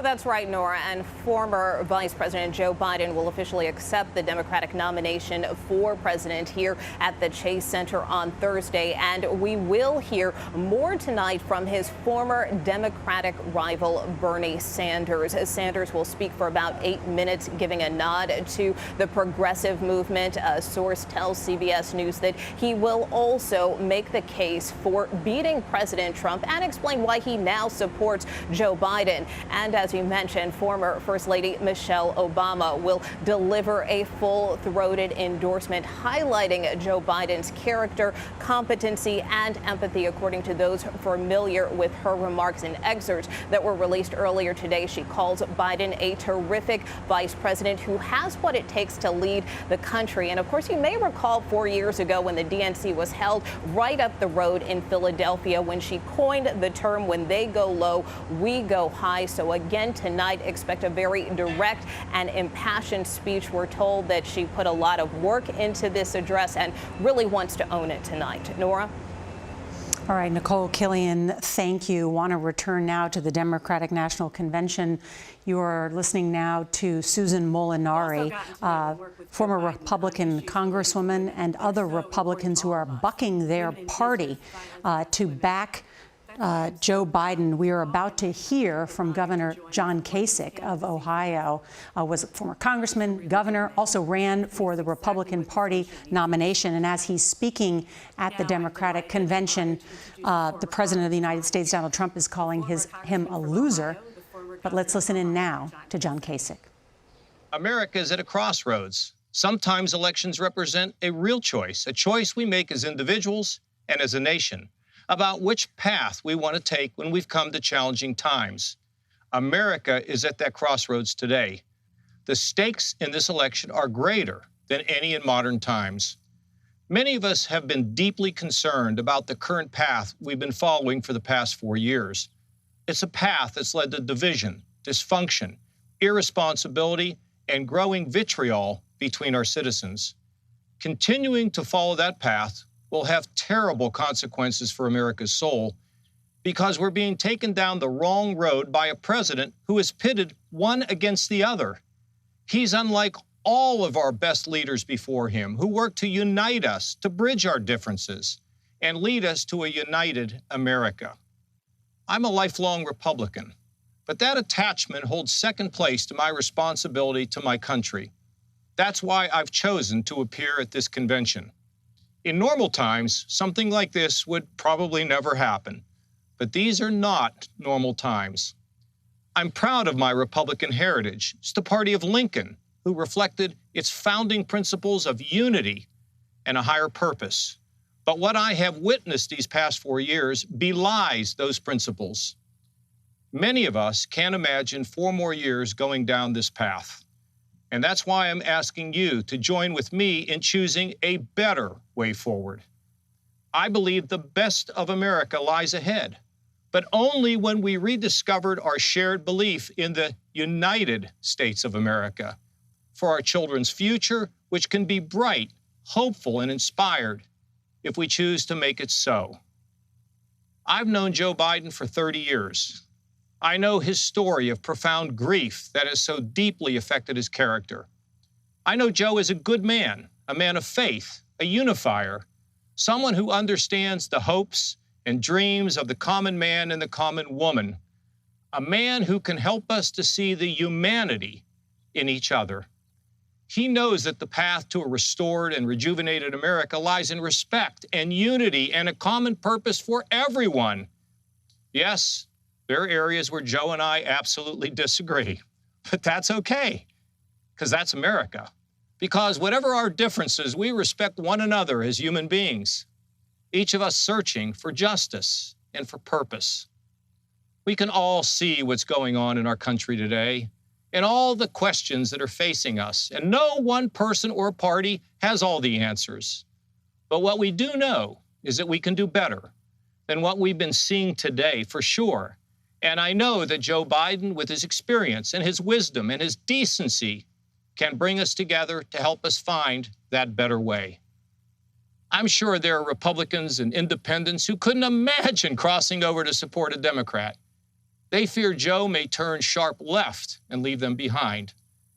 I don't believe that, because I know the measure of the man. It's reasonable, faithful, respectful. And you know, no one pushes Joe around. Joe Biden is a man for our times, times that call for all of us to take off our partisan hats and put our nation first for ourselves and, of course, for our children.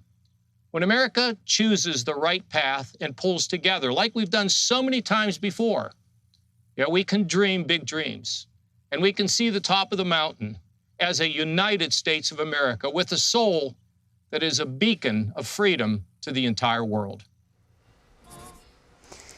Incredible there to hear the former governor of Ohio, John Kasich, giving not only a character, but in some ways a policy endorsement of Joe Biden. Want to bring in CBS News political analyst Reince Priebus. He was President Trump's first chief of staff, served as the chair of the Republican National Committee for 6 years. And Reince, John Dickerson and I were just remarking here. I mean, I can remember John Kasich when he served in Congress. I mean, this is a man who was the Penny Kasich bill, who was the leader of an ideological revolution for fiscal conservatism, was a Gingrich backer. That was extraordinary to hear his endorsement of Joe Biden over Donald Trump.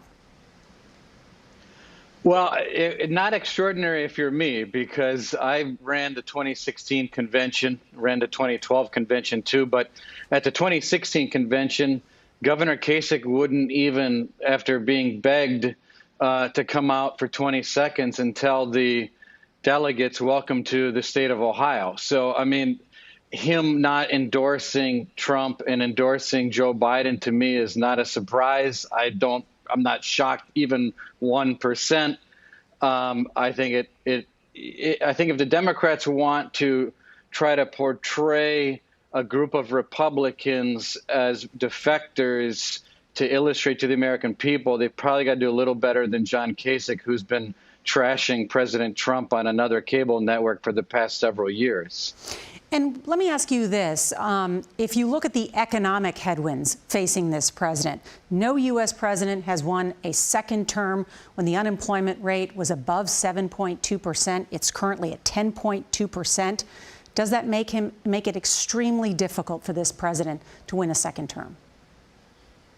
Well, it doesn't make it easier, Nora. I mean, that's for sure. However, I think the bigger question is, do the American people, as they sit here today, believe that the economy isn't doing as well today because of President Trump? And I think, most people probably blame coronavirus. And the question in the campaign, and the campaigns are going to have to play defense and offense on the handling of the coronavirus, how that handling's affected the economy, and whether the handling was appropriate or not appropriate. So that's going to be a big question in the campaign. But I think most people sitting here today, reasonable people, probably believe that coronavirus is the reason the economy isn't doing as well as it could be, but it was doing very well before coronavirus. Reince Priebus, thank you. Another person who's no stranger to the White House, Valerie Jarrett, former senior advisor to President Obama. And Valerie, tonight the headliner is going to be Michelle Obama, the former First Lady who you know well. And this speech tonight is different for her. It's much more personal. It's a character witness. What else can you tell us about it? Well, first of all, Nora, she is so excited about having the opportunity to deliver this speech on the opening of the Democratic National Convention with a group of other speakers who reflect the deep broad diversity of our country. It will feel very differently, for example, than the first speech she gave back in 2008. She was the spouse of the nominee, but she was also experiencing what it feels like to have racist and sexist tropes directed at her, similarly to what Senator Harris is going through right now. After 8 years, she spoke again. She had worked hard to earn the respect of the American people. Many fell in love with her. But now, after she's been out of the White House, she is now Michelle Obama in her own right, a global figure, a global leader, immensely popular, and people respect and trust her. And so to use that platform, to use her voice, to be able to full-throatedly endorse and support Joe Biden, as you said earlier, talking about both his competency, his intellect, his ability to have a deep and abiding character, and empathy and listening. So she's very excited, that's all I can say. Well, Valerie Jarrett, thank you for joining us tonight. Coming up, we will hear from Senators Amy Klobuchar and Bernie Sanders, two former rivals of Joe Biden.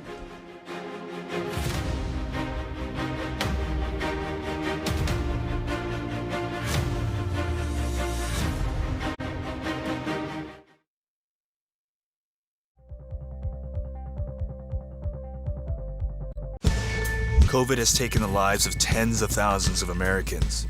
Rural areas like this here on Navajo Nation are especially hit hard. 15 to 30% of our Navajo citizens don't have running water. In any indigenous reservation, there is a shortage of physicians. Native Americans are amongst the most vulnerable and hardest hit by COVID. Yeah, the more we lose our elders to COVID-19, the more we lose our language and our way of life. We need to bring awareness to the attention of Washington, D.C. and United States citizens that there is a need to focus on the first citizens of this country.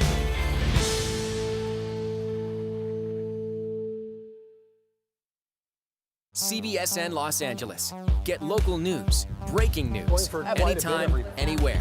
It's easy to find us. and it's free. Download the CBS News app on your favorite devices. CBSN Los Angeles, streaming 24/7. CBSN Pittsburgh, your neighborhood news, streaming 24/7. Anytime, anywhere. Find it on KDKA.com and on all your favorite devices.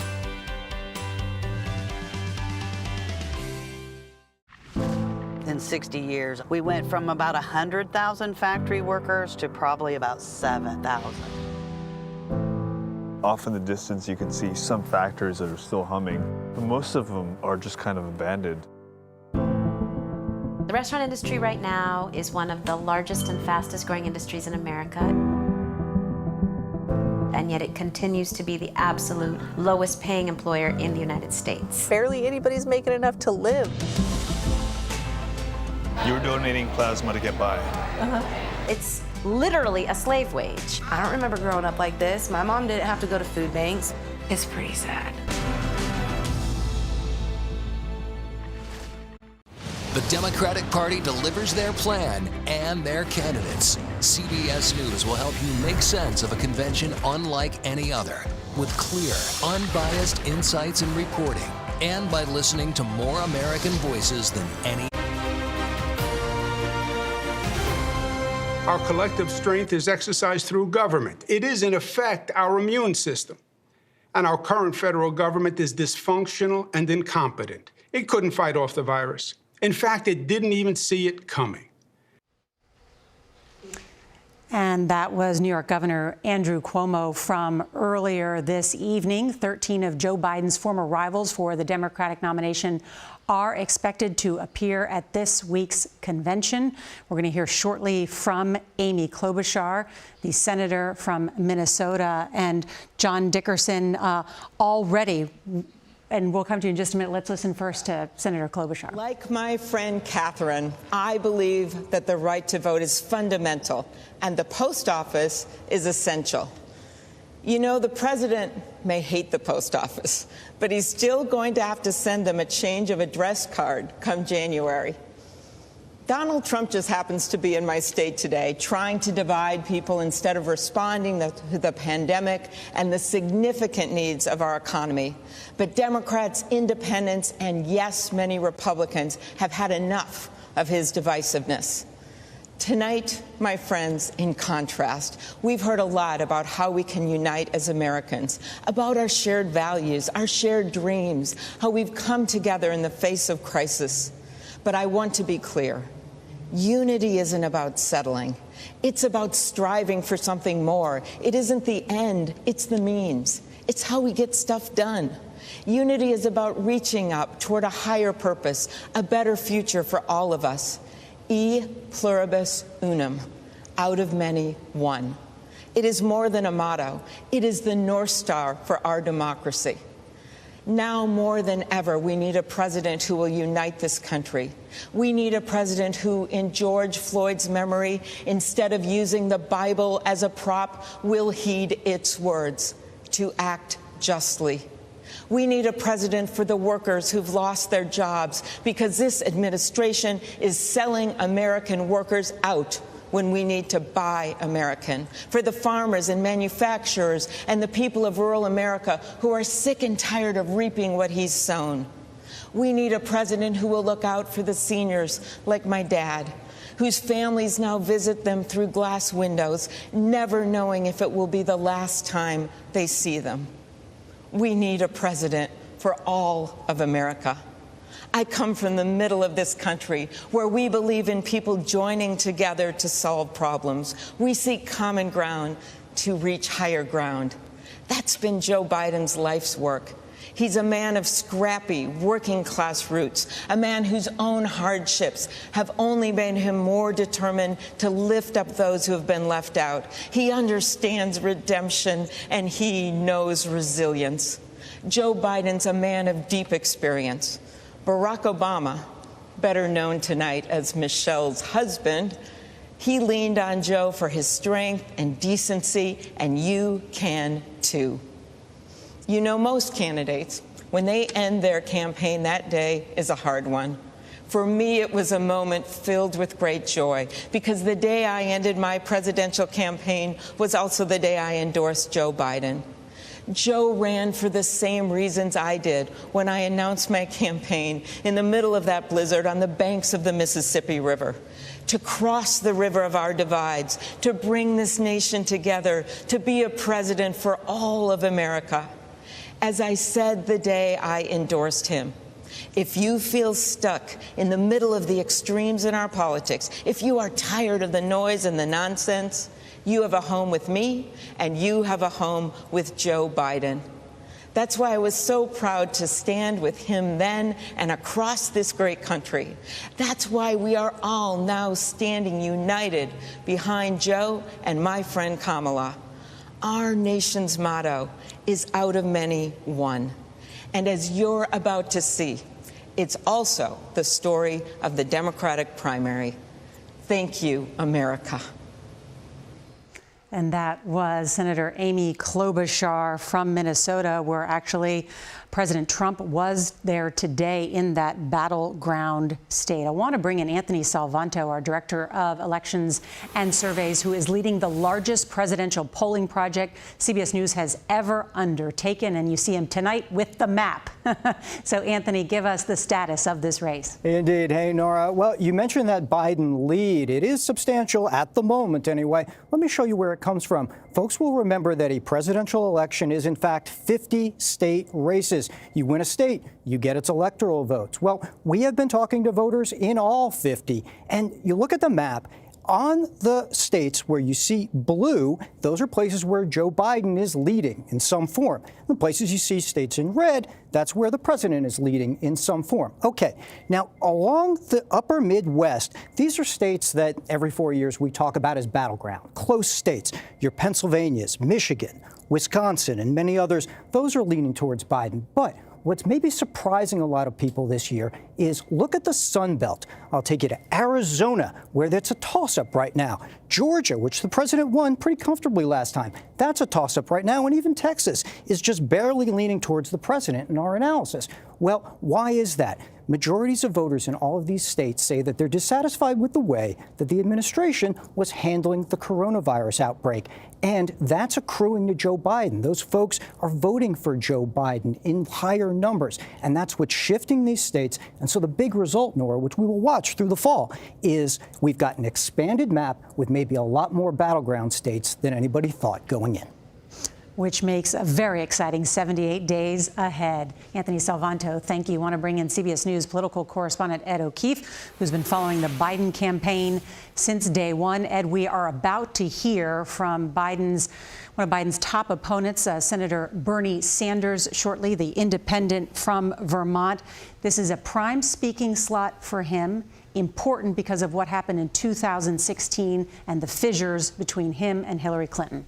That's right. Look, if a lot of what we've seen so far tonight from this virtual convention, Nora, is some cross between Big Brother, American Idol, and the Jerry Lewis Telethon, what's yet to come is the important bridge building that usually happens at these conventions when the vanquished opponent speaks out on behalf of the winner. Democrats know they need to win every last vote they can get, especially from Sanders supporters. As you said, 4 years ago, he addressed the Democratic convention for about 30 minutes, and his critics say he did little to rally his supporters behind Hillary Clinton.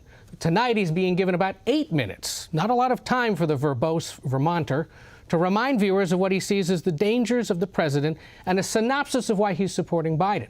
We're told he will say in part, quote, "The price of failure is just too great to imagine." He's also expected to mention work that went on over this summer that brought Biden and Sanders supporters together to work on compromises, on proposals on things like climate change, criminal justice reform, and health care and foreign affairs. Mostly theoretical academic stuff that most voters won't ever read. But to Biden and Sanders, it was a big deal. Biden needs Sanders' political machine. Sanders needs Biden to take his ideas seriously. In many ways, they met in the middle. And tonight, we'll see how Sanders returns the favor.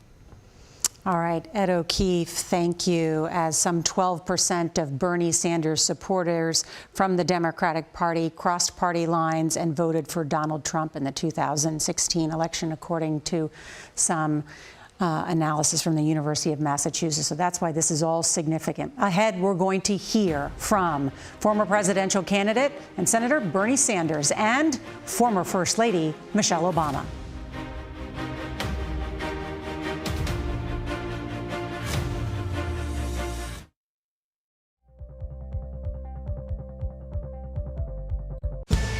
COVID has taken the lives of tens of thousands of Americans. Rural areas like this here on Navajo Nation are especially hit hard.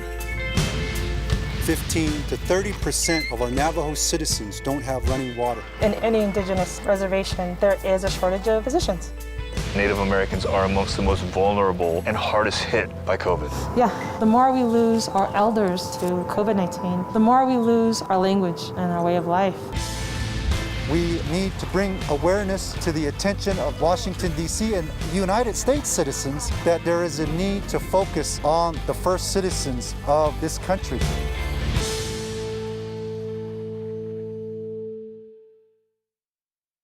CBSN Los Angeles. Get local news, breaking news, anytime, anywhere. It's easy to find us, and it's free. Download the CBS News app on your favorite devices. CBSN Los Angeles, streaming 24/7. CBSN Pittsburgh, your neighborhood news, streaming 24/7. Anytime, anywhere. Find it on KDKA.com and on all your favorite devices.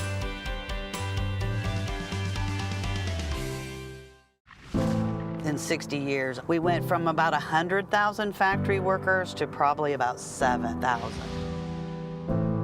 Off in the distance, you can see some factories that are still humming, but most of them are just kind of abandoned. The restaurant industry right now is one of the largest and fastest growing industries in America.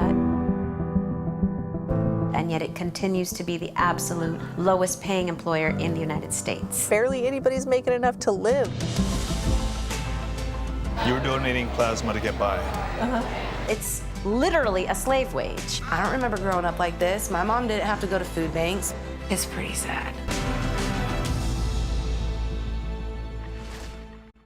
The Democratic Party delivers their plan and their candidates. CBS News will help you make sense of a convention unlike any other, with clear, unbiased insights and reporting, and by listening to more American voices than any other network. From CBS News election headquarters in Washington.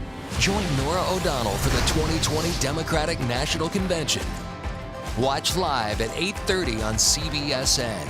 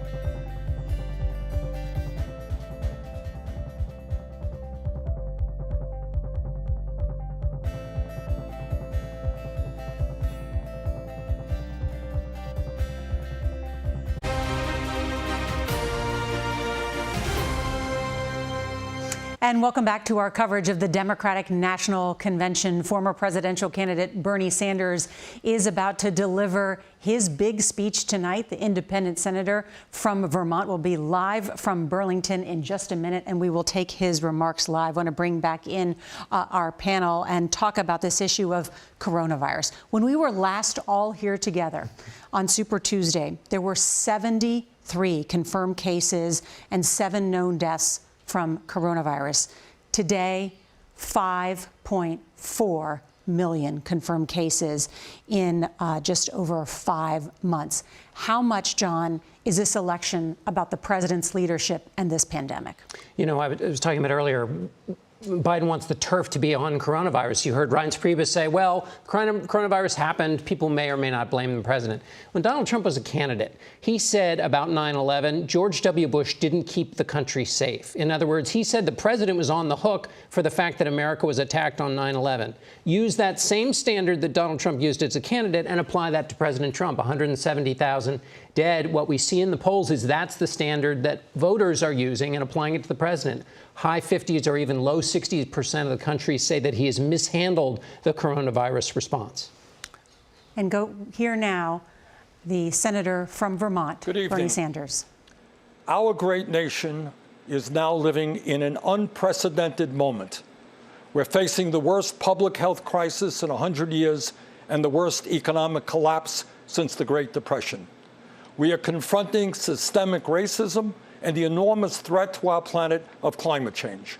And in the midst of all of this, we have a president who is not only incapable of addressing these crises, but is leading us down the path of authoritarianism.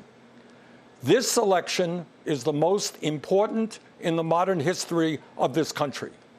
In response to the unprecedented crises we face, we need an unprecedented response, a movement like never before of people who are prepared to stand up and fight for democracy and decency and against greed, oligarchy, and bigotry.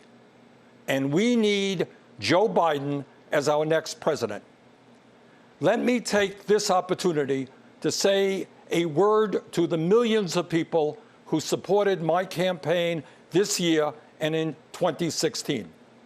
My friends, thank you for your trust, your support, and the love you showed Jane, me, and our family. Together, we have moved this country in a bold new direction, showing that all of us, black and white, Latino, Native American, Asian American, gay and straight, native-born and immigrant, yearn for a nation based on the principles of justice, love, and compassion. Our campaign ended several months ago, but our movement continues and is getting stronger every day. Many of the ideas we fought for that just a few years ago were considered radical are now mainstream. But let us be clear. If Donald Trump is reelected, all the progress we have made will be in jeopardy. At its most basic, this election is about preserving our democracy. During this president's term, the unthinkable has become normal. He has tried to prevent people from voting, undermined the U.S. Postal Service, deployed the military and federal agents against peaceful protesters, threatened to delay the election, and suggested that he will not leave office if he loses. This is not normal, and we must never treat it like it is. Under this administration, authoritarianism has taken root in our country. I and my family, and many of yours, know the insidious way authoritarianism destroys democracy, decency, and humanity. As long as I am here, I will work with progressives, with moderates, and yes, with conservatives to preserve this nation from a threat that so many of our heroes fought and died to defeat. This president is not just a threat to our democracy, but by rejecting science, he has put our lives and health in jeopardy. Trump has attacked doctors and scientists trying to protect us from the pandemic, while refusing to take strong action to produce the masks, gowns, and gloves our healthcare workers desperately need. Nero fiddled while Rome burned. Trump golfs. His actions fanned this pandemic, resulting in over 170,000 deaths and a nation still unprepared to protect its people. Furthermore, Trump's negligence has exacerbated the economic crisis we are now experiencing. Since this pandemic began, over 30 million people have lost their jobs, and many have lost their health insurance. Millions of working families are wondering how they will feed their kids, and they're worried that they will be evicted from their homes. And how has Trump responded? Instead of maintaining the $600 a week unemployment supplement that workers were receiving and the $1,200 emergency checks that many of you received, instead of helping small businesses, Trump concocted fraudulent executive orders that do virtually nothing to address the crisis while threatening the very future of Social Security and Medicare. But the truth is that even before Trump's negligent response to this pandemic, too many hardworking families have been caught on an economic treadmill with no hope of ever getting ahead. Together, we must build a nation that is more equitable, more compassionate, and more inclusive. I know that Joe Biden will begin that fight on day one. Let me offer you just a few examples of how Joe will move us forward. Joe supports raising the minimum wage to $15 an hour. This will give 40 million workers a pay raise and push the wage scale up for everyone else.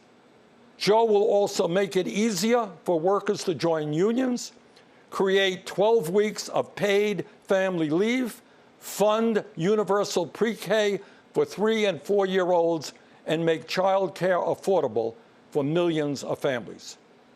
Joe will rebuild our crumbling infrastructure and fight the threat of climate change by transitioning us to 100% clean electricity over the next 15 years. These initiatives will create millions of good-paying jobs all across our country. As you know, we are the only industrialized nation not to guarantee health care for all people. While Joe and I disagree on the best path to get universal coverage, he has a plan that will greatly expand health care and cut the cost of prescription drugs. Further, he will lower the eligibility age of Medicare from 65 down to 60. To help reform our broken criminal justice system, Joe will end private prisons and detention centers, cash bail, and the school-to-prison pipeline.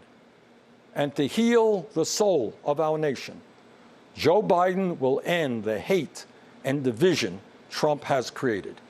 He will stop the demonization of immigrants, the coddling of white nationalists, the racist dog whistling, the religious bigotry, and the ugly attacks on women. My friends, I say to you, to everyone who supported other candidates in the primary, and to those who may have voted for Donald Trump in the last election, the future of our democracy is at stake. The future of our economy is at stake. The future of our planet is at stake. We must come together, defeat Donald Trump, and elect Joe Biden and Kamala Harris as our next president and vice president. My friends, the price of failure is just too great to imagine. Thank you. A scorching indictment by Bernie Sanders, and that line, Nero fiddled while Rome burned, Trump golfed. Coming up shortly, we're going to hear from the former First Lady, Michelle Obama. I want to bring in Major Garrett, our CBS News chief Washington correspondent. And Major, 76% of Americans this year eligible to receive a ballot in the mail, and yet the Postal Service now warning those ballots may not make it in time.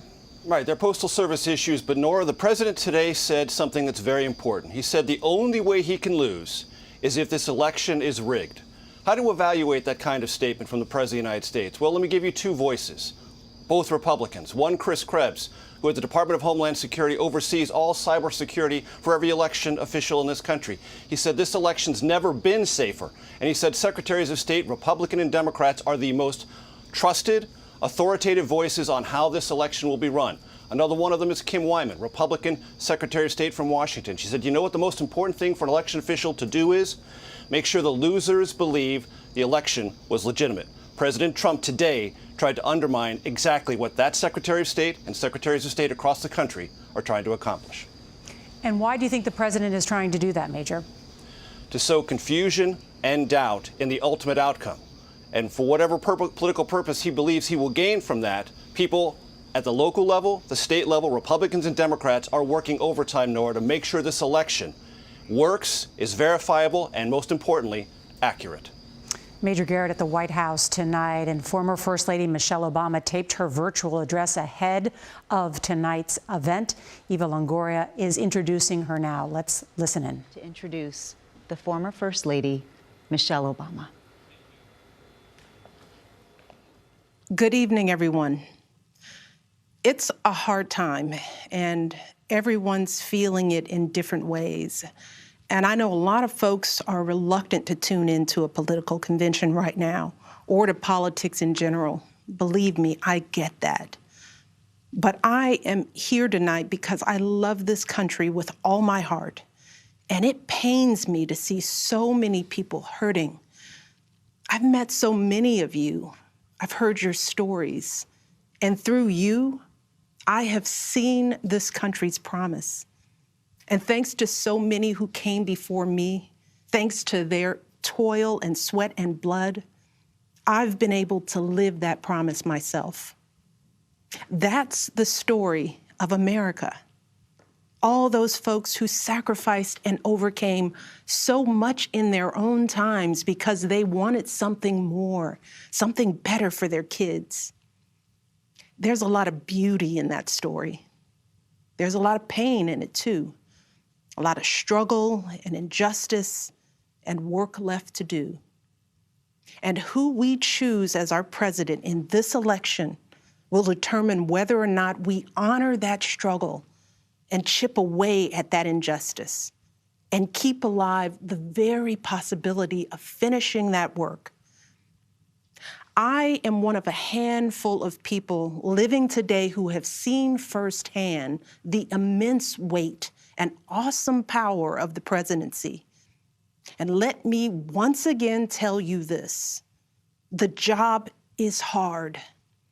It requires clear-headed judgment, a mastery of complex and competing issues, a devotion to facts and history, a moral compass, and an ability to listen, and an abiding belief that each of the 330 million lives in this country has meaning and worth.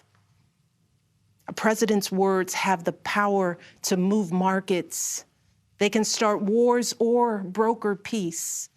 They can summon our better angels or awaken our worst instincts. You simply cannot fake your way through this job. As I've said before, being president doesn't change who you are. It reveals who you are. Well, a presidential election can reveal who we are too. And 4 years ago, too many people chose to believe that their votes didn't matter.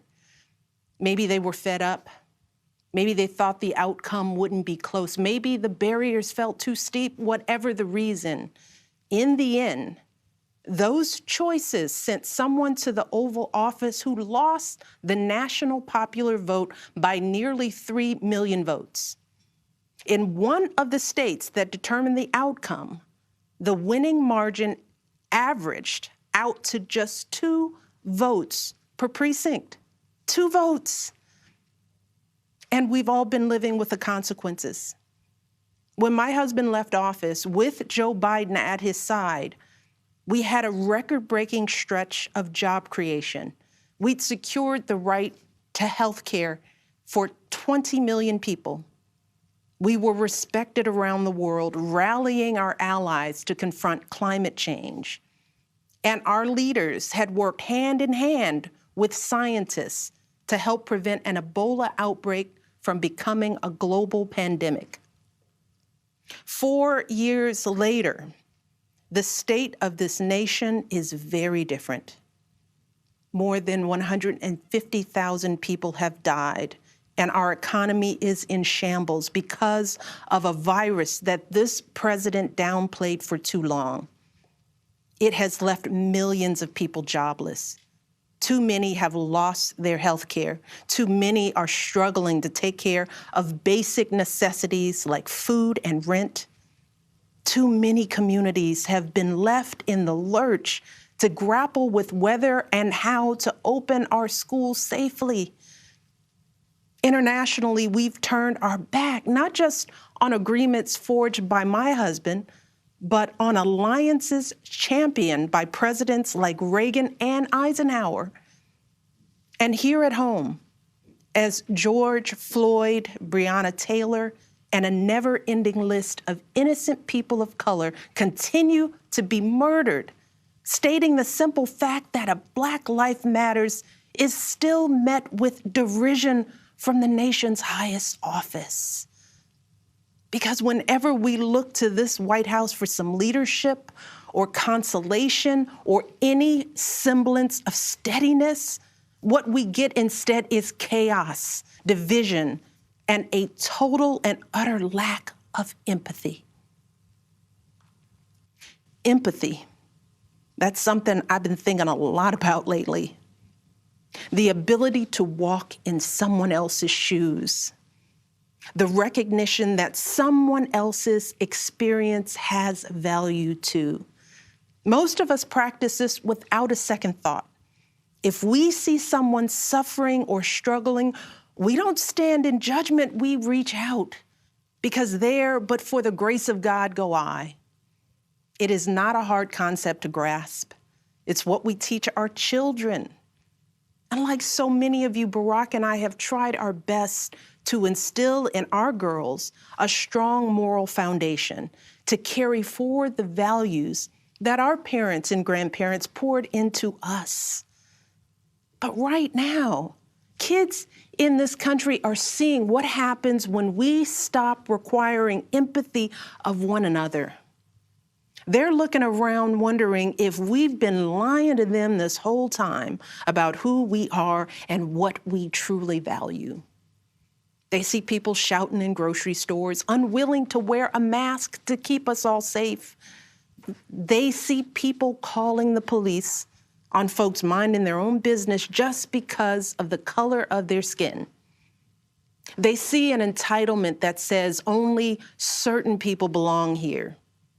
That greed is good and winning is everything, because as long as you come out on top, it doesn't matter what happens to everyone else.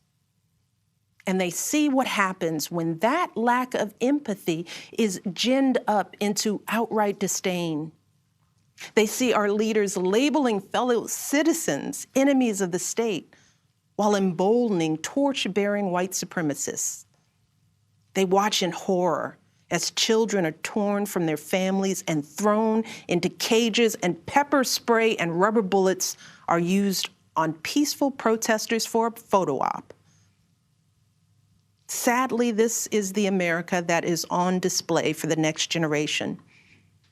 A nation that's underperforming not simply on matters of policy, but on matters of character. And that's not just disappointing, it's downright infuriating. Because I know the goodness and the grace that is out there in households and neighborhoods all across this nation. And I know that regardless of our race, age, religion, or politics, when we close out the noise and the fear and truly open our hearts, we know that what's going on in this country is just not right. This is not who we want to be. So what do we do now? What's our strategy? Over the past 4 years, A lot of people have asked me, when others are going so low, does going high still really work? My answer, going high is the only thing that works. Because when we go low, when we use those same tactics of degrading and dehumanizing others, we just become part of the ugly noise that's drowning out everything else. We degrade ourselves. We degrade the very causes for which we fight. But let's be clear. Going high does not mean putting on a smile and saying nice things when confronted by viciousness and cruelty. Going high means taking the harder path. It means scraping and clawing our way to that mountaintop. Going high means standing fierce against hatred while remembering that we are one nation under God. And if we want to survive, we've got to find a way to live together and work together across our differences. And going high means unlocking the shackles of lies and mistrust with the only thing that can truly set us free, the cold, hard truth. So let me be as honest and clear as I possibly can. Donald Trump is the wrong president for our country. He has had more than enough time to prove that he can do the job, but he is clearly in over his head. He cannot meet this moment. He simply cannot be who we need him to be for us. It is what it is. Now, I understand that my message won't be heard by some people. We live in a nation that is deeply divided, and I am a Black woman speaking at the Democratic Convention. But enough of you know me by now.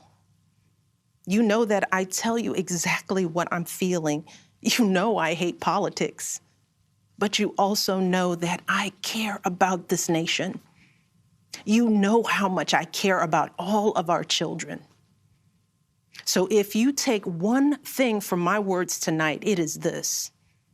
If you think things cannot possibly get worse, trust me, they can and they will if we don't make a change in this election. If we have any hope of ending this chaos, we have got to vote for Joe Biden like our lives depend on it. I know Joe. He is a profoundly decent man, guided by faith. He was a terrific vice president. He knows what it takes to rescue an economy, beat back a pandemic, and lead our country. And he listens. He will tell the truth and trust science.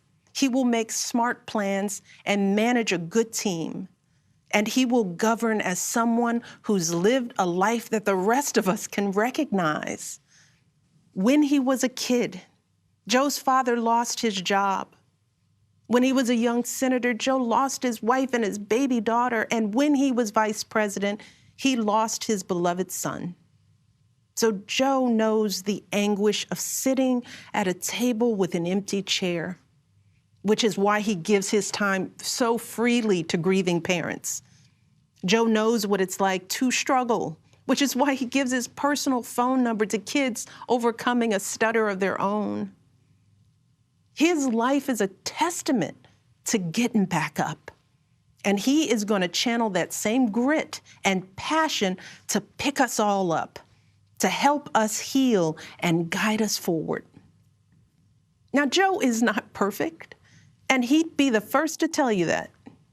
But there is no perfect candidate, no perfect president. And his ability to learn and grow, we find in that the kind of humility and maturity that so many of us yearn for right now. Because Joe Biden has served this nation his entire life without ever losing sight of who he is.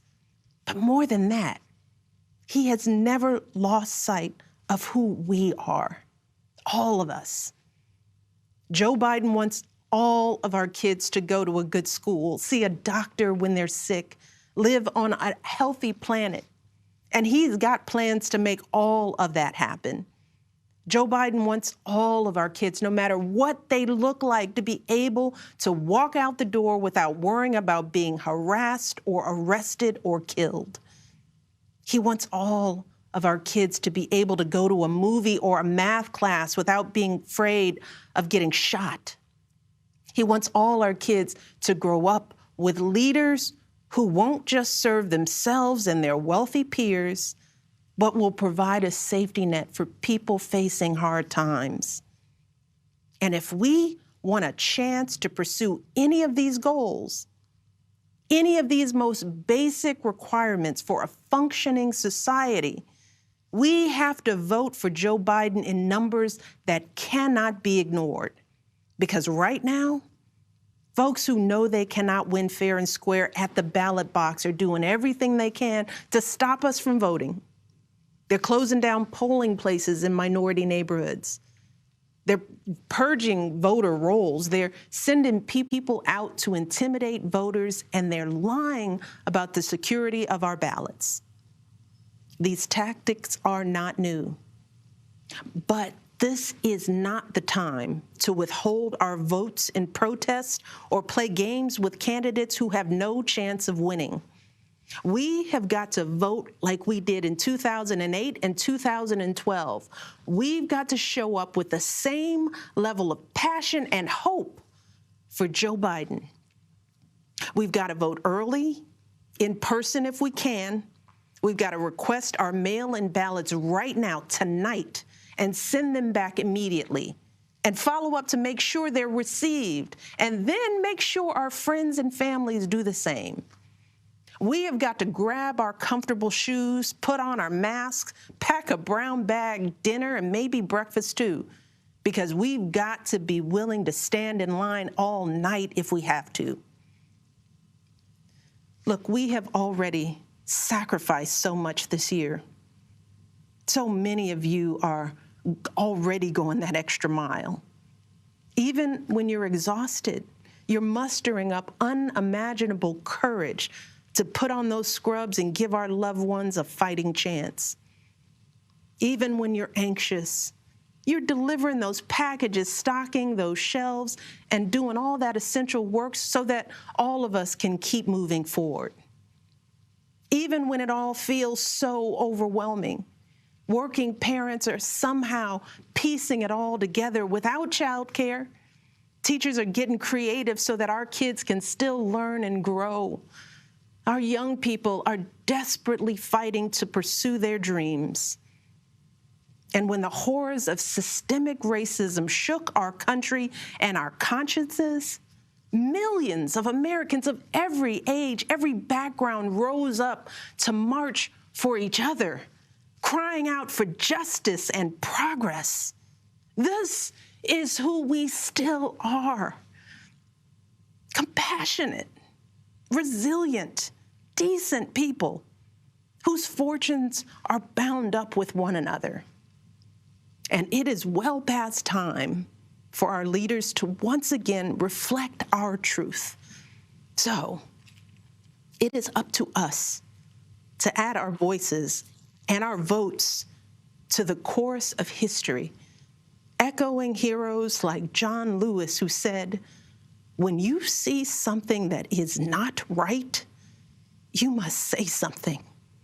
You must do something." That is the truest form of empathy. Not just feeling, but doing. Not just for ourselves or our kids, but for everyone, for all our kids. And if we want to keep the possibility of progress alive in our time, if we want to be able to look our children in the eye after this election, we have got to reassert our place in American history. And we have got to do everything we can to elect my friend Joe Biden as the next president of the United States. Thank you all. God bless. And a passionate and emotional former First Lady of the United States.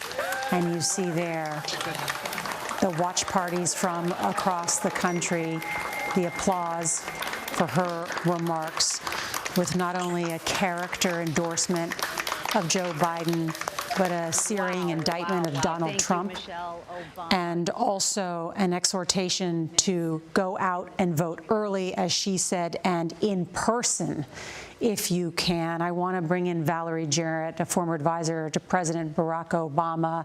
And Valerie, extraordinary speech by the First Lady, and I can't help think about even her in that earlier documentary this year, Becoming, where she talked about her trauma, that people couldn't be bothered to vote in the 2016 election. This seems so personal, and so she seems so anguished by the idea that people would not vote. Well, yes, of course she is deeply anguished because she predicted the results, and now here we are 4 years later, and it has turned out to be even worse than we would have imagined. And it was a deeply emotional speech. You could hear it in her voice shaking at times.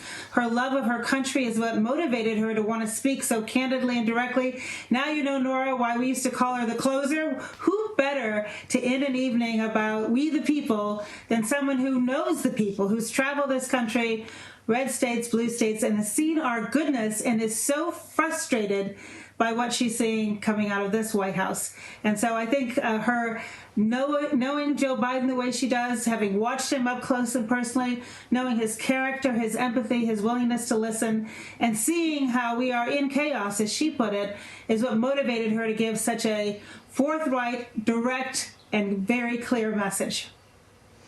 Valerie, thank you so much. Let's bring in the rest of our panel. And John, Michelle Obama saying, if you think things cannot possibly get worse, trust me, they can and they will.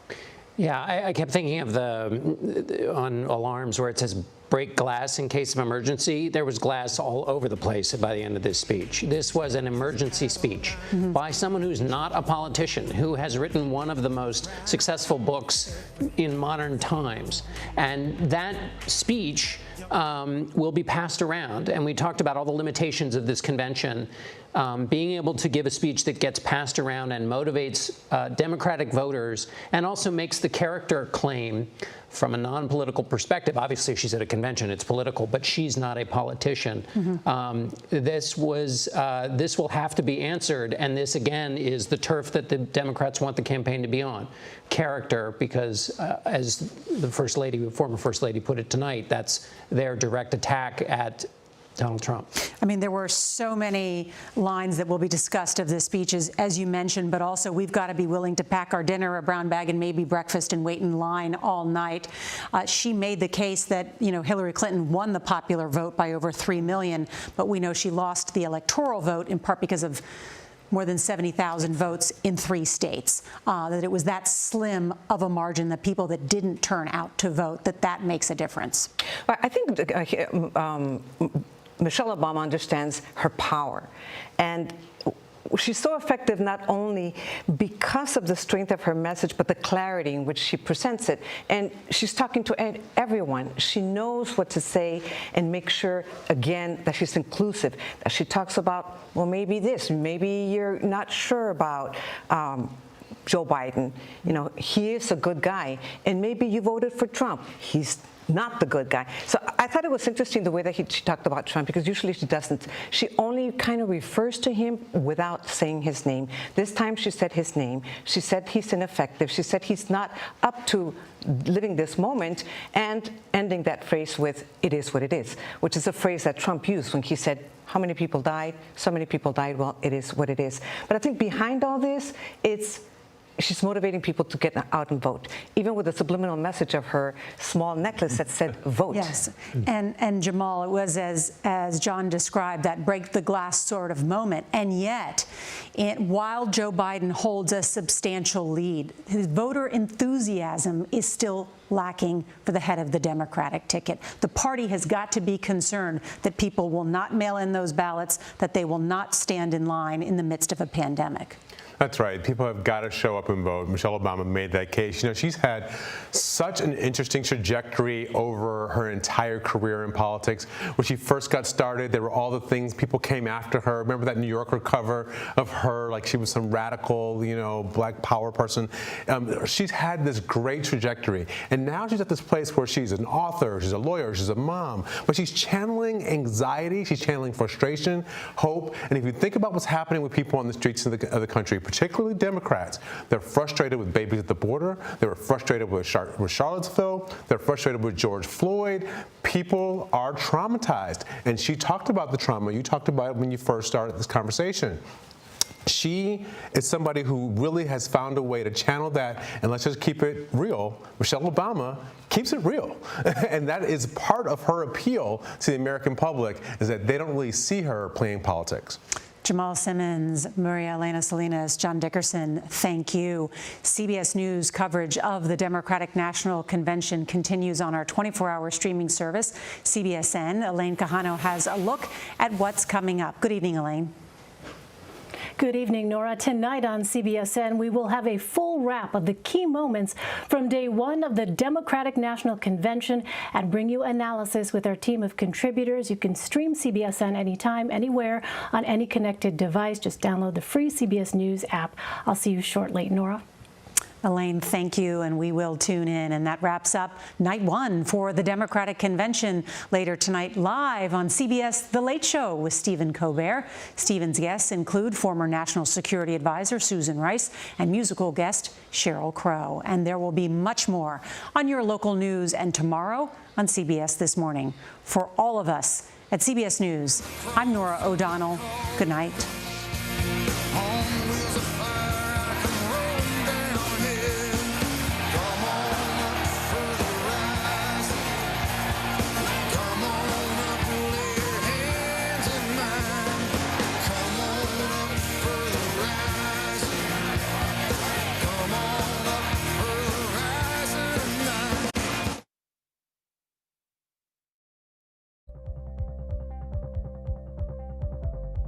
Go to the ends of the earth. Right now. We got something crazy. Boom. And reach for the stars. Here we are. Time. Yes, it's my comeback. Hey, this is pretty fun. But wait, there's more. Experience thought-provoking. I'm open to the idea of being a human being. Innovative. And truly original reporting. Look through a telescope and go, wow. Because there's always something new under the sun on CBS Sunday morning. COVID has taken the lives of tens of thousands of Americans. Rural areas like this here on Navajo Nation are especially hit hard. 15 to 30% of our Navajo citizens don't have running water. In any indigenous reservation, there is a shortage of physicians. Native Americans are amongst the most vulnerable and hardest hit by COVID. Yeah, the more we lose our elders to COVID-19, the more we lose our language and our way of life. We need to bring awareness to the attention of Washington, D.C. and United States citizens that there is a need to focus on the first citizens of this country.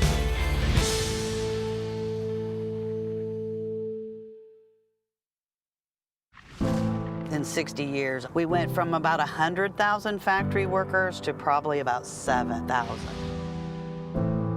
Off in the distance, you can see some factories that are still humming, but most of them are just kind of abandoned.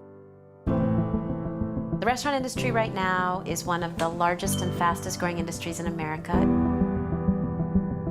And yet it continues to be the absolute lowest paying employer in the United States. Barely anybody's making enough to live. You're donating plasma to get by. It's literally a slave wage. I don't remember growing up like this. My mom didn't have to go to food banks. It's pretty sad.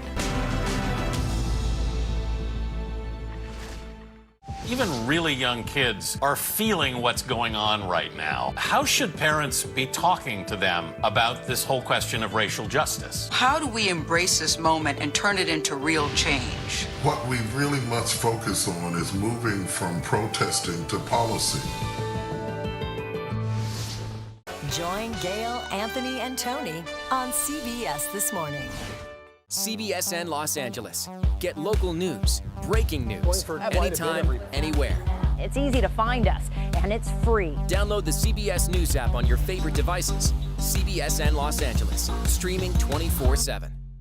You can watch CBSN 24/7. I've got an amazing story to share with you. I understand you have some breaking news. How does it all play out? It's quite an adventure here at CBSN. It's been a day.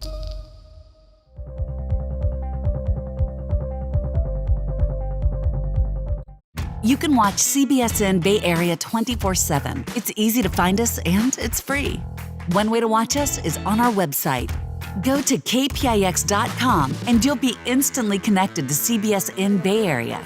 You can also watch by downloading the free CBS News app. At the bottom of the screen is a live button. And here we are, CBSN Bay Area. We're also available on Apple TV, Amazon Fire, Roku, and Xbox One. Join us. Wherever you are, wherever you go, breaking Bay Area news, live. This is CBSN Bay Area. I'm Michelle Griego. CBSN Bay Area, in your hand, on demand, and absolutely free. Highly updated, top local stories, and weather where you live. Available everywhere, powered by KPIX 5 News. CBSN Bay Area, always on, always free at kpix.com.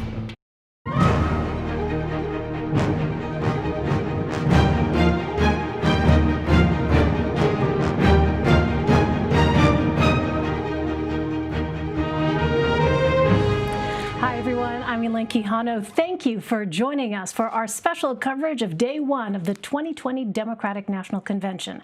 The first night of the convention wrapped up Monday evening. This year's event was unlike anything we've ever seen since the coronavirus has forced all speakers to appear virtually. The theme of the night was We the People and featured Americans discussing the toll the pandemic has taken. We're facing the worst public health crisis in 100 years and the worst economic collapse since the Great Depression. We are confronting systemic racism and the enormous threat to our planet of climate change. Prominent lawmakers also made their appeals on Joe Biden's behalf. That included some of his former rivals, including Senators Bernie Sanders and Amy Klobuchar. Both discussed why they were endorsing Biden's campaign, despite running against him during the primaries. But it wasn't just Democrats who took the virtual stage. Some Republicans made appearances too. That included former Ohio Governor John Kasich, who has been an outspoken critic of President Trump. In fact, most of the night was spent distinguishing the Biden campaign from the president and his administration. Here's some of what you may have missed. I'm Governor Gretchen Whitmer, or as Donald Trump calls me, that woman from Michigan. But while we were peacefully protesting, Donald Trump was plotting. He stood in front of one of our most treasured houses of worship and held a Bible for a photo op. And by coming together this November to elect Joe Biden and Kamala Harris, we will say next. Donald Trump didn't create the initial division. The division created Trump. He only made it worse. Well, Mr. President, Nevada is not intimidated by you. America is not intimidated by you. We are united by shared values, shared history, and shared rights, including our fundamental right to vote. And this fall, we will send Joe Biden to the White House and will flip the U.S. Senate. With Mitch McConnell out of power and a Democratic majority in the Senate, we will expand voting access and protect voting rights. So we will need a president who sees unifying people as a requirement of the job. We need a president who understands both profound loss and what it takes to bounce back. Joe Biden and Kamala Harris will lead by example. It'll be science, not politics or ego, that will drive their decisions. They know the health of our people goes hand in hand with the strength of our economy. They know action begets action. Joe Biden is what I call America tough. Tough in the best way. Tough that is smart, united, disciplined, and loving. Joe Biden can restore the soul of America. And that's exactly what our country needs today. Let's bring in Ed O'Keefe, Caitlin Huey-Burns, and Linda Tran. Ed is a CBS News political correspondent. Caitlin is our CBSN political reporter, and Linda is a CBS News political contributor and Democratic strategist. Welcome to all of you. And I want to quickly start with the same question for each of you. Big takeaways from tonight. You had two keynote speakers, Senator Sanders and former First Lady Michelle Obama. Ed, what stood out to you tonight? Well, just the former First Lady's speech. I mean, she has not spoken out quite this way since she left the White House and laid it out in as stark a term as she can. And I think one of the things I noticed right away that a lot of people were reflecting on is she couldn't have given this kind of speech, delivered that kind of message in a cavernous basketball arena. She had to do it this way. And I think she's tailored it to the format in a way that some of the others who will speak this week are not accustomed to, frankly. I mean, she came up in the Instagram era of politics, in this time of when certain political figures are very good speaking directly into a camera, even if it's just their own, and trying to reach millions of people. And she did it tonight, laying out in stark terms why it is that the nation needs to remove Donald Trump from office and put in Joe Biden instead, nodding to the fact that there are people in this country who won't take her seriously because she's a black woman, and laying out something, I thought this was quite profound, that she's one of the few people to really know the true awesome power of the presidency because she has seen it so intimately as she did when her husband was president. So a really, masterful job by her, and we'll see how effective it is.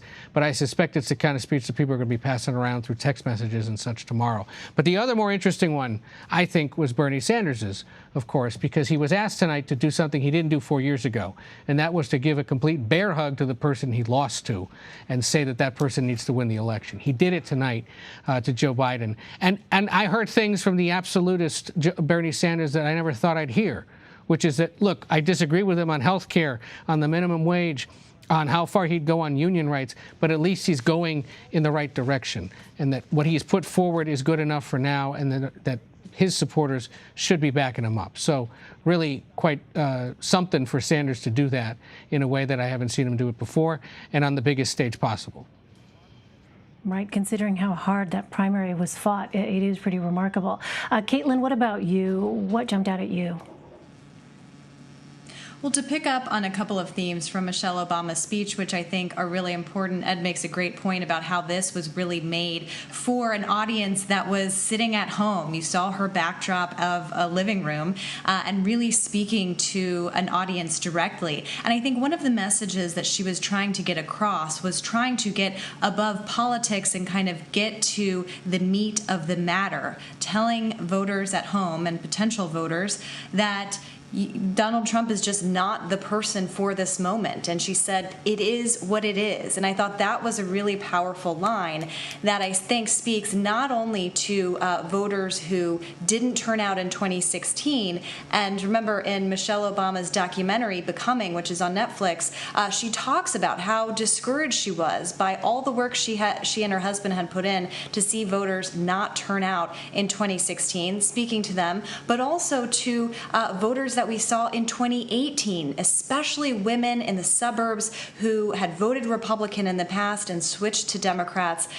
We see them being the fuel to the base of the party at this point, really helping Biden maintain a lead over Donald Trump in polls. I think that was clear in her message tonight. And I think the other really poignant moment of the night came from a woman who spoke about how her father died of COVID-19 and how her father was a Trump supporter. And she said he did nothing but, he had no pre-existing condition but believing the president. And I think that speaks to the ways in which this pandemic, we know it's overshadowing everything in life because it is everything in life at this point. But when it comes to politics, it's apparent and very clear how much Democrats want to make this election a referendum on Trump's handling of coronavirus. And we're seeing that reflected in our polls. A reason that Joe Biden is leading Donald Trump in key battleground states is because that voters do not approve at this point of Trump's handling of coronavirus, even if they approve of Trump's handling of the economy. Right, we've seen those numbers reflected in a number of polls. Linda, I'm really curious about your thoughts as you watched this day one of the convention tonight, because you're someone who knows firsthand the challenges involved in a traditional convention. Now you have this pandemic, which has forced this virtual format. What did you see tonight that really stood out to you? Well, first and foremost, I agree with Ed and Caitlin about Michelle Obama and her speech and it being such an incredible standout for the night. I mean, I think what we saw was not only her understanding the format in which she was going to deliver her message, but also on display the experience of a seasoned organizer often in a living room speaking to people on their own terms and trying to appeal to the things that they're concerned about, to relate to the challenges that they experience in life. And also, you know, we often say this, especially in Obama world, we would talk about organizing, making sure that you're meeting people where they are. And Michelle Obama basically just taught a master class in that. Not only did she walk through the shared experience and the pains that Americans are experiencing today, but she also frankly gave a pass to those who might not have otherwise felt like they were on Team Obama or that they were, you know, thinking about the same things that a Michelle Obama or a traditional Democrat might. And most importantly, the hallmark of her speech was really this concerted call to action. You heard her speak very deliberately and very clearly in setting expectations for voters who would have been listening from all around the country about what they could expect, what the challenges might be, and how they might prepare. Those are all things that a trained and seasoned organizer would be sure to deliver to their target audience and who they're trying to turn out in any electoral cycle. So that was frankly something very poignant but also just magical to watch. I also agree that some of these other speeches had exactly the kind of resonance that the Democratic organizers would have hoped for.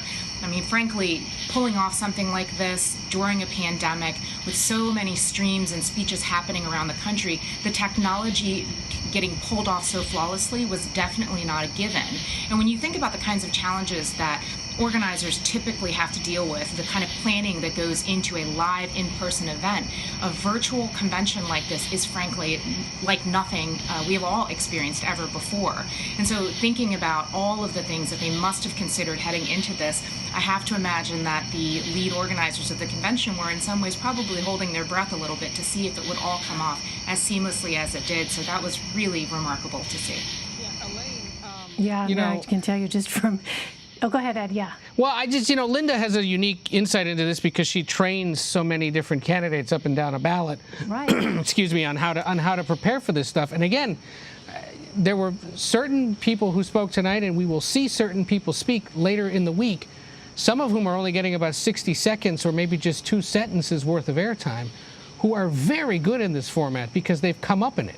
But you notice that those that aren't as good at it are those older politicians who've been around a little longer, who do not excel at social media or this sort of, first-person, much more me-focused kind of social media style and promotion that a lot of these younger politicians are good at. One of the more compelling moments tonight, I think, was when all of Biden's former opponents essentially banded together in that video. A lot of those guys are very good at this because that's how they came up in politics. Beto O'Rourke, to some extent Amy Klobuchar, Pete Buttigieg, a lot of those other guys, and they will take advantage of that later in the week. So Linda's right. I mean, if this was something that was built around these younger, telegenic political figures, and there are many who are not speaking this week, which upsets a lot of Democrats, you'd probably see a different kind of production than the one that does require time spent with people like, say, Jim Clyburn or certain governors or others who may not be as comfortable speaking without an audience in front of them. Yeah, no, I mean, it's such a good point, Ed, and let's be transparent here. I mean, we all know from doing this, you know, staring at a lens is not the same as staring into the eyes of an actual human being, which is what, as you point out, a lot of the older politicians are used to, right? And this is what's said about Joe Biden, that on the retail politics side of things, this is his forte, right? But it is a very different medium, as you so rightly point out, Ed, and in some respects, some might say it can foster really that sense sense of intimacy for people who understand how to make that connection. But for others, it could be a barrier if there is that level of discomfort that's sort of projected by the speaker. So, all right, let's talk about the issue here of the Postal Service, because some of the speakers talked about this, and the president made some comments recently about ensuring funding for the Postal Service. I want to play some of what Senator Bernie Sanders actually had to say about that tonight. Let's listen. During this president's term, the unthinkable has become normal. He has tried to prevent people from voting, undermined the U.S. Postal Service, deployed the military and federal agents against peaceful protesters, threatened to delay the election, and suggested that he will not leave office if he loses. This is not normal, and we must never treat it like it is. Under this administration, authoritarianism has taken root in our country. So, Ed, what have we been hearing from the Biden campaign on this issue? Look, they're concerned about it. They're working on ensuring that their staffers and state parties are prepared to educate voters as much as possible about the potential barriers to getting ballots delivered and then getting that ballot back in order to be counted. But I like what our colleague Caitlin has been doing now in recent days in reminding people, and I think this is something we'll see campaigns start to do across the country, that while you might have to rely on the mail to get it to you, you don't necessarily have to put it back in the mail to get it counted. You can, in many states, take it to a boards of elections office, or you could take it to a drop box. People are going to have to do their homework and figure that out. There are a lot of different sites. CBS is working on one as well that will help educate people state by state.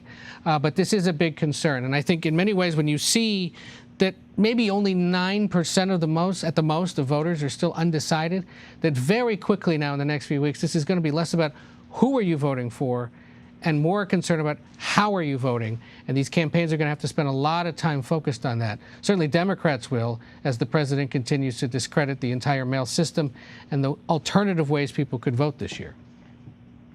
And Caitlin, I want to dig into this a little bit deeper with you, because you have been tracking this very issue in your series, which is called America's Right to Vote. It seems there is this sort of endless appetite for information about this. How critical is this issue to voters? That's right. Ed makes a great point about how this is going to be about how America votes, not just who they vote for. And what we've seen over the past several months is election officials across the country clamoring for more resources. The CARES Act provided about $400 million in funding for elections, but as we've seen in primaries during the course of this pandemic, they say that those resources are not enough. We know that more people than ever are likely to cast their ballots by mail this time around. But you also have to wonder, with the president's comments about the Postal Service and the controversy surrounding it, whether people might now be more inclined to vote in person. And the challenges that brings. Remember, we've seen in these past primaries the issue of having a shortage of poll workers, because poll workers tend to be seniors and more susceptible to COVID-19 and less comfortable, quite frankly, showing up to do that duty. So if you have a shortage of poll workers, then that means you can have fewer polling locations. That means there will be longer lines. And this is not something that we have to kind of wait and see. This is something that has happened in some of these primaries during the pandemic that served as kind of a test run. And so this has become a really critical issue. And it was really striking to see Michelle Obama close with the issue of voting rights. She talked about how critical it was for people to get their ballot as soon as possible and return it as soon as possible, and figure out ways to get your vote in and help others get their vote in as well. So this is a critical issue of our time, one that has been, barriers have been in place for a long time, but have been exacerbated by this pandemic as states try to figure out how to conduct elections safely and securely. You know, we also heard at one point in the night from the brother of George Floyd, and I want to play some of what he had to say. My brother George was selfless. He always made sacrifices for his family, friends, and even complete strangers. George